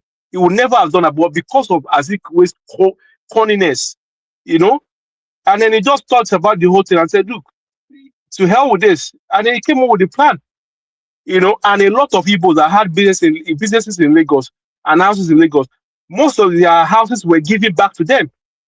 This guy from Ijebu, FCMB Bank man, Shubomi, he gave a lot of houses back to his Igbo friends because he helped them, he kept the houses for them. And so many other prominent Yoruba people, from Yoruba, they gave the houses back to the Igbos after the war. So, and that was those days were very even good Yorubas now. And that Yorubas will even try that again. If there's ever want to be war and everybody scatter, nobody will give anybody anything back. You don't go with that. So my brother, even in the road of Bender, they gave them back, they collected their house. Yeah, and now they only for rivers, they don't give them anything. No, for that river side, a lot of things happen, right? So I just think the experience of those guys was too much. They experienced hell in the hands of the Igbo of the Eastern region during that. I just think that if Azikiwe had worked with Awolowo, and I mean, you can't really blame Azikiwe because he's coming from America, and America has always had this Negro mentality. Let's all come together. Let's all do this. And Awolowo was not buying that because he was trained by the British, and the British has always. I think we need to look at Azikiwe in a bigger picture. Look, let me tell you something.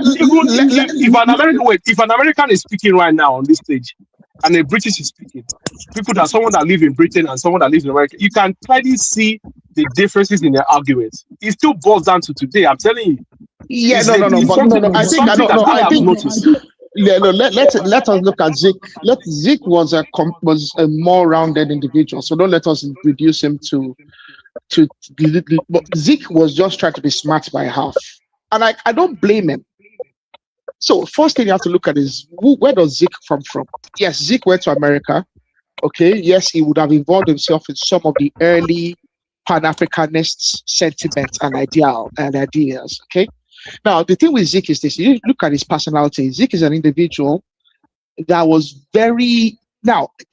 ultimately he betrayed himself, but he had the opportunity to be that ideal Nigerian. Because Zik spoke all the main three languages very well, he understood all the traditions and the cultures, and he participated in the cultures and traditions across very well. Zik frustrated, he spoke Yoruba perfectly. If Zik spoke Yoruba to you, he probably spoke Yoruba better than myself and yourself. Zik also spoke Hausa very well because he grew up in the north. He grew up in the southwest. He's an Igbo man. Now, you also have to look at Zik is this. Zik was trying to then use that, and then because Zik saw himself as a contemporary of the likes of Iyerere, Kenyatta, Nkrumah. You have to look at it, and that's why he coined himself and made himself Zik of Africa. Really, when you look at it, he was not in the leagues of those individuals, but he managed to get people to look at him in that same light. And then you look at who was Zik. Zik came from the Abat Macaulay movement that predates Action Group. But sometimes when Abat Macaulay passed away and Zik then naturally came into leadership in that group, Zik then for whatever reason, I don't know, because he was probably a tribalist, he sectionalized that party and he made that party an ethnic, for whatever reason. I don't know why, because he betrayed himself. He had the opportunity not to do it, but that's ultimately what he did. It is actually Zik's actions that actually gave birth to Egbe Omo-Oòduà, which ultimately transitioned to Afenifere and Action Group. So if Zik didn't do what Zik did in the 40s, when he took over from Albert Macaulay. The likes of Awolowo and co would never, and the former Olowo of Olagbegi, and ultimately they invited Akitola and co to join them. Those individuals would not have set up Action Group. Action Group is a reaction to Zik. That is what people don't understand. Action Group was a reaction to the excesses of Zik and how Zik was managing what was meant to be a collective movement. So when I look at Zik, I look at a man that ultimately betrayed everybody because he had the option and he had the opportunity to carry everybody along and to be a Pan-Africanist. He projected himself to be a Pan-Africanist, but he almost wanted to do it in a sectional way for a benefit of a sectional few. And ultimately, he betrayed himself and betrayed the whole country. But if you look at it very well, before Zik lost his power,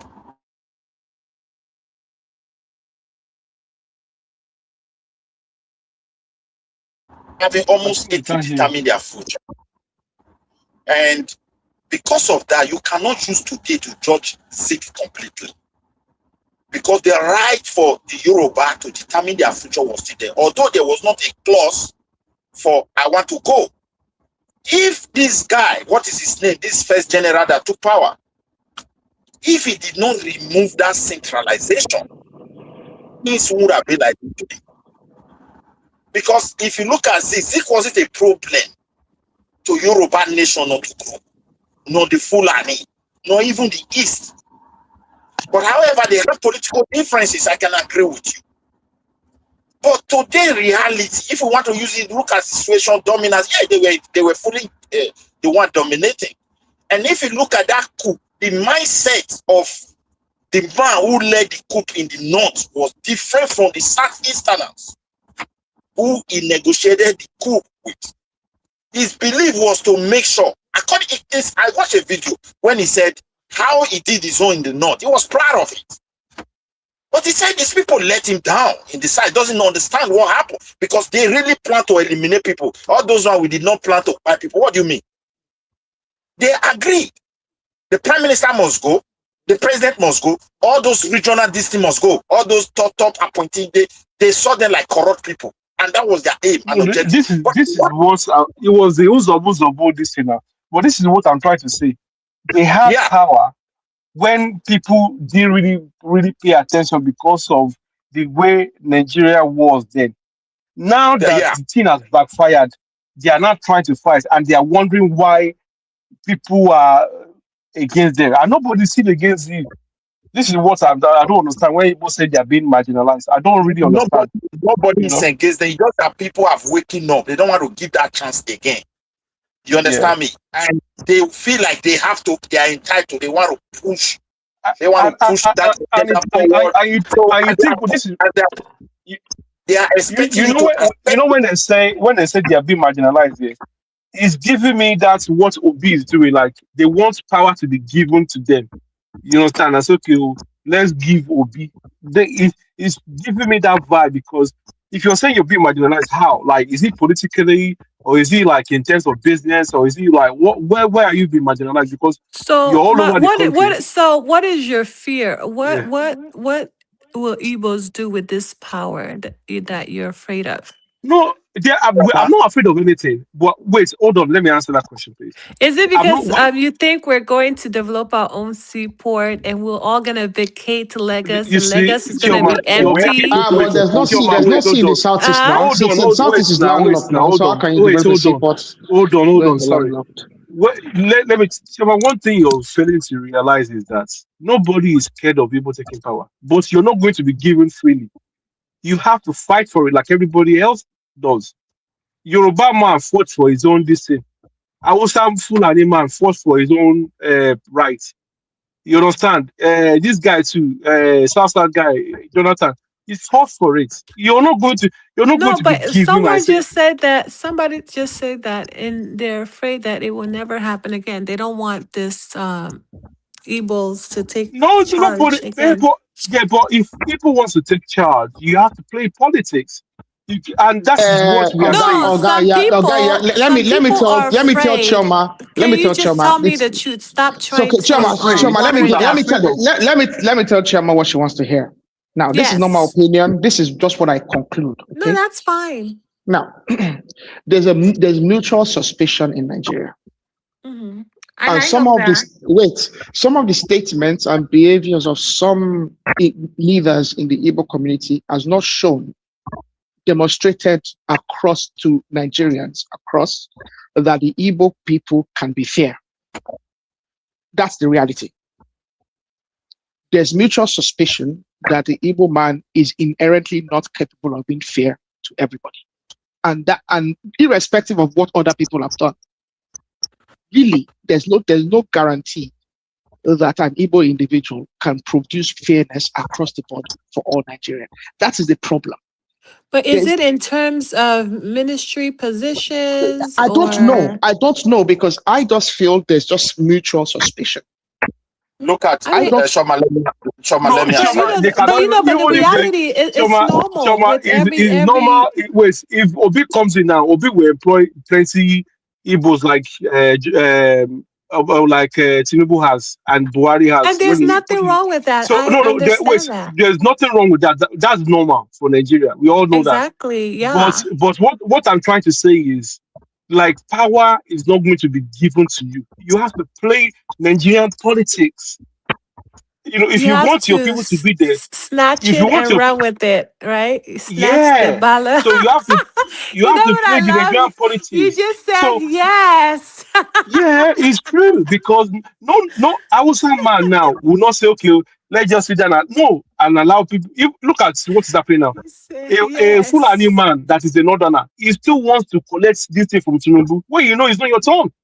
So this is how Nigeria is. So you cannot say because I'm Igbo now, we should now go and find one Igbo man to vote for. No, it will never work like that. In fact, after 2031, and they put a northerner there, and it comes back to the south, I don't think an Igbo man will south most likely. He's going to the south most likely. The fact of the matter is, for the Igbo person to become president, the person would have to be someone that's transitions to being like every other region in Nigeria can have a president that is not necessarily a federalist. The Igbo don't have the opportunity to produce a president that is not a die-hard federalist, that has demonstrated that is a federalist for a long time. Someone like Hope. Someone like Hope Uzodinma, it's not like Hope, but someone that's demonstrated that they can be fair. The biggest problem most tribes are with the Igbo people. When you look at this is honesty. This is when you look at the honesty, and you look at Midwest, the issues that Igbo people have in all the different communities they go to is their inability to respect the traditions of others. And there's a mutual suspicion that with power that they would abuse it. Unfortunately, there has been a demonstration. The problem is every single time that they've had the opportunity to be very close to power, they've abused it. And usually, some of the biggest abuses we are seeing with how power is being used today in Nigeria, they were the ones to start it. Yeah. So look at the likes of Irozi. Irozi was not meant to be the president. But when the coup happened, the person that was next in line willfully transferred democratic power and transferred it to the military.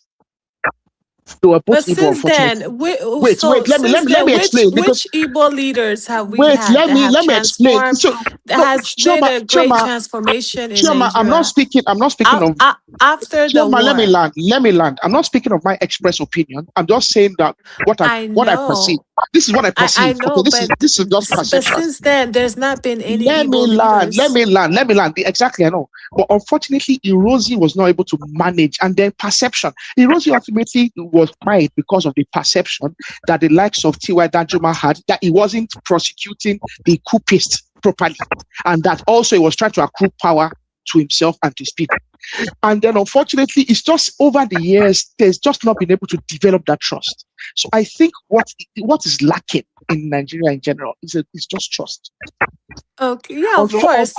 Wait, but then since Igbo then, don't know how to play politics. What has changed? What has What, changed? Igbos don't know how to play what has politics. That's changed? just the What has fact. changed? What has changed is over the Are we military more year. unified without an Igbo No, leader? No, Igbo are not unified. Where no. everybody's still glamoring for, What Exactly. separation, Igbo, right? Chioma, what Igbos are good at now? What they've done now is they just say, you know what? If we cannot grab power with these people, what we'll do is we'll do what the Fulani people are doing, gallivanting and I wouldn't spreading say that. everywhere. I wouldn't say. Wait, I wouldn't say hold on, that. wait, I wouldn't say that wait. actually. I wouldn't say No, that. no, no, wait. But Because at you know this why? point, they don't No, care though. no, because the thing is here, a lot of those spare parts thing now that has become 60% or 70% Igbo people dominance now were actually started by the Yoruba people. You understand? So when they got into those businesses and they were making headwaves and all this stuff, and they understood that they understood that their role was majorly in commerce. That's why most of them went into commerce. Now, politics, when it comes to Nigerian politics, I'm sorry, They don't care like like that. Igbos does not understand politics. They don't know how to play politics. When they get in there, they want to play their own politics, and your own But politics does everyone not does that. supersede the whole. No, look, No, if a Yoruba man, I don't agree with. I don't agree with your statements. And if Everyone does that. Buhari does that. I want I to do think the no, something. only president we I don't agree know with your that have statements. never done Unfortunately, that. But hold on, Aro. So The only let me do president something here for we you. know, hold on.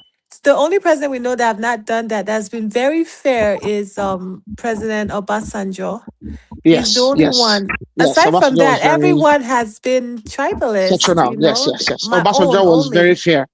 Obasanjo. Very But one fair. thing, what I would say is this. Okay, the issue really, all this stuff about spare parts ownership, I think a lot of those sentiments are local. I don't think they necessarily transition at the federal as much. They are local sentiments. Yeah, they are very serious sentiments, but I think they are rather local. I think the major issue you need to look at is this. There's no concrete Igbo leadership that can help the general that can actually help to have an Igbo identity that trends politically in a particular direction. You look at the Yoruba space, there's a clear line of leadership that helps to articulate what the opinion is. And the leadership and the general populace, they feed off each other and they articulate what their position is in general about about all these different ideas. You look at the North, there's the Arewa Consultative Forum. Yes, I know there's been a breakup between the Hausa Fulani and all this, and the North Central and the North, but still they have a leadership system that helps to articulate what the principles of who they are and what the principles of what they how they see Igbo man themselves. are not like that. Wait. They are king themselves. How they see themselves in the general Nigerian space.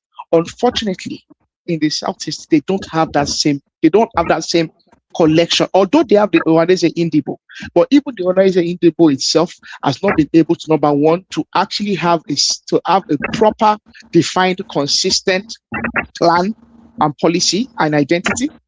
The Ohaneze Ndigbo as well has not been able to actually represent, because and then the issue of trying to Nigerian people and outside of the Igbo space, they've gotten tired of this idea that we are being marginalized. No, it's become. I think it's a cultural thing with Igbo when they say Igbo man no they bow to anybody. Igbo man are your own king. So there's no hierarchy. There's no hierarchy to order, right? So in this thing, so you don't expect. It's like in Yoruba land. Now, if you want to do something, you mostly have to speak to the Obas and these old people, and then from the Oba will convey it to the local government, and the local government will convey it to the. So there's hierarchy of order in the society. You understand? Right from time, and it's part and parcel of the culture. But in Igbo land, it's like if you're a millionaire, you have a higher voice than somebody that is a chief in the village. I think in terms of presidency for Igbos, deep down, right? Between me and y'all, like as an Igbo woman, as an Igbo person, I can tell you deep down, we don't give a rat's ass. We don't give a fuck. Because we know That's that the reason why you're hold getting on. what you're getting now. Because we know that ship has sailed a long time ago, right? Right now we're just rocking the boat, For, instigating drama, for me though, pretty I don't even much see. just, going with the For me, flow. I don't see even for But Because me. Chioma, really, Chioma, Igbos are naturally independent, you know? See, I That's don't know but just why. that's part of your Choma, everybody's independent. But when it Choma, comes to yeah, and we're hierarchy in society, naturally, and hold on, and we're naturally overachievers. So, we do our best, and we have our own strength and we but do our best. We're you're actually saying you're better than naturally others. overachievers. Yeah, we You're saying are. you're naturally over, but We're when naturally overachievers. We wait, do great. statistics. So Well, yeah, this is not a compare. competition, so don't even try to compare. I already made a Okay, statement. okay, That's a fact. Let all it right, go. all right. But what I'm saying, we You said- know deep down, right? When it comes to the presidency, right? We're just shouting OB, but the reality, we don't really give a fuck. If we really want to fuck shit up, we would. But we don't care. We know that ship has sailed a long time ago. We're just rocking a boat Why has it because we're sailed? Nigeria. Why has the ship sailed? Why is that? Because there's no unity. I mean, No, with no, the no. Fulani North and then the Yoruba Fulani, no. there's not gonna be any change. We're still gonna be Why? backwards. There's No, no no. you mean you progress. wait? You mean With Igbo the people are whole, not unified? there's no progress. We don't have the same mindset. We don't have the But same. that Yeah, has but not stopped. Yoruba wait, hold on. Wait. But That Yoruba didn't people stop. don't That have the You're didn't same mindset. wait. Exactly. progressing. But that didn't stop. That didn't stop. That didn't stop Buhari winning election. That didn't stop Jonathan winning election. That didn't stop Tinubu winning election. So why should Yeah, it they stop an won. But Igbo what man I'm winning saying, election? we don't care. That's what I'm saying. Like, I'm not saying you should stop them. Choma, I'm just saying we're just rocking a Choma, boat, going with the flow. But Choma. we really don't No, care. Like Choma, you can even hold tell on. from my opinion. Like I'm not really passionate about this Tinubu hate or obese. I'm not really that passionate. Because it's just politics at the end of the day for me. Like I haven't like it won't do anything. It doesn't change my livelihood. I'm still gonna be great. Choma, Naturally, Igbos will Mega, still be great, right? Regardless. That's what I'm saying. We're just Choma, rocking a boat, if that makes Choma, sense. wait. Choma, hold on a moment. You see, I will define the way from your talk. You see, sometimes when people are proud and they see others like, It's they not have, about pride. It's just we have hold on. lost faith. You know, We've I would lost like to faith No, in chime in Nigeria. also. there's You know, a point I want to present before you. Why do you think they want to separate? We have lost faith. There's no No, I point. don't know. I'm not, see, the problem is this. Let me just give you an example. Oh, let's divide Nigeria into three. All Igbo will say, yeah. Where is that three? Delta State is part of Igbo. Bayelsa is Igbo land. River is Igbo land.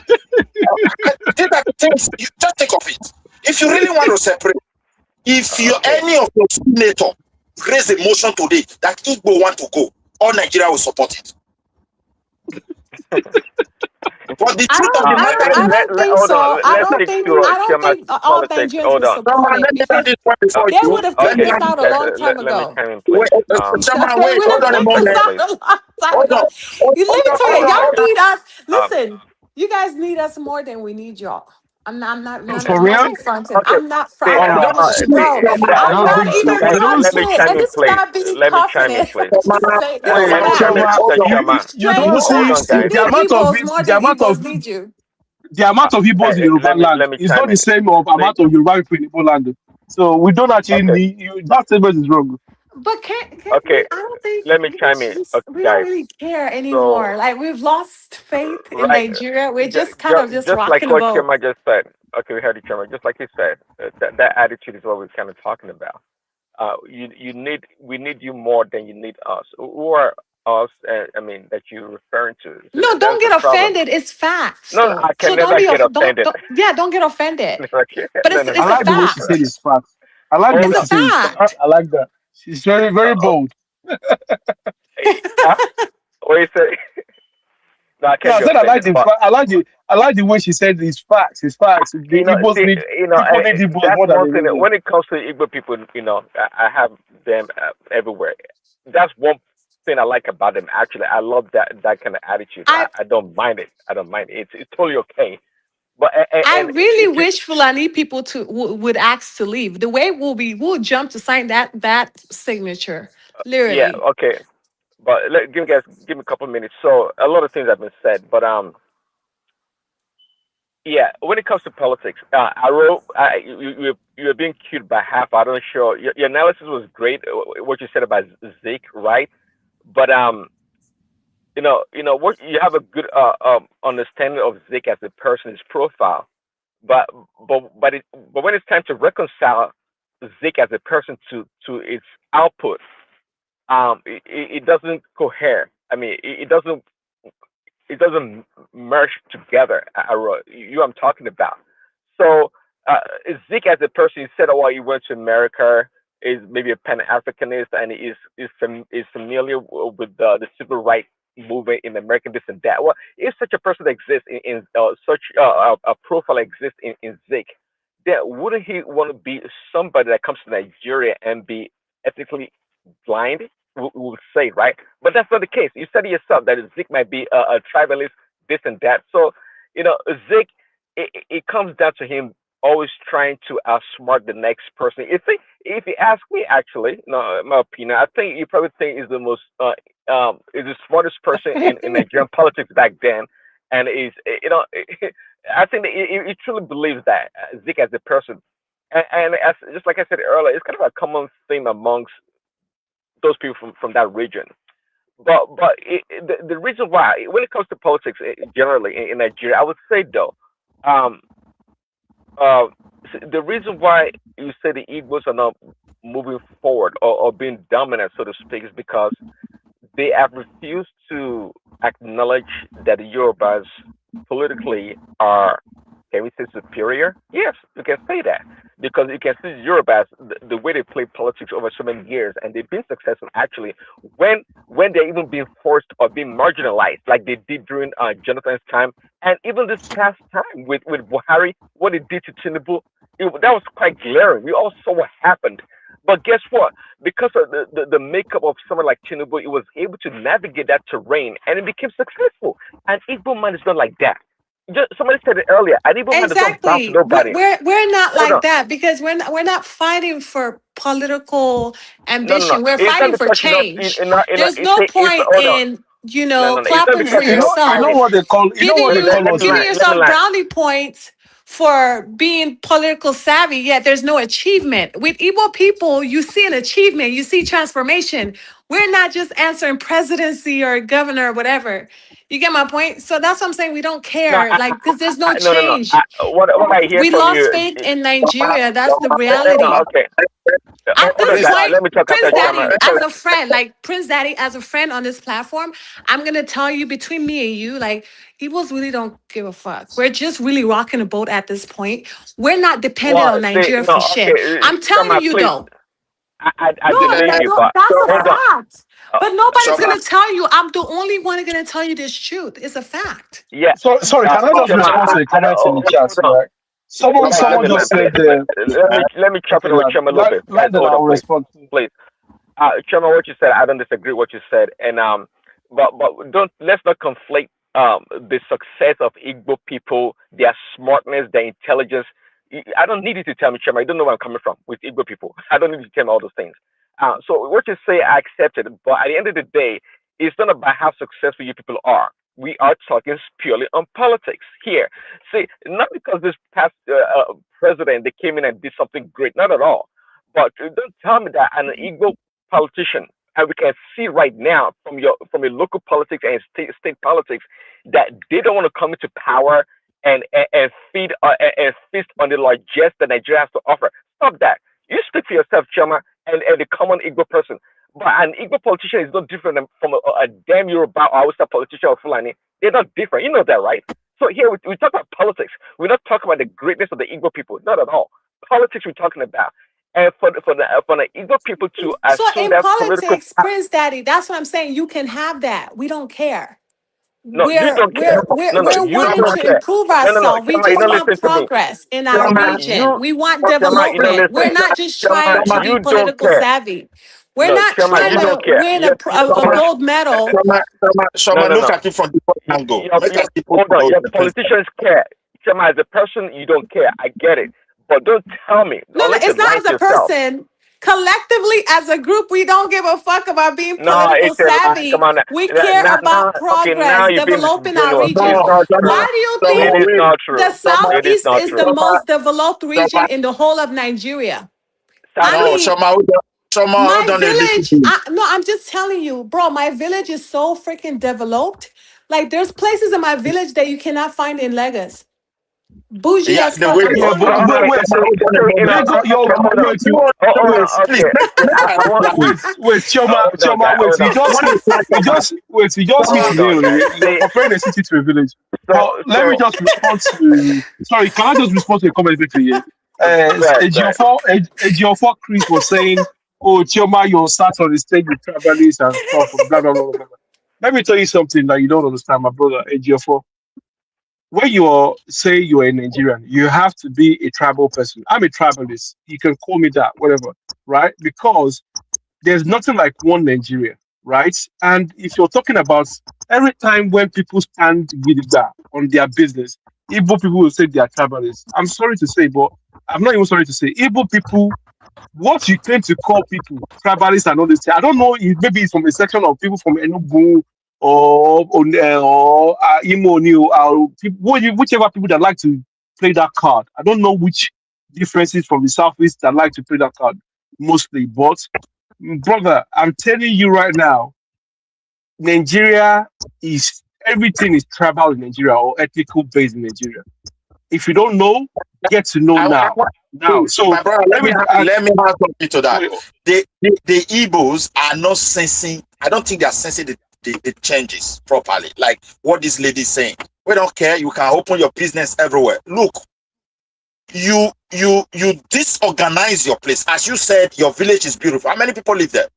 They were buying themselves. This IPOB changed them everywhere. If you go to Abuja, you see the populations of Igbo. You ask yourself, how many people actually live in that southeast? Go to Lagos. See, the way Nigeria is going, the way Fulani is pushing everybody. If it happens, Igbo will be forced to go to their land.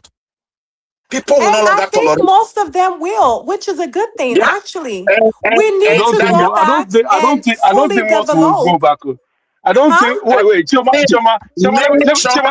Choma, let me tell you something that Igbo, you don't You know many what? Because Igbos we're will still in never. Nigeria and there's so much insecurity in Choma, Nigeria. There's no I'm sorry. governance. But Look, I feel like let me tell you something. if You know, every region separates, they can at least control their state, their you region. can They can have control. that Wait, control.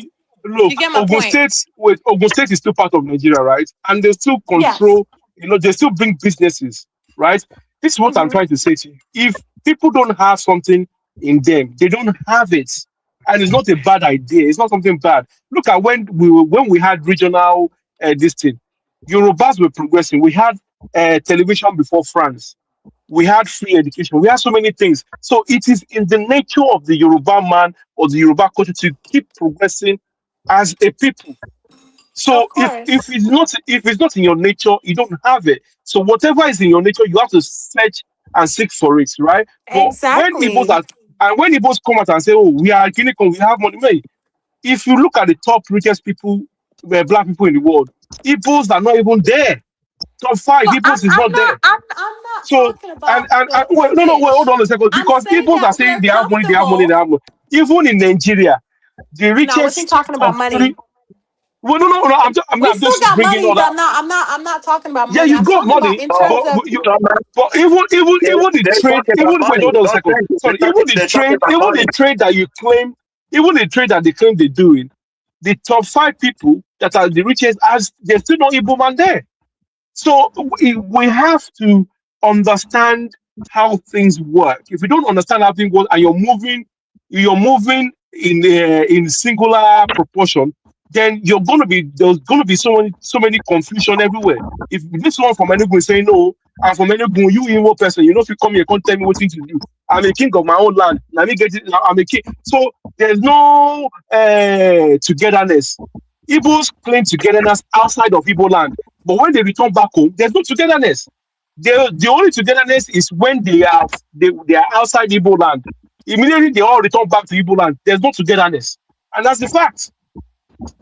I think like if we have control of our regions and everybody has their own government and governors, there's no rigged election, there's no someone like Hopus or them, all those, like we actually have a fair election, in Igbo land, I think we'll be fine. And that's in every land, even Yoruba But land. I think I think everybody every will be region will be okay, fine. If every region witness that, every region will be fine because Yeah, that is every how. region will be fine, but I'm not sure about the north with that Amajiri system they have Wait, going on. someone was saying that we don't want Igbo, we don't want, but we refuse to let them go. May, if all your 6 governors come out today and saying they want to go, they will go. Nobody will. So this is the mentality that I'm trying to tell you. You guys want to be given presidency on a platter of gold and say, okay, we'll take it. Now you are saying you don't want to let us go. Like, are we? If the I people going to honestly decide for don't you? think they care about this Come on. presidency, because if they No, no, do, they no, will wait, be wait. they'll be Chioma, politically aligned with Chioma, APC wait. and all the I'm cabal and all of responding to that. the I'm Chioma, responding see, to the make I fact that tell you many wait, problem with this. sorry, Make brother. I tell I'm responding Chioma, to the look at fact that these people, this particular our Igbo brothers want things to be handed to them easily and free. Just like we said, Mama puts food done. You understand? No, May, if you want it's to, not go- only, it's not only if you that. want to It's not go only out, that. Make I if tell you you want to go something. out, tell your 6 people, your 6 governors and your this to fight for it. And if you want to be To presidency, fight for if it, you want why the should we presidency, fight? Why should we you fight have to to. be But Chioma, you have to come in Chioma, together in one make voice I now. tell you something. Huh? The Why should reason we why Igbo, fight? see, Chioma, do you know why Let my Igbos people are, go. Chioma, Hey, wait, the please. reason why Igbo people are losing in Nigerian politics is I, this. am already telling you, we don't care. I don't know why Yeah, you're wait trying to now. reiterate that. Why are you reiterating that to me? I don't think we care though. Did you get it Okay, though? And okay, I'm I telling get you, it. we don't care. Oh, Even wait like now. literally, we didn't. Okay, so basically, we were irrelevant in 2023 election, right? For Tinubu, we don't care. Yeah, listen now. 2027, we will still be Listen. irrelevant. We Oh, still wait, don't hold on. care. You let me I land Okay, my think point. I you just do don't want care. you guys to think that like You the do care. You Shoma, Nigerian do care. politics You do is care. a okay, do or die enough. for Igbo Say people, the right? unity. We just Wait want the now, Shoma. betterness of Nigeria because we're still No, in no, no, no, no, Nigeria. no, no. We want the You don't want betterness progress. for Nigeria. Now, You No, don't want we progress do. for Like Nigeria. I You want don't. No, Nigeria to progress no. because I'm still in Nigeria. Most Igbos say that, but deep down, that's not what they want. No, see That no, is what no, not no, what they no, want. no, I'm no, telling no. you. No, honestly, I do. No, I do. But at Choma, some point, they I say they just want it don't together. care. wait now. Like Shoma, wait. basically, we don't care about the whole political, No, fight and all Shoma, that wait. rigging. Like it gets annoying. See the problem we have in Nigeria is I this. will tell you who you are because you don't have any country. On a tribal line, everyone is trying to outsmart one another. But the way your people do their own is like not coexisting, but to dominate others. You understand me? I will give you an example. Their neighbors don't have problem with Igbo. Calabama don't have problem.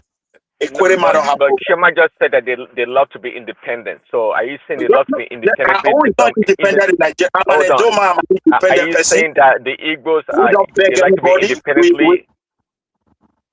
They like to be independent and dominate other people. Is that what you're saying? Let me quickly No, point that point. they're mentally they're mentally independent in every area, business, their mindset. They're independent beings. Like unlike the northern I people, don't know any you know. Nigerians who are Hold dependent, on, who are dependent. but I think it's Midwest man talking. Said they like to dominate other people. So I'm trying to No, understand I where never that said anything independence. about dominate. Or I never say we like to dominate Yeah, anybody. Not you. I say the guy, Midwest talking, not you. You say you like to be independent. I get what that I've come part. to realize, wait, let me land something properly. What I've come to realize about the people is that these are a set of people that when they come to your place, you welcome them. You treat them like we are all one. But as time progresses, they will be raising their kids while they will be telling those kids that your culture is bad, your way of life is bad, you are not a good person, and you not knowing it. And when that generation sprang up, you start dealing with different people. This is how I observe the kind of people they have. And if you look at the Nigeria structure today, everybody is fed Okay, up with hold on now. Shema, is that true? About what?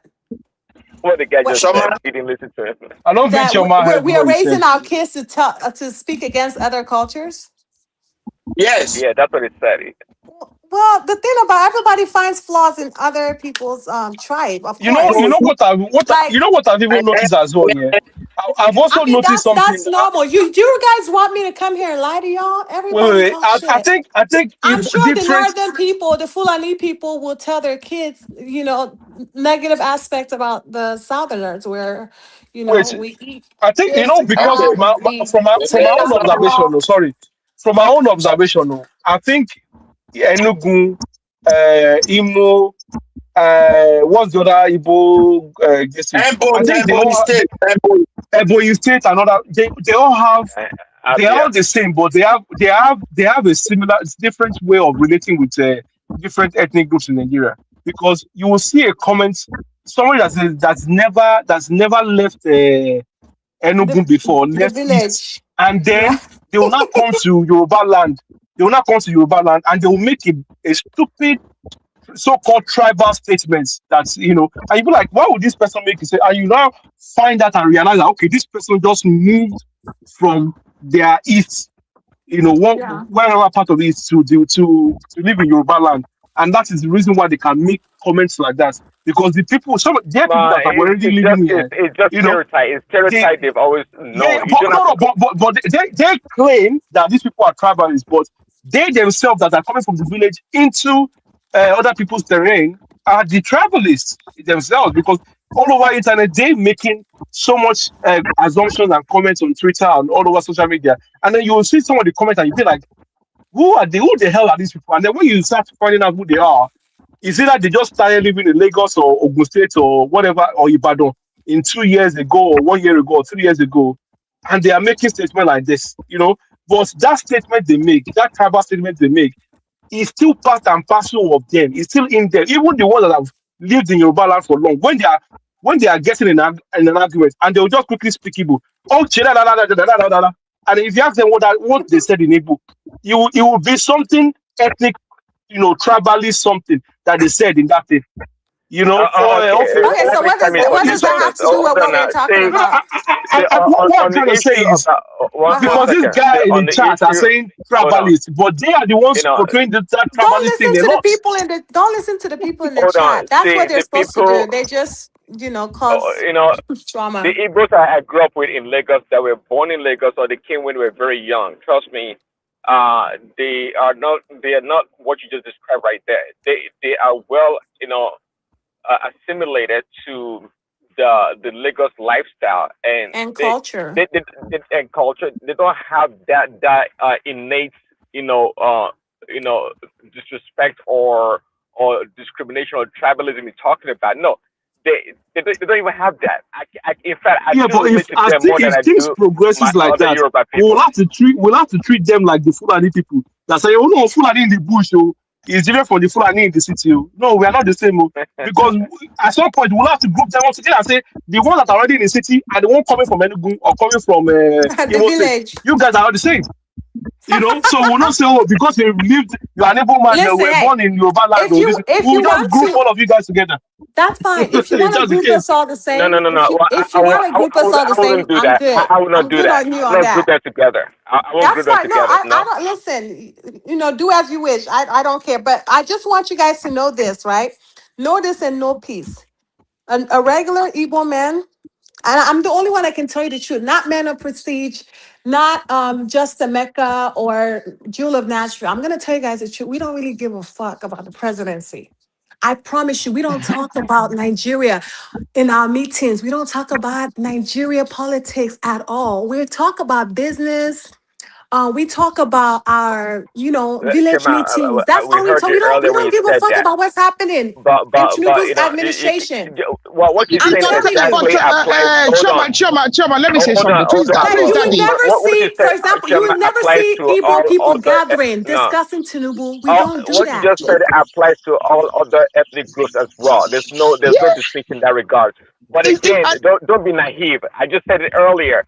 when it comes to Igbo politicians, they are no different than the Yorubas or the Fulani Hausa politicians. That's fine. Those are greedy Igbo politicians. That's So, fine. They can. so when you say we don't give an F about politics and this and that, that's We very have lost simplistic. faith. I'm talking That's about the simplistic. general. If No.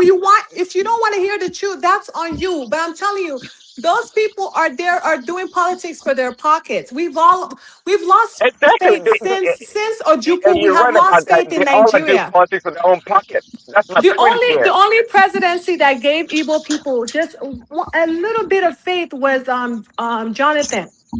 Well, right? because the government was populated by Let Igbo me tell you people. something. I'm the only one that can tell you the truth, bro. I am the only one that can tell you the raw truth. And if you don't listen to me, you will not hear the truth anywhere else. I'm not in disagreement with you now. Igbo people are you from Imo State? Igbo people, Yeah, she Igbo is. people don't hate Tinubu. Exactly. Let me tell you So something. your own faction Igbo of Imo people State don't now, even you're saying you have. don't care. Hold If I put an Enugu man now, it will Let have me different finish. traditions. Let me tell you the truth. Igbo people don't have issue with Tinubu. We don't even hate Tinubu. Honestly, the only problem is they wanted someone that can represent Nigeria better, like someone like a Simba when have George, you you become the know. voice of all Igbo people? When you live in America, when did you become the voice of all Igbo people, Chama? Well, let me say this. Prince Lies. Daddy, You want I don't. the lie. If you want to listen to lies, then that's fine. But I'm the only one that can tell Wait, you the raw truth. Chioma is the so-called No, civilized that is people. fine. I So mean, you're expressing your you opinion, understand which the is sound. I But can appreciate Prince your Daddy, opinion, but don't make it sound like you collectively you represent a one voice for Igbo people. That is not true. I represent the truth. Prince Daddy, but I represent the truth that nobody's going to Prince tell you. Daddy, These people Prince are Daddy, fighting on social media. It's a lie. It's a facade. They don't care. but Prince Daddy, They're just can you trying. make At this us? point with politics, we're just rocking the boat. We don't But give Prince an Daddy, F.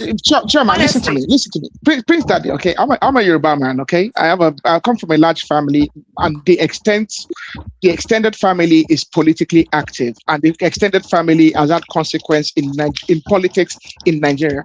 We don't sit around and talk about.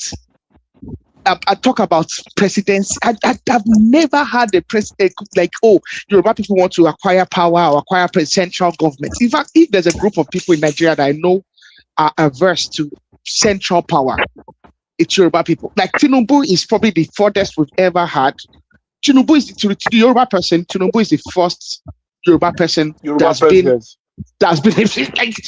In my own opinion, Tinubu is the first Yoruba president. Tinubu is the first Yoruba president, in my own opinion. No, I'm telling you, that's how the Yoruba. It's half Yoruba people.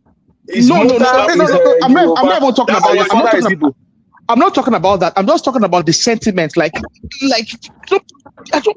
I've never really had a conversation with any Yoruba person that I know that is a close family or friend or in any social groups that has any idea that has this idea that they want central power, that has we are yearning for central power. The Yoruba people have a tendency to want to regionalize. They like the idea of regionalism and pulling away from the central.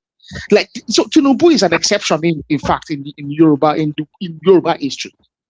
It's been an exception. You know, even though Awolowo, even when Awolowo was the Minister of Finance and the de facto Prime Minister under Gowon, even when he was there, he was always there. He was very willing. He wanted to pull away from it as soon as possible. Like, it's just so. I don't think it's unusual across Nigeria that people want to. So I don't think it's unique to any. Maybe there's one or two groups, you know. No. It's unique for the North people to want to be in power all the time. But for Yoruba mostly, Yoruba don't mind taking a backseat, but obviously ruling their own affairs. But if opportunity arises, they will take private by the book. But they are not going to be waiting. They are not going to be waiting. They are not going to be waiting and saying, no, Yoruba people, we are being marginalized. Let's take our this. We want to take it. No, we are not going to be crying. We're going to be busy working and making sure things work. But can You I know, say the not only like reason we're talking about being marginalized because of P2B, if P2B didn't even come no, up, Chioma, No, Igbos have we been talking. wouldn't Igbos care. have been We would talking. literally vote for Tinubu. I Igbos have been promise you. talking many years Choma, that they've been marginalized. They've been saying this thing many years ago. Choma just No. want to. Let me tell you something. If we remove P2B from the equation, I promise you, we vote for Tinubu. We don't care. No, No, Choma, Chioma, let me reply to that. Igbos It's have not been that saying that. serious. Igbos have Choma, been wait, saying that they've been hold on a moment, marginalized Choma. for Make I say something years. to Choma. Oh, wait. IPOB became what they had today because they were brainwashing those guys that Igbo are they've marginalized, Igbo have been marginalized in Nigeria. And they buy into those ideas and they become these IPOB of recent terrorist group that were terrorizing the Southeast. So Okay, how if you about say they Yoruba don't, Nation? No, how about Yoruba wait, Nation though? hold on a How moment. about If Yoruba you say Nation? Yoruba Nation have not got if to. But Everybody's Yoruba still Nation, but marginalized except for the no. the Yoruba northern Nation people. was not because of marginalization. Yoruba Nation is just because Yoruba people always have the desire for regionalism. The same thing with That's I just said Igbos. that no. The so same thing with Igbos. Igbos are saying sit at home now. Yoruba people are not commanding their people to sit at home now. don't make that statement because of Yoruba From Nation. day You said because one. it's because Listen, of Peter that's Obi. from day That is one. why they are saying marginalization. No, they have been crying this marginalization for years, even before Peter Obi. And that is why those guys believe that cry for so many years, that complaint. Igbo has not been given chance to be the president of the country. Igbo has never been given chance. They have never occupied any good positions. They have been marginalized. They have to go. And when they want to go, they said they need those state as part of Biafra. They need Delta state as part of Biafra. Okay, look at attitude. You can't be in everybody need one another. Take and your man they just mentioned. You know they Listen, take it but too You far. do the same thing, but you know, I went to you guys like to. five That's Igbo the thing. You bookstores guys here. like to point out They don't even problems. have, they call themselves bookstores, but they don't have Awolowo's books in their bookstore. And these are all Igbo bookstores. When I But asked some of that them, could just be a coincidence, though. That could just be a coincidence. that is not a coincidence, my brother. 5 Igbo bookstores that were very big in Lagos, they didn't have Awolowo's book. Come on. That could be a coincidence. How many places have Awolowo books? Come on now. That could be a coincidence. That is not. I wouldn't use that as a Even me definitive. now, if I want to get a Awolowo book now online to find on Amazon, it's not easy. It's difficult. So what I books are a bit difficult to get here. But Chioma, the thing what I'm trying to say to you is, Igbo people. Nobody hates Igbo people, but it's the fact that you're crying and saying you're being marginalized. Do something about it. Don't expect people to give you chicken on a platter of gold. You're not in a country like Nigeria. It doesn't work like that. So if you're saying you're being explain why you've been marginalized. Is it by not giving you the president, or because every other thing else you're doing? What you're doing. So the only reason why I say why you guys are shouting marginalization is because you've never become the president after the democracy in 1999. There's no Igbo president so called, right? But so that's the reason why they've been shouting. Sure, but you guys, if you guys were on the same boat, I, you say the same thing too. But we were on the same boat now. Yoruba people have been marginalized after independence. After independence, we've not had real power. After independence, wait, hold on a second, my brother. Wait, we've not had real power after independence. Every power has been every power has been between Igbo, Hausa. Check it out now from 1960. Go and check it. Unfortunately, I would say this though. I would say this from a sentiment. The only thing we control was our own place. Let me say this. Even our own place, they are still trying to control us in our own place. You can just wait. Let me say this. The way was trying to eat inside Yoruba land. This other people. Zik one in Lagos now. Zik one in Lagos, but that's what I'm saying. They're trying to eat there. Zik one in Lagos. Inside our land. When Zik was elected, when Zik was elected to the federal house. Okay, it was elected under Lagos. But what I want to say is this: marginalization is a concept that is a matter of personal opinion. A lot of the time, it is actually fictional. Now, the reason I want to say this is this. Tinubu is actually an exception. Because I can tell you that from a Yoruba perspective, it's really the first time the Yoruba can say they've been in power and they've been able to use power for the benefit or, because they are claiming that Tinubu is running a Yoruba government. But that's the first time the Yoruba people can actually claim, fairly or unfairly, that they actually are running government. So that means you guys don't see Facts. Obasanjo as a Yoruba president. Then. No, And there's nothing wrong with I keep that. saying this. No. Obasanjo is an Igbo man. Half Igbo, No. That's your own statement. His That's not my father statement. his father is Igbo. His mother is I don't Yoruba care. from That's not my statement. Because the king of Owu has said this years ago. Yeah. And everybody knows this. Yeah, but that's not where Everybody I'm coming knows from. this.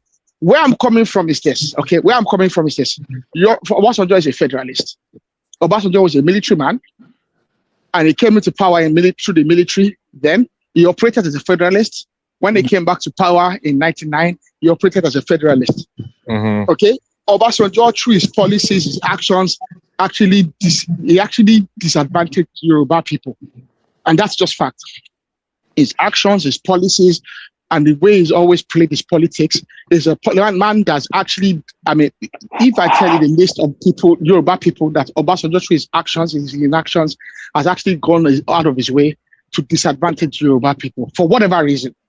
I think it's because he wants to. That guy is a very stupid man. Everything Yoruba, he turned it to national. About that. Our national first TV in Africa, he turned it to national TV. Our theaters, a lot of our development, he made it national. Mr. For what?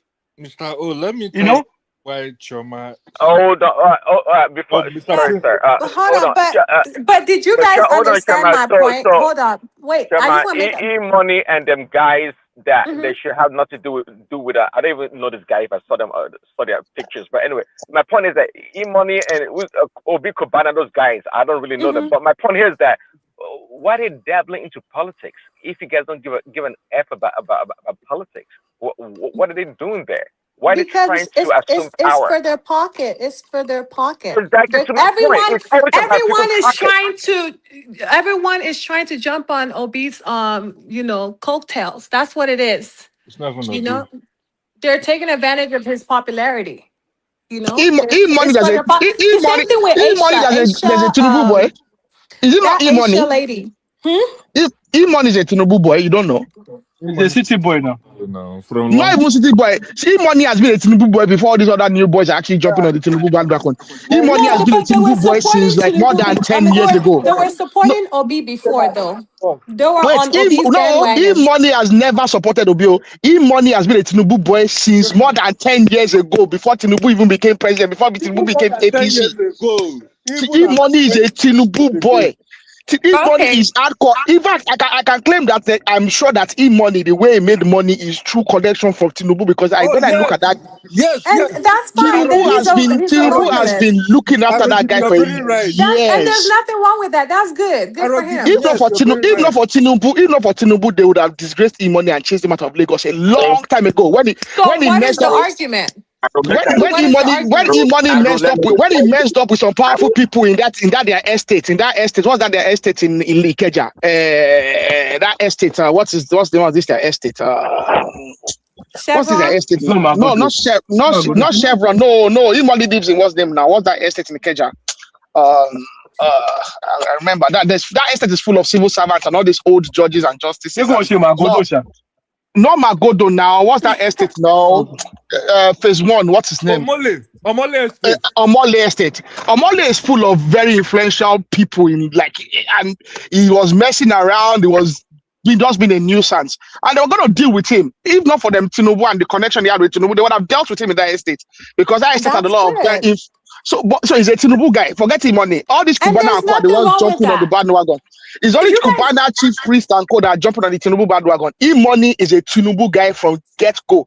And they got when they were doing. Remember that when they did the NSAS and when they did NSAS and there were people attacking Tinubu, the guy was silent. And I can remember people they came for him then because he was noticeably silent.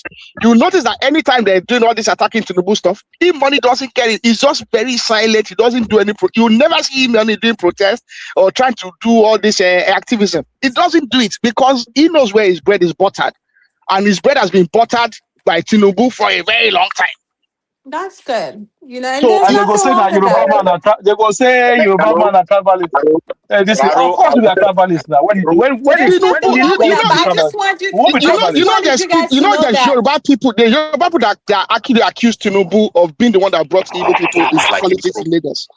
Because before 1999, I want to ask you a question. Hold on a moment. Do you see any future danger after Tinubu that when power go back to North with all these structures on ground, that the Yoruba will suffer politically severely in Nigeria? They will not suffer because wait, let me tell you something. If you're saying Yoruba people will suffer politically, that means Fulani man or whoever from another part of Nigeria will have to be governors of all Yoruba states and be senators, the House of Representatives. We will not suffer. The only thing is maybe hold on, maybe federally, they might not be whatever, but in our own region, people will still control things. But ask him why did you ask that? Why did you pose that question? Why would they suffer really? Why would they suffer really? Because let's understand why he asked the question first. You know why I asked that question. Thank you, Shoma. But not only Yoruba, but I will not include the entire South to it. Tinubu administration has made a lot of blunders. One, they tried to smuggle bill and they have silenced that complaint. Then I will tell you the Northerners, they carefully documented it. Secondly, we have now normalized go to court under this democracy. And another one, these guys don't want to give state police as a matter of urgency and create a room for national discourse to return power to region. I will tell you these three things. If they fail not to do it after this Tinubu administration, power goes to my brother. I am fully convinced. Can I answer Midwest? Let's let him finish. He's making a point because I'm fully convinced that the South is doomed. Not only Yoruba. That's the lie. Okay, Midwest, give me a chance to respond to Midwest. But can I say something though? The point he's making in terms that in every area, even in civil servants and infrastructure, Tinubu made a lot of changes. Even he transferred FAN. FAN, FAN. He transferred it from I think it was Abuja to Lagos, right? Well, FAN used to be in Lagos. They transferred it to Abuja. They only just brought it back to Lagos. It makes no sense. The main international airport is in Lagos. Those are the type of points he's trying to make. That Tinubu made a lot of significant but you will not changes. suffer now. Why will Yoruba suffer? Let me Midwest. I don't get this idea that Yoruba will suffer. But let's put it. Let's articulate your three main points. I think the first point you made was that the smuggling bills through smuggling bills at a very high speed without going through the full review. That is not something that's unique to this Tinubu government. Buhari did Every government is doing that. The only thing is the Tinubu government has been unique, that Tinubu has not had a situation where he has he has the Senate president in his pocket. Let's just put it that way. No. You change what I'm trying to say. Let me say. They discuss a bill, they agree on it, but the content they gazetted is different from what they debated. Twice they've raised this issue. But that is always happened in Nigeria. That's always happened in Nigeria. The problem, it has always what we've never had in Nigeria. Midwest now. What we didn't have previously was the access of the public to this general information. Exactly. Wow. So what has happened is that there's actually not a lot more public scrutiny. Exactly. So it is only an improvement in the fact that now as a public, we now know more of what is happening in the legislative. And now because of that, we can get, and a lot of the time, it's actually not that stuff has been smuggled in. It's just the fact that there's always a lot of confusion and a lot of people don't understand the legislative padding has been in existence for years. Not even budget padding. Now, let us evaluate how laws are passed. if a law needs to be passed, both the upper and the lower house. Now, I don't mean intend to disparage the House of Representatives by calling them a lower house, but both the Senate and the House of Representatives would actually pass the laws individually in their chambers, and then they will have an harmonization committee. Because the clauses have been changed in each of the houses, the harmonization committee has to then go into a negotiation and see how they can fine-tune and harmonize the laws that each of the houses has passed. After doing that, then they then have to bring it to the president. The president then signs the law, and then it is up to the civil service to gazette the law. I believe there's been some clerical errors in some of the laws have been passed, and there's also been a confusion between some because I think there's this current, I think is it the 10th assembly we have now, has the highest turnover rates in the history of the Fourth Republic. The turnover rates in the current assembly, I think, is well over 70%, which means that there's a lot of legislators that don't understand the legislative process enough. And also, I think there's been a lot of legislators that are also playing to the gallery. So I think that's the first matter I think dealt with. I don't think there's anything particularly unique to this administration, and I don't think there's anything particularly suspect or particularly malicious on the part of the administration. However, I think there's a few laws that have been passed in rather too quickly. But at the same time, we can also not say laws are being passed too quickly when we look at the PIA Act that took up more than 10 years. Okay. I know I've spoken for a while, but let me finish, please. The excess power in the hands of president, if it go past to north, Nigeria is not going to remain the same. But that is not new. Tinubu has actually not accrued power. Tinubu has actually not accrued more power. It's actually divested power. We have a chance to breathe, and instead of we to do something, we want these people to push us to a point where we will depend on oxygen. But wait. Midwest. Tinubu has divested more power. He actually has not accrued power. Tinubu has divested power. He has not accrued more power. Tinubu has divested power. He has not accrued more central power. I pray that they do something. Let me tell you something. I don't understand. So, okay, go on. I wrote, what is inherent in I think what Midwest question is the fear that we all have about these Fulani people. The origin of that question would not have emanated if we don't have fear for the Fulani people. Why should it be? Why should we be afraid that if they come to power, we should be shaking our boots because we've done something wrong? Why would he be thinking that? I mean, if they were in power, just like Buhari was, they did whatever the heck they wanted to do. Exactly. They would do worse. They did worse. But why the heck do you think that we should be afraid when they come to power? Where is that coming from? Why is that? It's really inherent in the fact that I think we are afraid of these people. We think they are more, I don't know, malicious, brutal. I mean, whatever. No, I'm not. See, it's not because of the brutality. They are very strategic in dividing people, and they are very strategic. They are not strategic anything, Jare. Don't be giving them props. Don't be giving them props like they are very smart. They think they're smart, but they're not smart. Hold on. So what's the worst that the Fulani will do if they come into power? Look at what they will do, If power go back to north again, for power to come to south will be very difficult because they make an attempt. So they will hold it again for 20 years. Hold on a moment. When Buhari was leaving, they were making an attempt to retain the power, but the atmosphere was not right for it at that time, and that is why, partially, if you look at it, none of them even supported Tinubu. They were trying to maneuver, and they miss it. Now, if power go back to them, you know what they normally do? They will be in charge of the Senate. They will come back to you, my own Edo, and they will be using my own politician to silence the people there. They will go back to your Southwest. They will be doing it. You will be hearing your brother name, and they will not do anything for you. But that's no man. Oh no, that is not their fault. That is our fault. Exactly. I can't. If they are not holding my hand, if my representatives stand idly and don't represent me adequately, how's that very well? You have your own to protect. You have your own place to protect. You have your future to protect. Go back. Exactly. My brother, I will protect it myself now. They're not going to protect it for me now. It's just like all this It's just like all It's this democracy. insecurity going on right now. Right. It's just like Not all this only insecurity insecurity, going on right not now. only A Yoruba insecurity, man, the wait, a Yoruba man is Okay, still then. One voice. a Yoruba man is in the Nigerian president, right? But there's still insecurity in his own land. So he still doesn't. If the Fulani man or Hausa man enter power today, right, it doesn't change anything. You know, in as much as the people that are going to be the key those custodians, the obas, the kings, and everybody are still Yoruba people.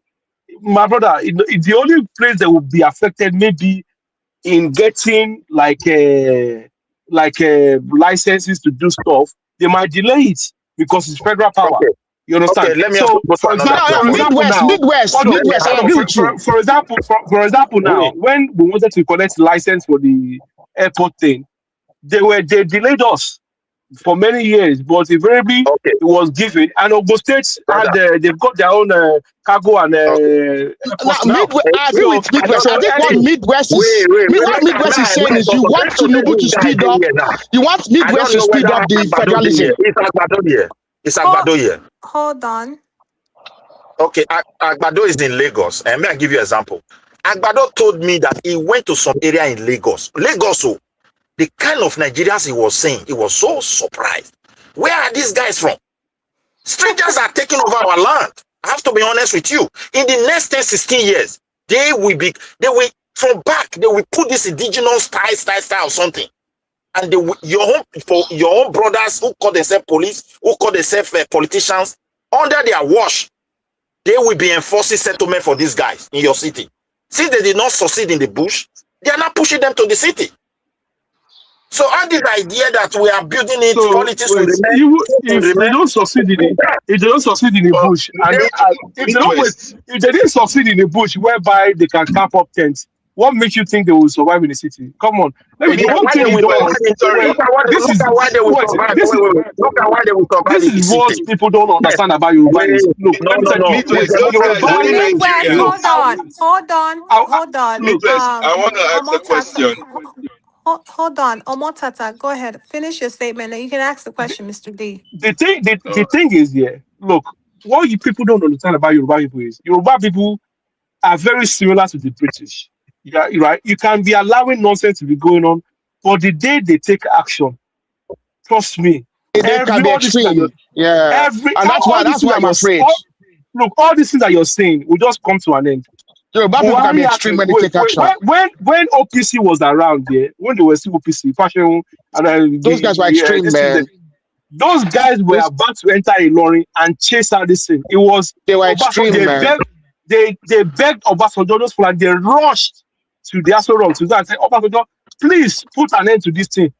Because the way they were moving then, they were clean out. And in Shagam then, when that Hausa thing happened, what they did to those Hausa people, imagine buying all those people and loading them into trailer and tell Baba, them to drive them to north. OPC used to go to Sabo every morning in Ibadan, and they used to just deal with all this. Like I used to be afraid.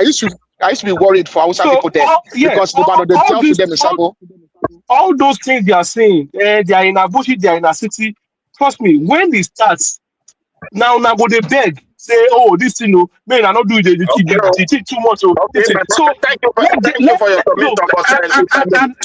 and also let me tell you something here. Yoruba people are very crafty. They are when people will say, "Oh, Yoruba people are mumu," they be mumu. Yes, you might think they are mumu, but when they are start winning power here and there, you go no say they don't be mumu because they've clearly shown you how to be politically observant.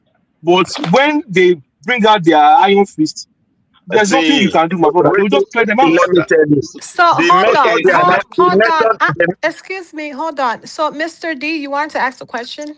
Yeah, I want to ask a question because sometimes these guys here, or all these people who speak up for all these APC defenders, and I'll put it like this: you say someone is Nigerian, why is the person not allowed to stay in one part of Nigeria?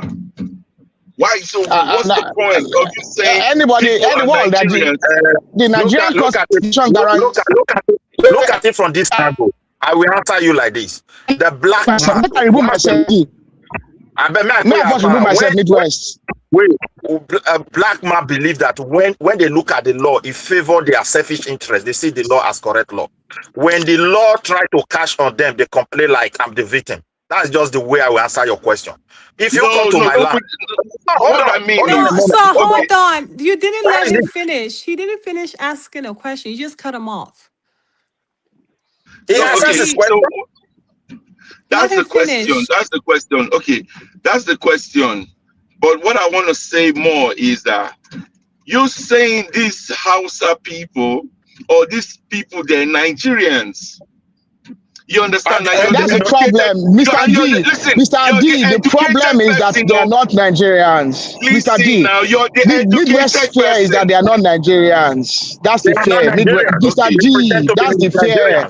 Mr. D, the problem is not that they are Hausa or the Fulani. The problem is that they are not Nigerians. Mr. D. They are just aliens. No, Mr. D, the problem is number one, they are not Nigerians, they are mixed. So there's actually, Mr. D, in most states in Nigeria. Let me answer Mr. D this way. Mr. D, where do you live? I want to ask you a question. He's in London. Okay, the people that Mr. D, the people that live in London, irrespective of race, tribe, where they are from, are well documented, isn't it?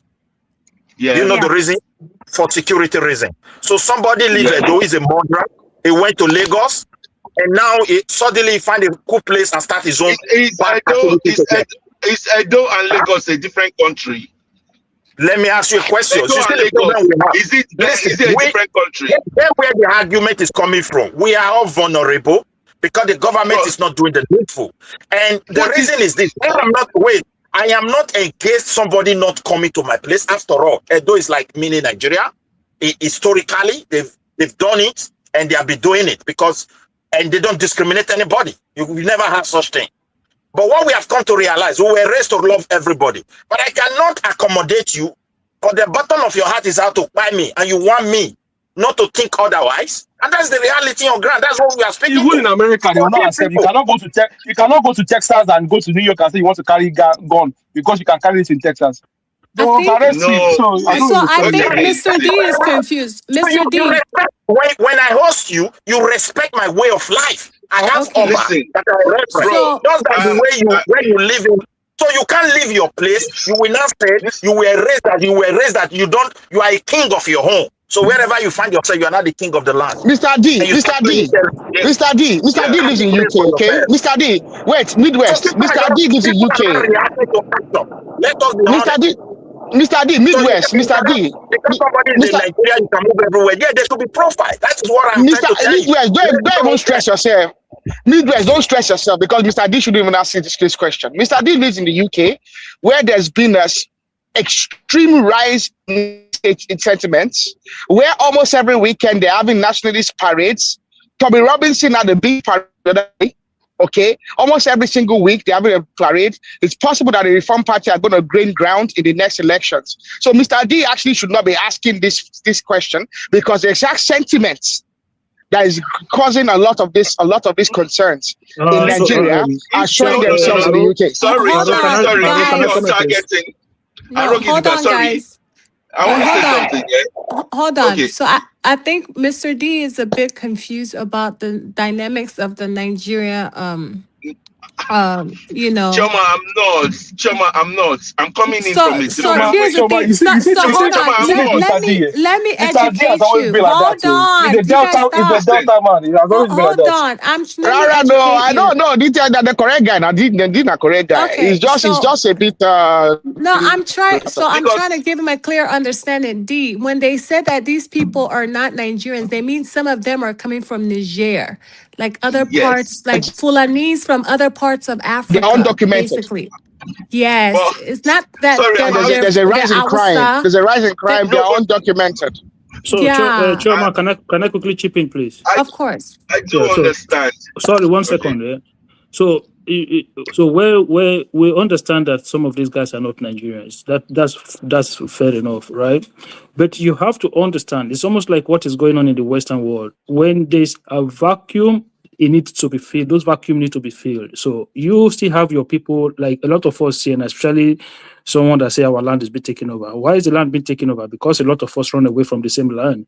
So your people still need to farm, or are the people that work in the farm? They go and bring these people to come and work in their farms. Your people, your younger generation, they do Yahoo, they are doing all sorts of stuff except do the farm work.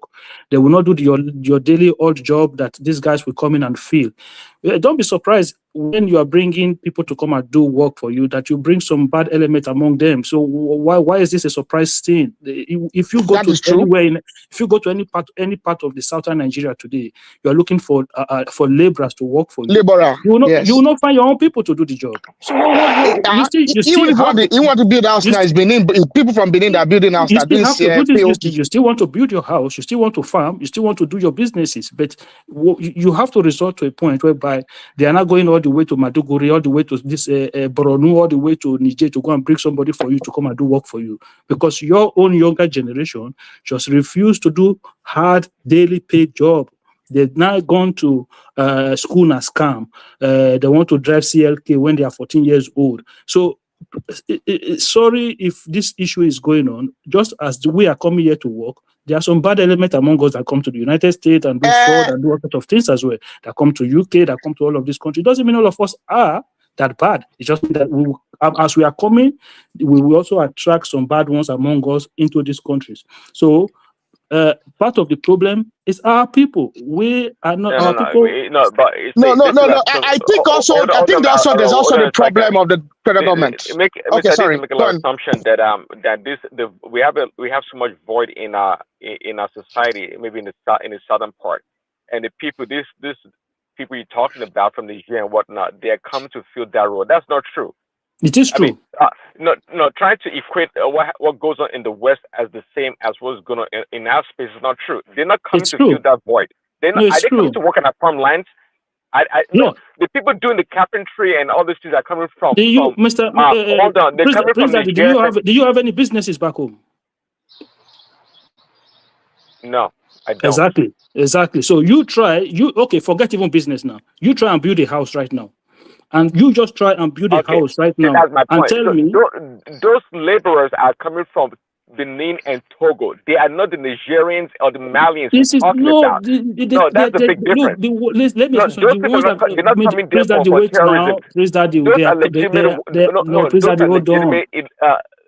terrorism. Workers. The ones that are coming from Benin are your tilers, your mercenaries, the ones that If you're doing your normal labor works, right, you get most of them from the northern part of Nigeria. I'm telling you this for fact. If you do your farm work, you're getting most of them from the northern part of Nigeria. Even as I speak to you now, my gate man at home is from Kano. Kwankwasia with his red cap every day at home. Gate men have always been Hausa people. That's nothing new in our space. They've always been Hausa people. I'm just telling you. The people that sell tomatoes and potatoes on the street in Lagos, they've always been in Northerners.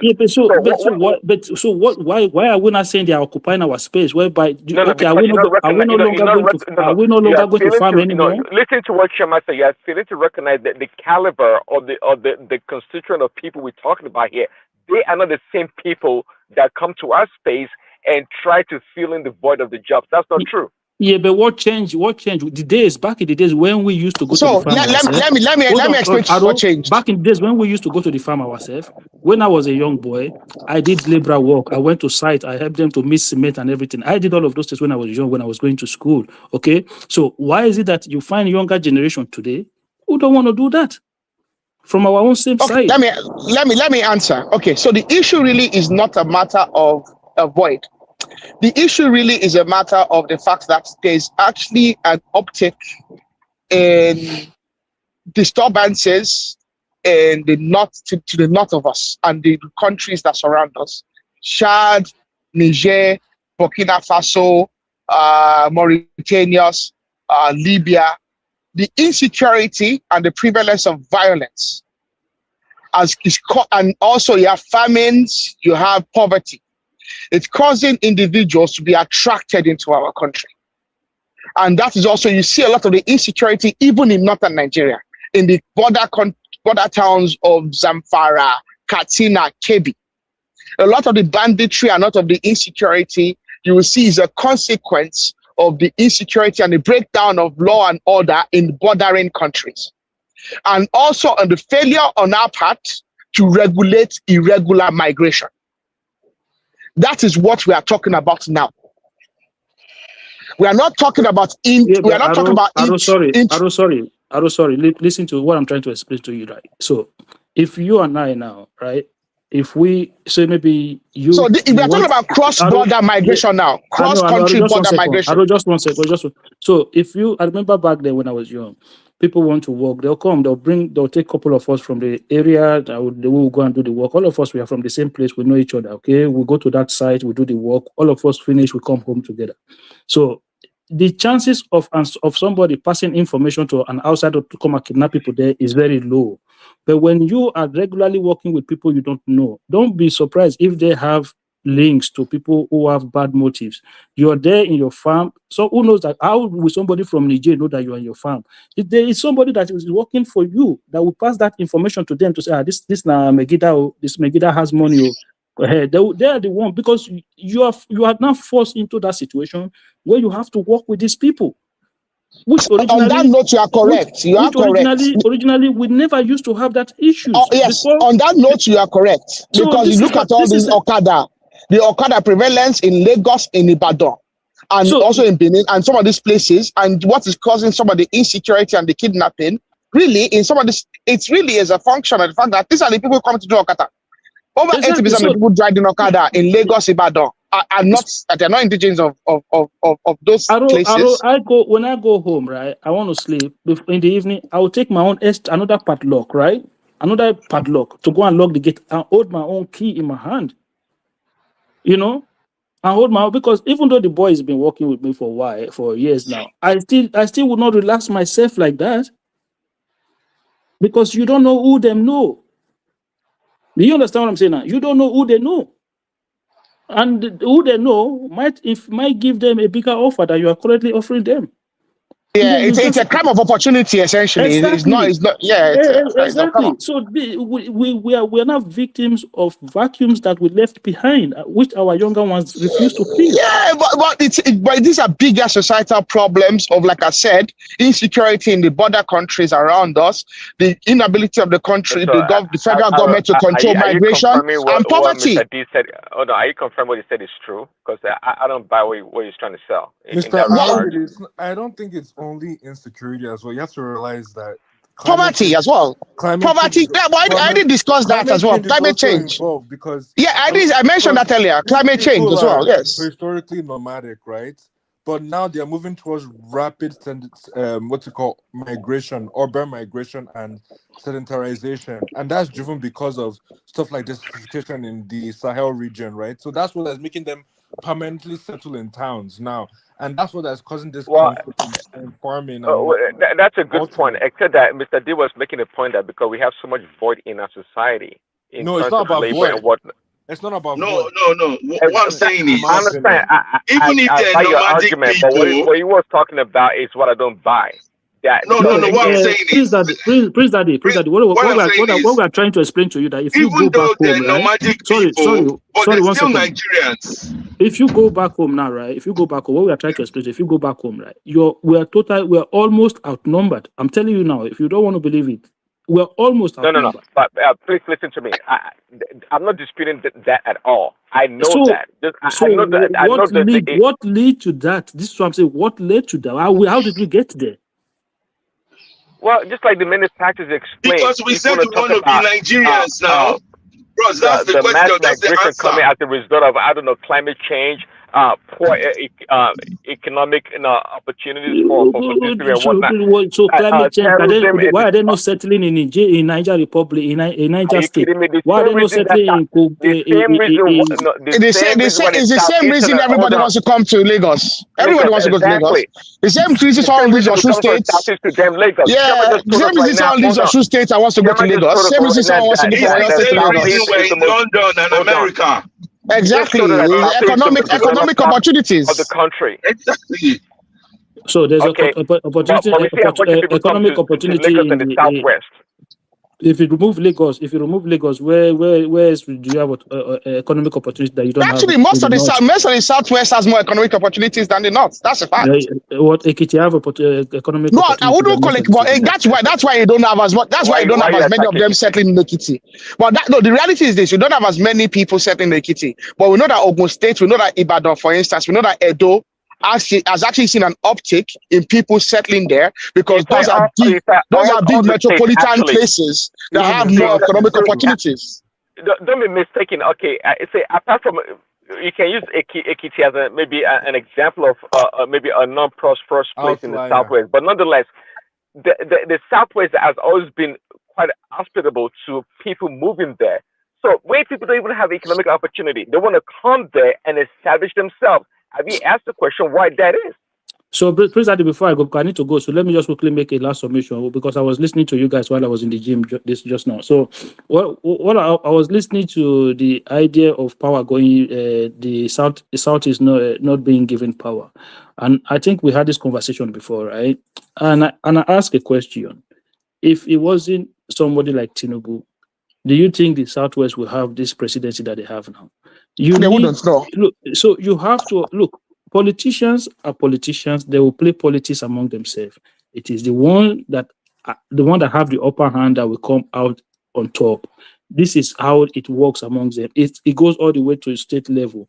It's about I don't know why ordinary Nigeria, an ordinary man who don't have electricity in his house, who struggle to eat at home, is fighting for a politician to become president as a way of him not being marginalized. There is a marginalization going on in Nigeria. It is marginalization from the rich to the poor. It is exactly. the marginalization of the elite against the ordinary Nigerians. Until we start to see it like that, this is why I do not join people with all this kind of nonsense movement, because how do we start this conversation on whereby I have to support somebody because they are from certain tribe? I don't do that. If you want us to have a conversation as to what is our problem, then we have this conversation. I have my own different idea. If I come out tomorrow and say, look, I like this, I like this, I like this, it's not because I like the person that is doing it, it's because I like those policies as a person.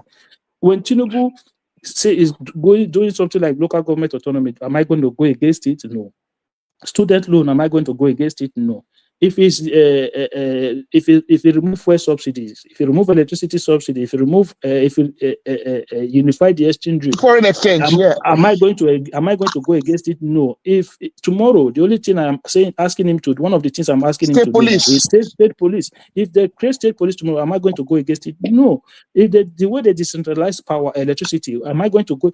No. These policies are things that I was fighting Buhari for not doing. These policies are things that I was complaining that Jonathan needs to do. These policies are the things that I say Obasanjo should have done when he became president. And then somebody came into office, whether I like him or not, and then is carrying out these policies. And then you want me to still fight the person? No, I'm not in love with any politician, whether you're from North or from South. If Buhari, as hopeless as he was, had been able to pass laws, or Obasanjo has been able to put us in the path where Tinubu is trying to do now, this country, in my opinion, would have progressed far, far, far ahead of where it is today. I believe that our system is modeled in the likes of the United States, right? And we cannot then run a centralized system of government because that is not how it should function. We have to decentralize all of these things. We have to take central government out of this. Look, even to the fact you know how I have it in my head, how I have this decentralization in my head. I have it to the point whereby our federal government should not be building hospitals. Our federal government should not be involved in university or building university or operating university or running hospitals. Leave it to the state and the private sector. Just like you introduced Nelford, introduce something for the health sector as well. If you can have a form of an insurance system where the people key into, whereby any time you need to go to the hospital, whether private or state hospital, then that insurance covers some of the you have to address immigration along with that. You can't say leave everything to the state to do. But federal government usually immigration and the military. I'm not going to say that you decentralize the military now. All states are not equal. Some will perform exceptionally well than others. We all know that. President, that is the whole point. That's the whole point. Look, if But you that's the look, beauty of a federal system. No, hold on now, that's the but beauty of the you federal can't say system. that's the whole point without addressing immigration, because everybody is going to troop into the places that are doing very well. That's my point. No, we cannot. Look, it's almost, so you're telling me now that somebody cannot leave Texas and go to New York. Is that what you want? You want us to address immigration in that place? No, if you are not living in Texas and you go to New York, and it happened, the New York government make some expenditure for your healthcare, who is going to pay? What do you mean? Who is going to pay? You're going to pay taxes in New York. Then the New York government will take tax. No problem. That means you live in New York. Okay. Yeah, but all those people that live in the villages all across the country, they troop into your state because you have good healthcare, good education. They overwhelm your infrastructure, your road, your healthcare.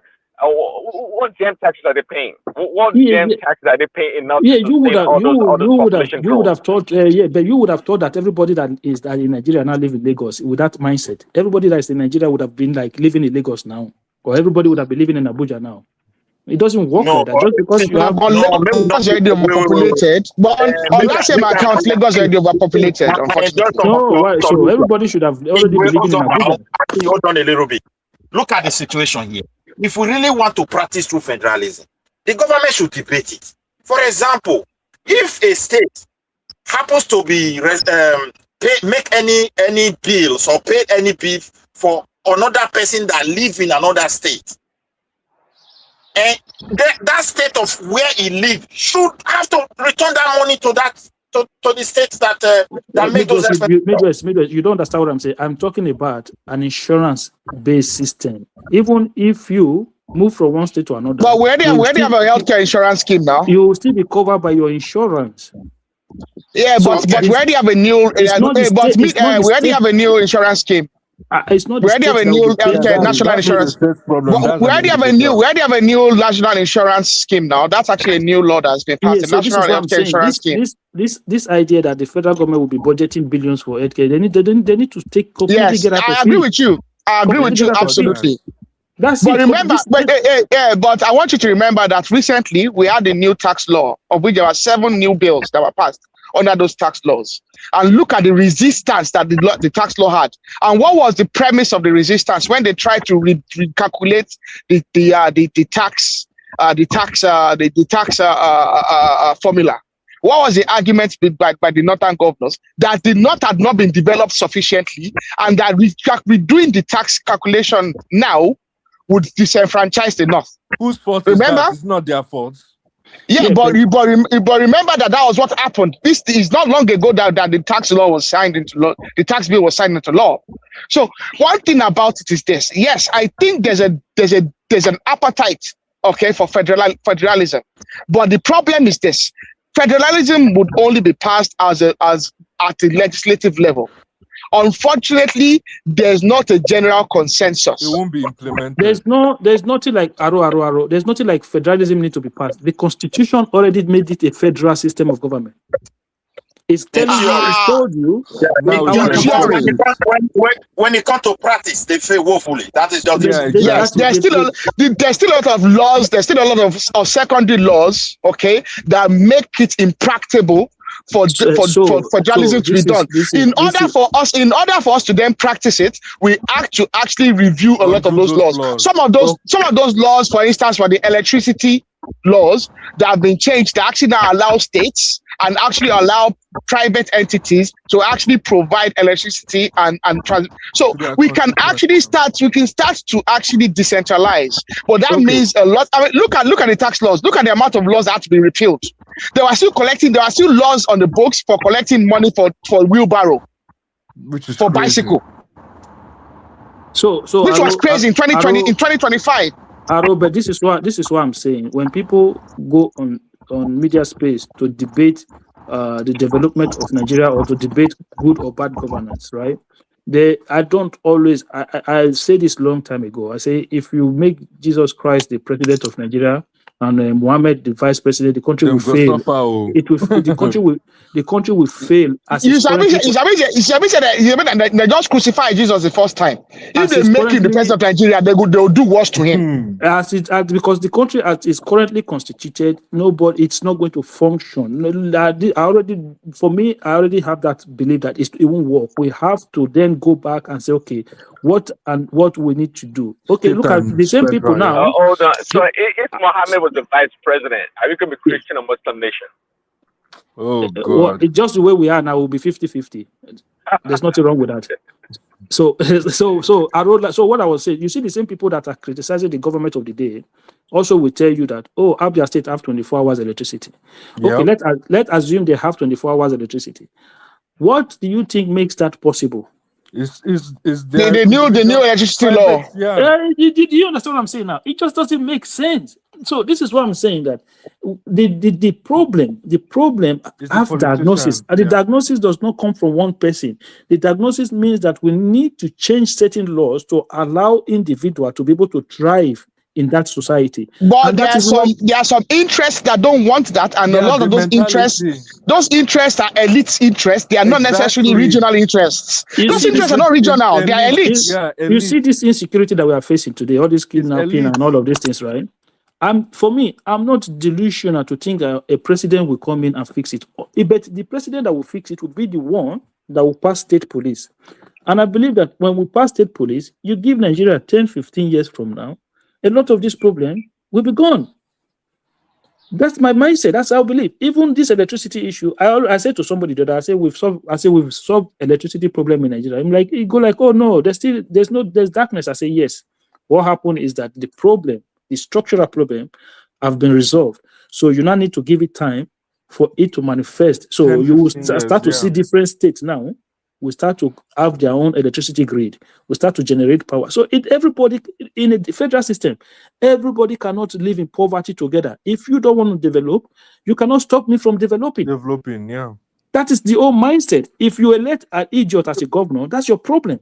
If I elect somebody who knows what they are doing, that's my problem. And I think that's what the Northerners are facing. The governors are facing now. I think they are afraid of the reprisal from their own people, because they'll be seeing what is going on in other regions and be like, and why is our own region behind? And they're looking at their governments. The thing is this: they have strategy. They will, because of the over concentration of power in the hands of presidency, they will tell you those people are enjoying this because their brother happens to become the president. He's taking the old resources. But that's not true. There's the way they always use the Nigerian federal system as an excuse. You understand me? For their failure. And they have been doing it. If you look at the way they oppose bill, they will always say, my people, our places are like this. Because these are the things they can say to their people. It's not their fault. It's Nigeria the way. So that is why anybody that want to fix Nigeria, like Akim said, this one will work. My brother, in the next 15 years, we have been hoping. Look at the age we are now. What has really changed? Nothing. So the structure itself is already faulty. Because you cannot be taking money from federal and be distributing it to people, governors that doesn't work hard to make money. You read budget for healthcare in the federal level. My state government also budgeted for healthcare. You go to the state, nothing is happening. I don't know whether you understand now. So we cannot be pretending over it that it's going to work. This one is having electricity. Sometimes we praise these people, overpraise them, and after their tenure, once they are out of office, the revelation that will be coming out, you will be so shocked. So this is my submission there, because I think it starts with us though. Okay, let me also go to the state police. Let me just throw back to the state police and just mention. What kind of state police do we actually want? I think the other guy asked a question the other day. They said they want a graduate to go in there. To really have a police, it means if they pass the law today, maybe it will take 3 years to train them. Because you're going to bring out laws for them. You can't read the laws of the land just overnight. To ramp up, yeah. So okay, you're going to train them physically. I mean, they just jump into poto and jump into fire, then you give them uniform. No, that's not. And you have to provide materials for them. Their vehicle have to be equipped. If you really want to have a police, you have to discuss their salary, their welfare, their being, and the kind of categories of people you want to recruit. So all this will take like 3 years plus. It's not going to be a magic. But if the kind of police we are, hoping for is like the one they but recruit this Midwest, local that's vigilante, why. Midwest, isn't that how it should be? That's good. Isn't that how it should be? That That's good. Yeah, we go exactly. in the right Progressive. direction. Yeah, We go in that's the right good. direction. We and keep then it traveling in takes the right time to direction. fix it. Yes. That's it. At least we are traveling in the right We're not direction. going to say because it's going to be another 3 years, then we don't do what we're supposed to do. Because that's the problem we've had. We've actually not, a lot of presidents in the past have actually not had the conviction to move in the right direction, because moving in the right direction will bring some temporal pain. Because they are constitutionalism. That's why. No. I think it's just the conviction. A lot of presidents, because presidents in Nigeria have always been afraid, especially because you had look at the history of us since 1999. We had Obasanjo that won the first term. We had Obasanjo that won the second term. Now we had an Obasanjo that wanted a third term. And what did Obasanjo do? He compromised himself and he undid all his efforts in the first and second term because he spent the whole of the second term chasing the third term agenda. Yeah. We then had a Yaradua that passed away by his second year. We had a Goodluck Jonathan that won in 2011, that then wanted to return in 2015, and he undermined himself and he was making bad decisions because all he cared about was that he wanted to return in 2015. Exactly. We then had a Buhari who was unfortunately not ready and not proper. He wasn't equipped for the job. No, not fit for purpose. So now we have a Tinubu that has a first term, but he also wants a second term, and he's not traveling at the speed that he should be traveling, although he has made some. Tinubu is unique because unlike the others, he has actually done some things that the others didn't have the conviction to do. Because Tinubu stood on the subsidy matter, he stood on the forex matter, he stood on a lot of things that others didn't have the conviction to do before. So I'll give him some slack for that. But like you said, the state police is not coming quick enough. It's true. See, my brother, most of the policies that Tinubu is putting on ground, whether they are not good or not, but they are enough for people to walk upon and build the nation. Most of them. But the problem I have, when you now look at the country, the complexity of the entire country, my brother, people from different regions, people from the way they see how government should be, then I'm always convinced that this thing is bound to fail. Because once power goes to them, we rotate the power. And they will look at it, because if they oppose anything that Tinubu is presenting, they will always use that word. It's not good for our people. Because they are afraid of something. If they don't talk like that. So we too, when they get there too, we should look out for ourselves as well. So when we should speak up for ourselves as well. Don't expect that easily from any certain leader. You are just opportune to have Tinubu. And that is why I said, if this man don't do something about this excess power in the federal level before he leaves office, the way I'm seeing the future of the country, and globally with what is happening to the economic and these nationalists and everything that is going on, no respect of law, power plays, I don't know the position they're going to place us. I don't know.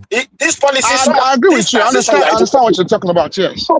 Nigeria is now in a situation whereby to sabotage anything that is good is so easy. It's easy, yeah. Very easy. Very easy. Okay, look at insecurity. They know when they strike in place like Oyo, a Yoruba man is the one ruling. If they strike in Lagos, that will bring his image down. Okay, certain people are the one ruling and they have the power. And look at the strategy. You keep on pumping money. What are the army generals asking Tinubu for? More resources. Nothing more than that. But to be frankly speaking, why not promulgate a law? The free movement is contributing to this insecurity. Please, you are in Nigeria, you are free to go to any place. Wherever you find yourself, you must report if you want to live there. Before you enter village bush that you are not origin for, go to the local government office and process this paper. In that place, put equipment to fingerprint them and take their photos. And anyone you control that doesn't have it, let the penalty be strong. Either death penalty or a serious jail in that same community or state that called you. And if you do it first time and second time, you will be bound to leave your state of origin by law.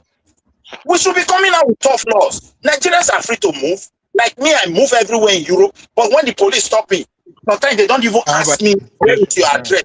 With the number they control there, they know where I live, they know where I work, they know they will even ask me how long have you been here. They just want to document something about me. And later they give me, if anything happens, oh, so person that was from so area, we found him here, and all of them, they will be checking.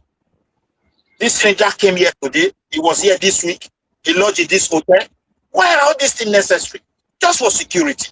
In our own place, everything is kinetic, bring money, and they are now super rich, and the country is dying.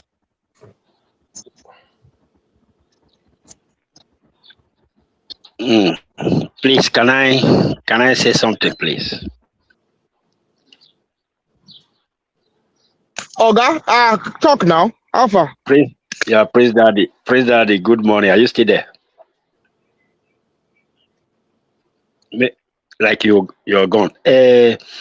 Please, so I've been enjoying all your conversations. I woke up and said, okay, let me see if you guys are still there. I met you guys.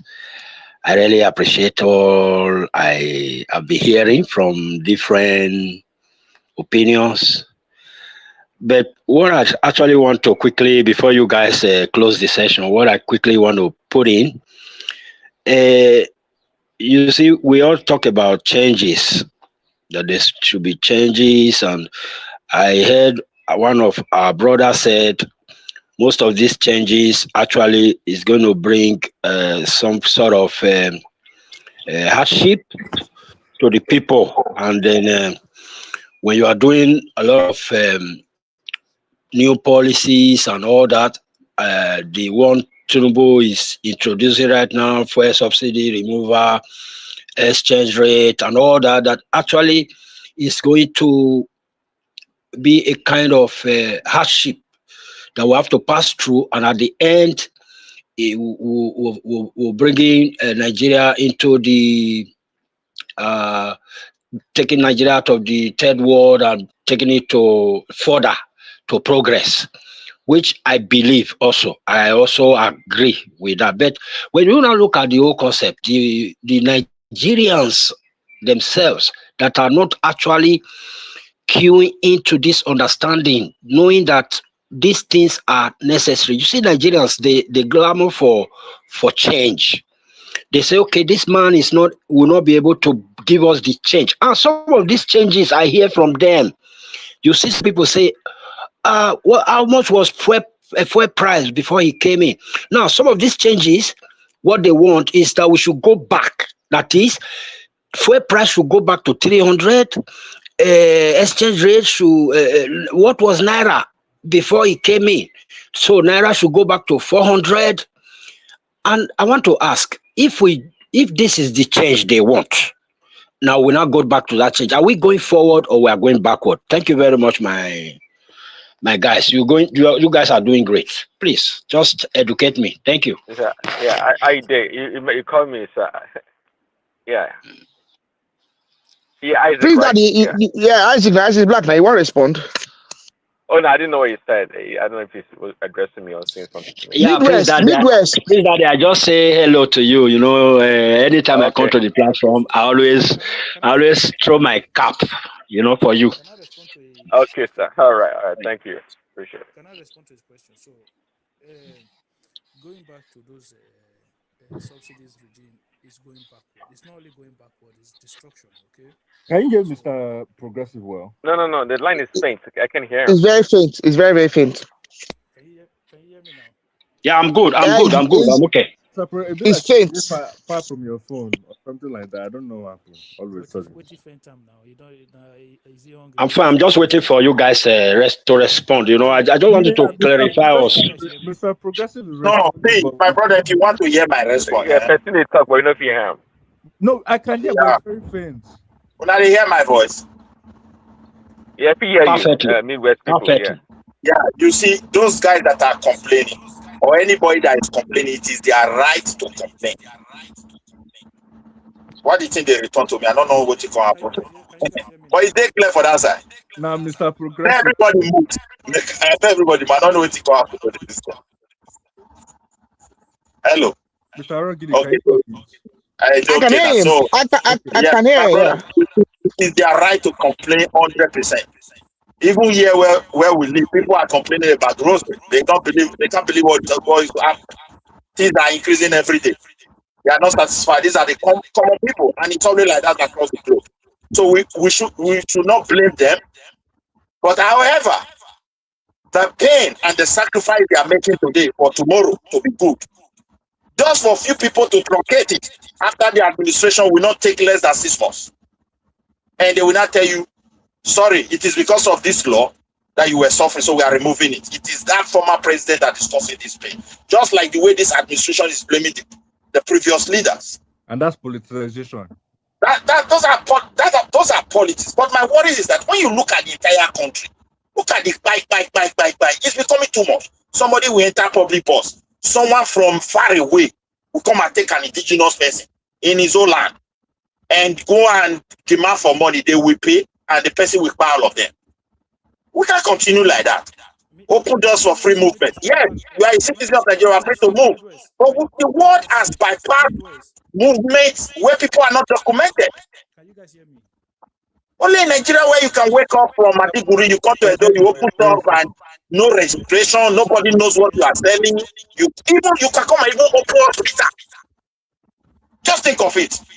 Can anyone hear me? And you will be treating people inside hospital. You are not a doctor. They caught somebody. Sorry, Akim, I think you have to go in and come back. You can't hear you at all. Very faint. Go ahead, midway. Yeah. So you just imagine they caught somebody running an hospital. He did an operation, appendicite operation on somebody. I think that person died. Later, when they investigate, this guy is not even having a license. He's a secondary school certificate holder. He said he has worked with a doctor for many years. Hey. So from there he learned all those things, and he has been doing that operation. That is how far we have gone, my brother. It's okay. You go to pharmacy. How do those drugs arrive there? The government don't care. Just imagine. Have you not heard of, if you are from Edo State, have you not heard of Medical Store Road? Yeah. Those things were built 70s. The reason is that any single drug that is coming to Bende must first of all arrive there, just the way it is in Europe. You see that small number will be OQ something, readable something. Yeah. Where they follow us since ancient time. That number describes a lot of things about where it was made. So they have to document it. That is 70s. So today Nigerians don't even know where their medicine is coming from. Nobody cares how it was transported. Because the most difficult part about medicine is transportation. Because there are so many temperature settings that goes with all of them. Okay, brother, that medical store is not just that they just gave the street that name. It's significant. No, they built the warehouse, everything there. Okay, look at here. Somebody we go in Nigeria, you go and buy some chemicals. You are making wine for people. And tomorrow you say you are a millionaire, we are very good in business. Man, the country is fucked up. Let us address critical issue. You can't be putting policy under this kind of situation. If the citizens are now used to that. Midwest. If you know the amount of renal failure in Nigeria now is very high because of this. We are now having a generation that lack control. We're taking advantage of the whole thing. We believe life is like that, now, which is very bad. That's why I advocate for a tight control over Nigerian businesses, because the businesses are killing Nigerians today. Yes. They don't advance. You bring your boy to come and dominate everywhere. You say now we they do business. But what the fuck? No warehouse, nothing. No At the end, you are building houses. The company where I work, they are having almost 100 workers. How many people they feel they get profit, go they build house for Europe here? How many? You pay tax through your nose, man. Then you only pay ticket money. At the end, you are making million. Government is bad. The front of where you are making business is smelling. You expect government to come and be cleaning everything for you. Why you throw plastic and all those dirty things inside that place every blessed day? Yeah. My brother, they need to address critical issue. Anybody that want to come with policies that doesn't want to address this is just joking. We need what we call national orientation. They need to bring that national orientation back. That national. I agree with you. Midwest, everything still boils down to the But government taking responsibility. sorry, you can't expect people to do the right thing when the government is not doing what they have to do. That I is Exactly, mean, true. exactly. The government has to who's take charge. The government they have somebody's to going to use their they have profit in the to millions enact to fix road or clean their they damn have to environment. enact what's it called? War against indiscipline. That's what Uh-huh. that's what that needs to happen. War against indiscipline and national orientation. That's what that needs to happen across I don't Nigeria. believe anybody can do it in the whole Are of you Nigeria. talking about the same war against indiscipline that fella was singing about? Who's Yes, indiscipline? The people or the the government? war, as far as that Both name the people Nigeria and is the government now. as far as that name so, Nigeria is so concerned, Ara, are you saying we should go bring back the white man to come put? No, which So we should white go man? bring back the white man to come put us We together. don't need any white man Oh anymore. no, it was Buhari that did why now. Buhari was one that did war against Yeah, indiscipline. exactly. It's Buhari and no, it was Idiagbon. not him. It was the Diagbon that owned that Idiagbon, administration. yeah. Nobody really understand what was going on. You know, when two people are going together, and maybe you are just the president, the other guy is your deputy, but he has the brain. The whole glory will go to president. It wasn't Buhari's own. And Buhari that's wasn't why they wait. That's why they wait for India to go to Mecca now. They come out Buhari straight. yeah, because Buhari, if Buhari was to be a disciplined man, naturally he wouldn't have allowed this insecurity to foster to this level. He would have stopped it, and people would have praised him for it. He's an ex-military man. He knows what was going on, but he didn't do anything. All this repentance something. He was the one that started this. I don't know whether that program has been there, but he was the one that was. We have to make them to repent our children, this and that, and these grazing root laws, trying to take possessions of rock waterway, even trying to remove the state from the way of land control. Just think of it. So the way the country has been messed up, first of all, the way we run business will always contribute to insecurity. The government is too far away from the daily transactions of Nigeria. Yep. It pains me. It's too far away. Yep.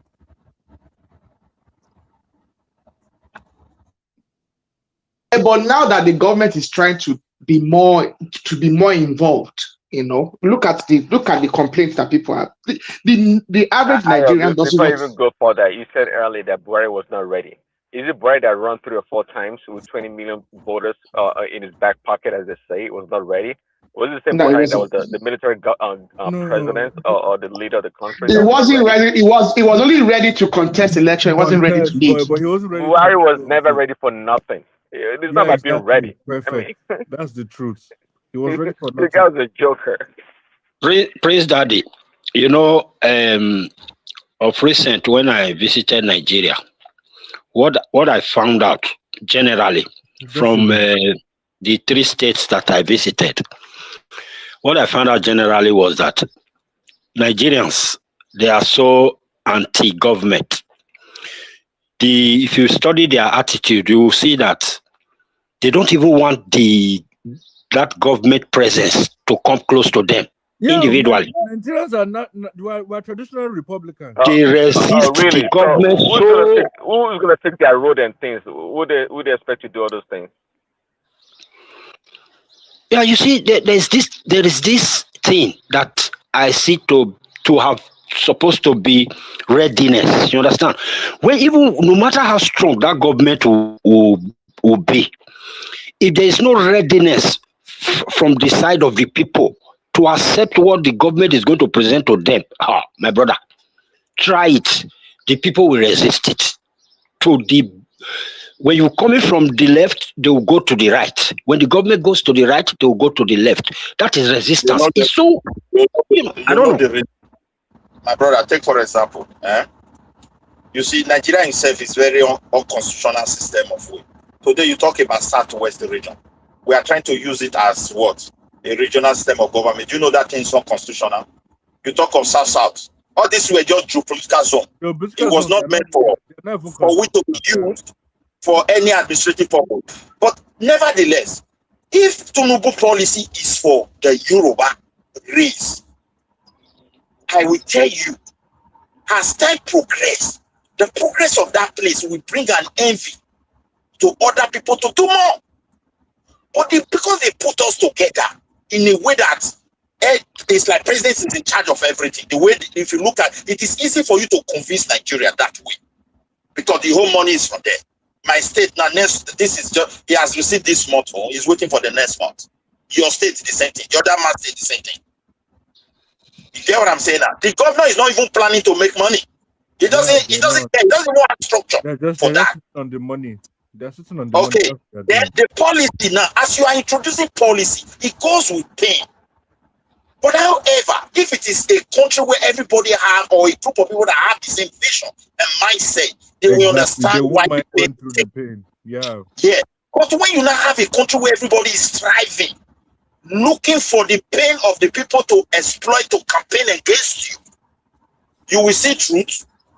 You will question if we started this pain will be too much. We are not going to do that. Just no money, balance this paper, do it wuru like this. Make sure it never, before I finish my administration, nothing happened. That's what the Mefele was doing for this man. Now this one is here. We don't even know actually what they are doing. Until it's out of office. Even if they are doing it good, the next man, because of it is my turn, who believe that his policies has affected his people, the way they complain in the parliament. We just start telling Nigerians that when he was there, they were doing this, when they borrowed, they were reckless, they were doing that. I'll just give you an example now. They will start campaigning against their policies. But they know the truth. So, that's the funny thing. They know the truth. Yeah, and at the end, the masses will not even know the truth. So they will label his administration as administration of pain. Why the policies, everything is gone. They want to start afresh. But if it is where people can hold their region or state accountable, my brother, like one Midwest, and they're able to manage it for like 5 years. The light is not falling, is not failing in that state. What is my governor doing? Know very well that the people understand that the governor is supposed to do it. He will be forced. They know that his people is coming. Yeah. But the situation when they make the law, they say we have changed law, we have changed this, we have changed that. Midwest, people don't even understand whether the law have changed. We can hear you. So guys, make sure you click the like button. I've sent the link in the comment section. So anyone who would like to join us in the studio, you can go ahead and come in. We're gonna end the show now. Thank you for watching, and make sure you subscribe and share. Have a good day. So Remy, what were you gonna say? I just want to say that all the proposals you guys have been talking about, do you think sometimes Nigeria cannot just turn to advanced country overnight? I think we have to take baby steps on it. But the issue on ground is about state resource control and metamorphosis to devolution of power from the central government to the state. I think we should not be talking about region, because if we go back to region, it's to me, I think we are preparing for another civil war. But if it still maintains state is okay. Why the state have their own resources and just pay like 10 or 15% of whatever they can garner to the federal government? And I think we should also talk about the movement of people should be well documented. You cannot just be moving from one place to another without no proper documentation. But unfortunately for Nigeria, our literacy level is all-time low. I don't think our literacy level is up to 51%. So we have a lot of work to do. Patriotism is not there. Orientation, how do we reorientate the new generation? I mean, from 1 year. I do not agree with that registering from different regions. That's wrong. You must I'm not talking about registering different. I'm not talking about that. What I'm talking about is that any state you enter, that you are going to live there permanently, you should go to the police to register. No, this is what they do in Russia. No, I mean, I'm not saying you can't go to the police. You should go to your council and register that you live wherever there. You can go to, even the police in your local government, police station in your local government, or the local government office. You should the police in Nigeria federal system, police should not handle that because those are federal police. It should be something that is under the local government who will now register it and transmit it to the national population or whatever. Chairman anyhow, they have to do it. That's the ones. Because luckily for us, we have the NIN number, the NIN number.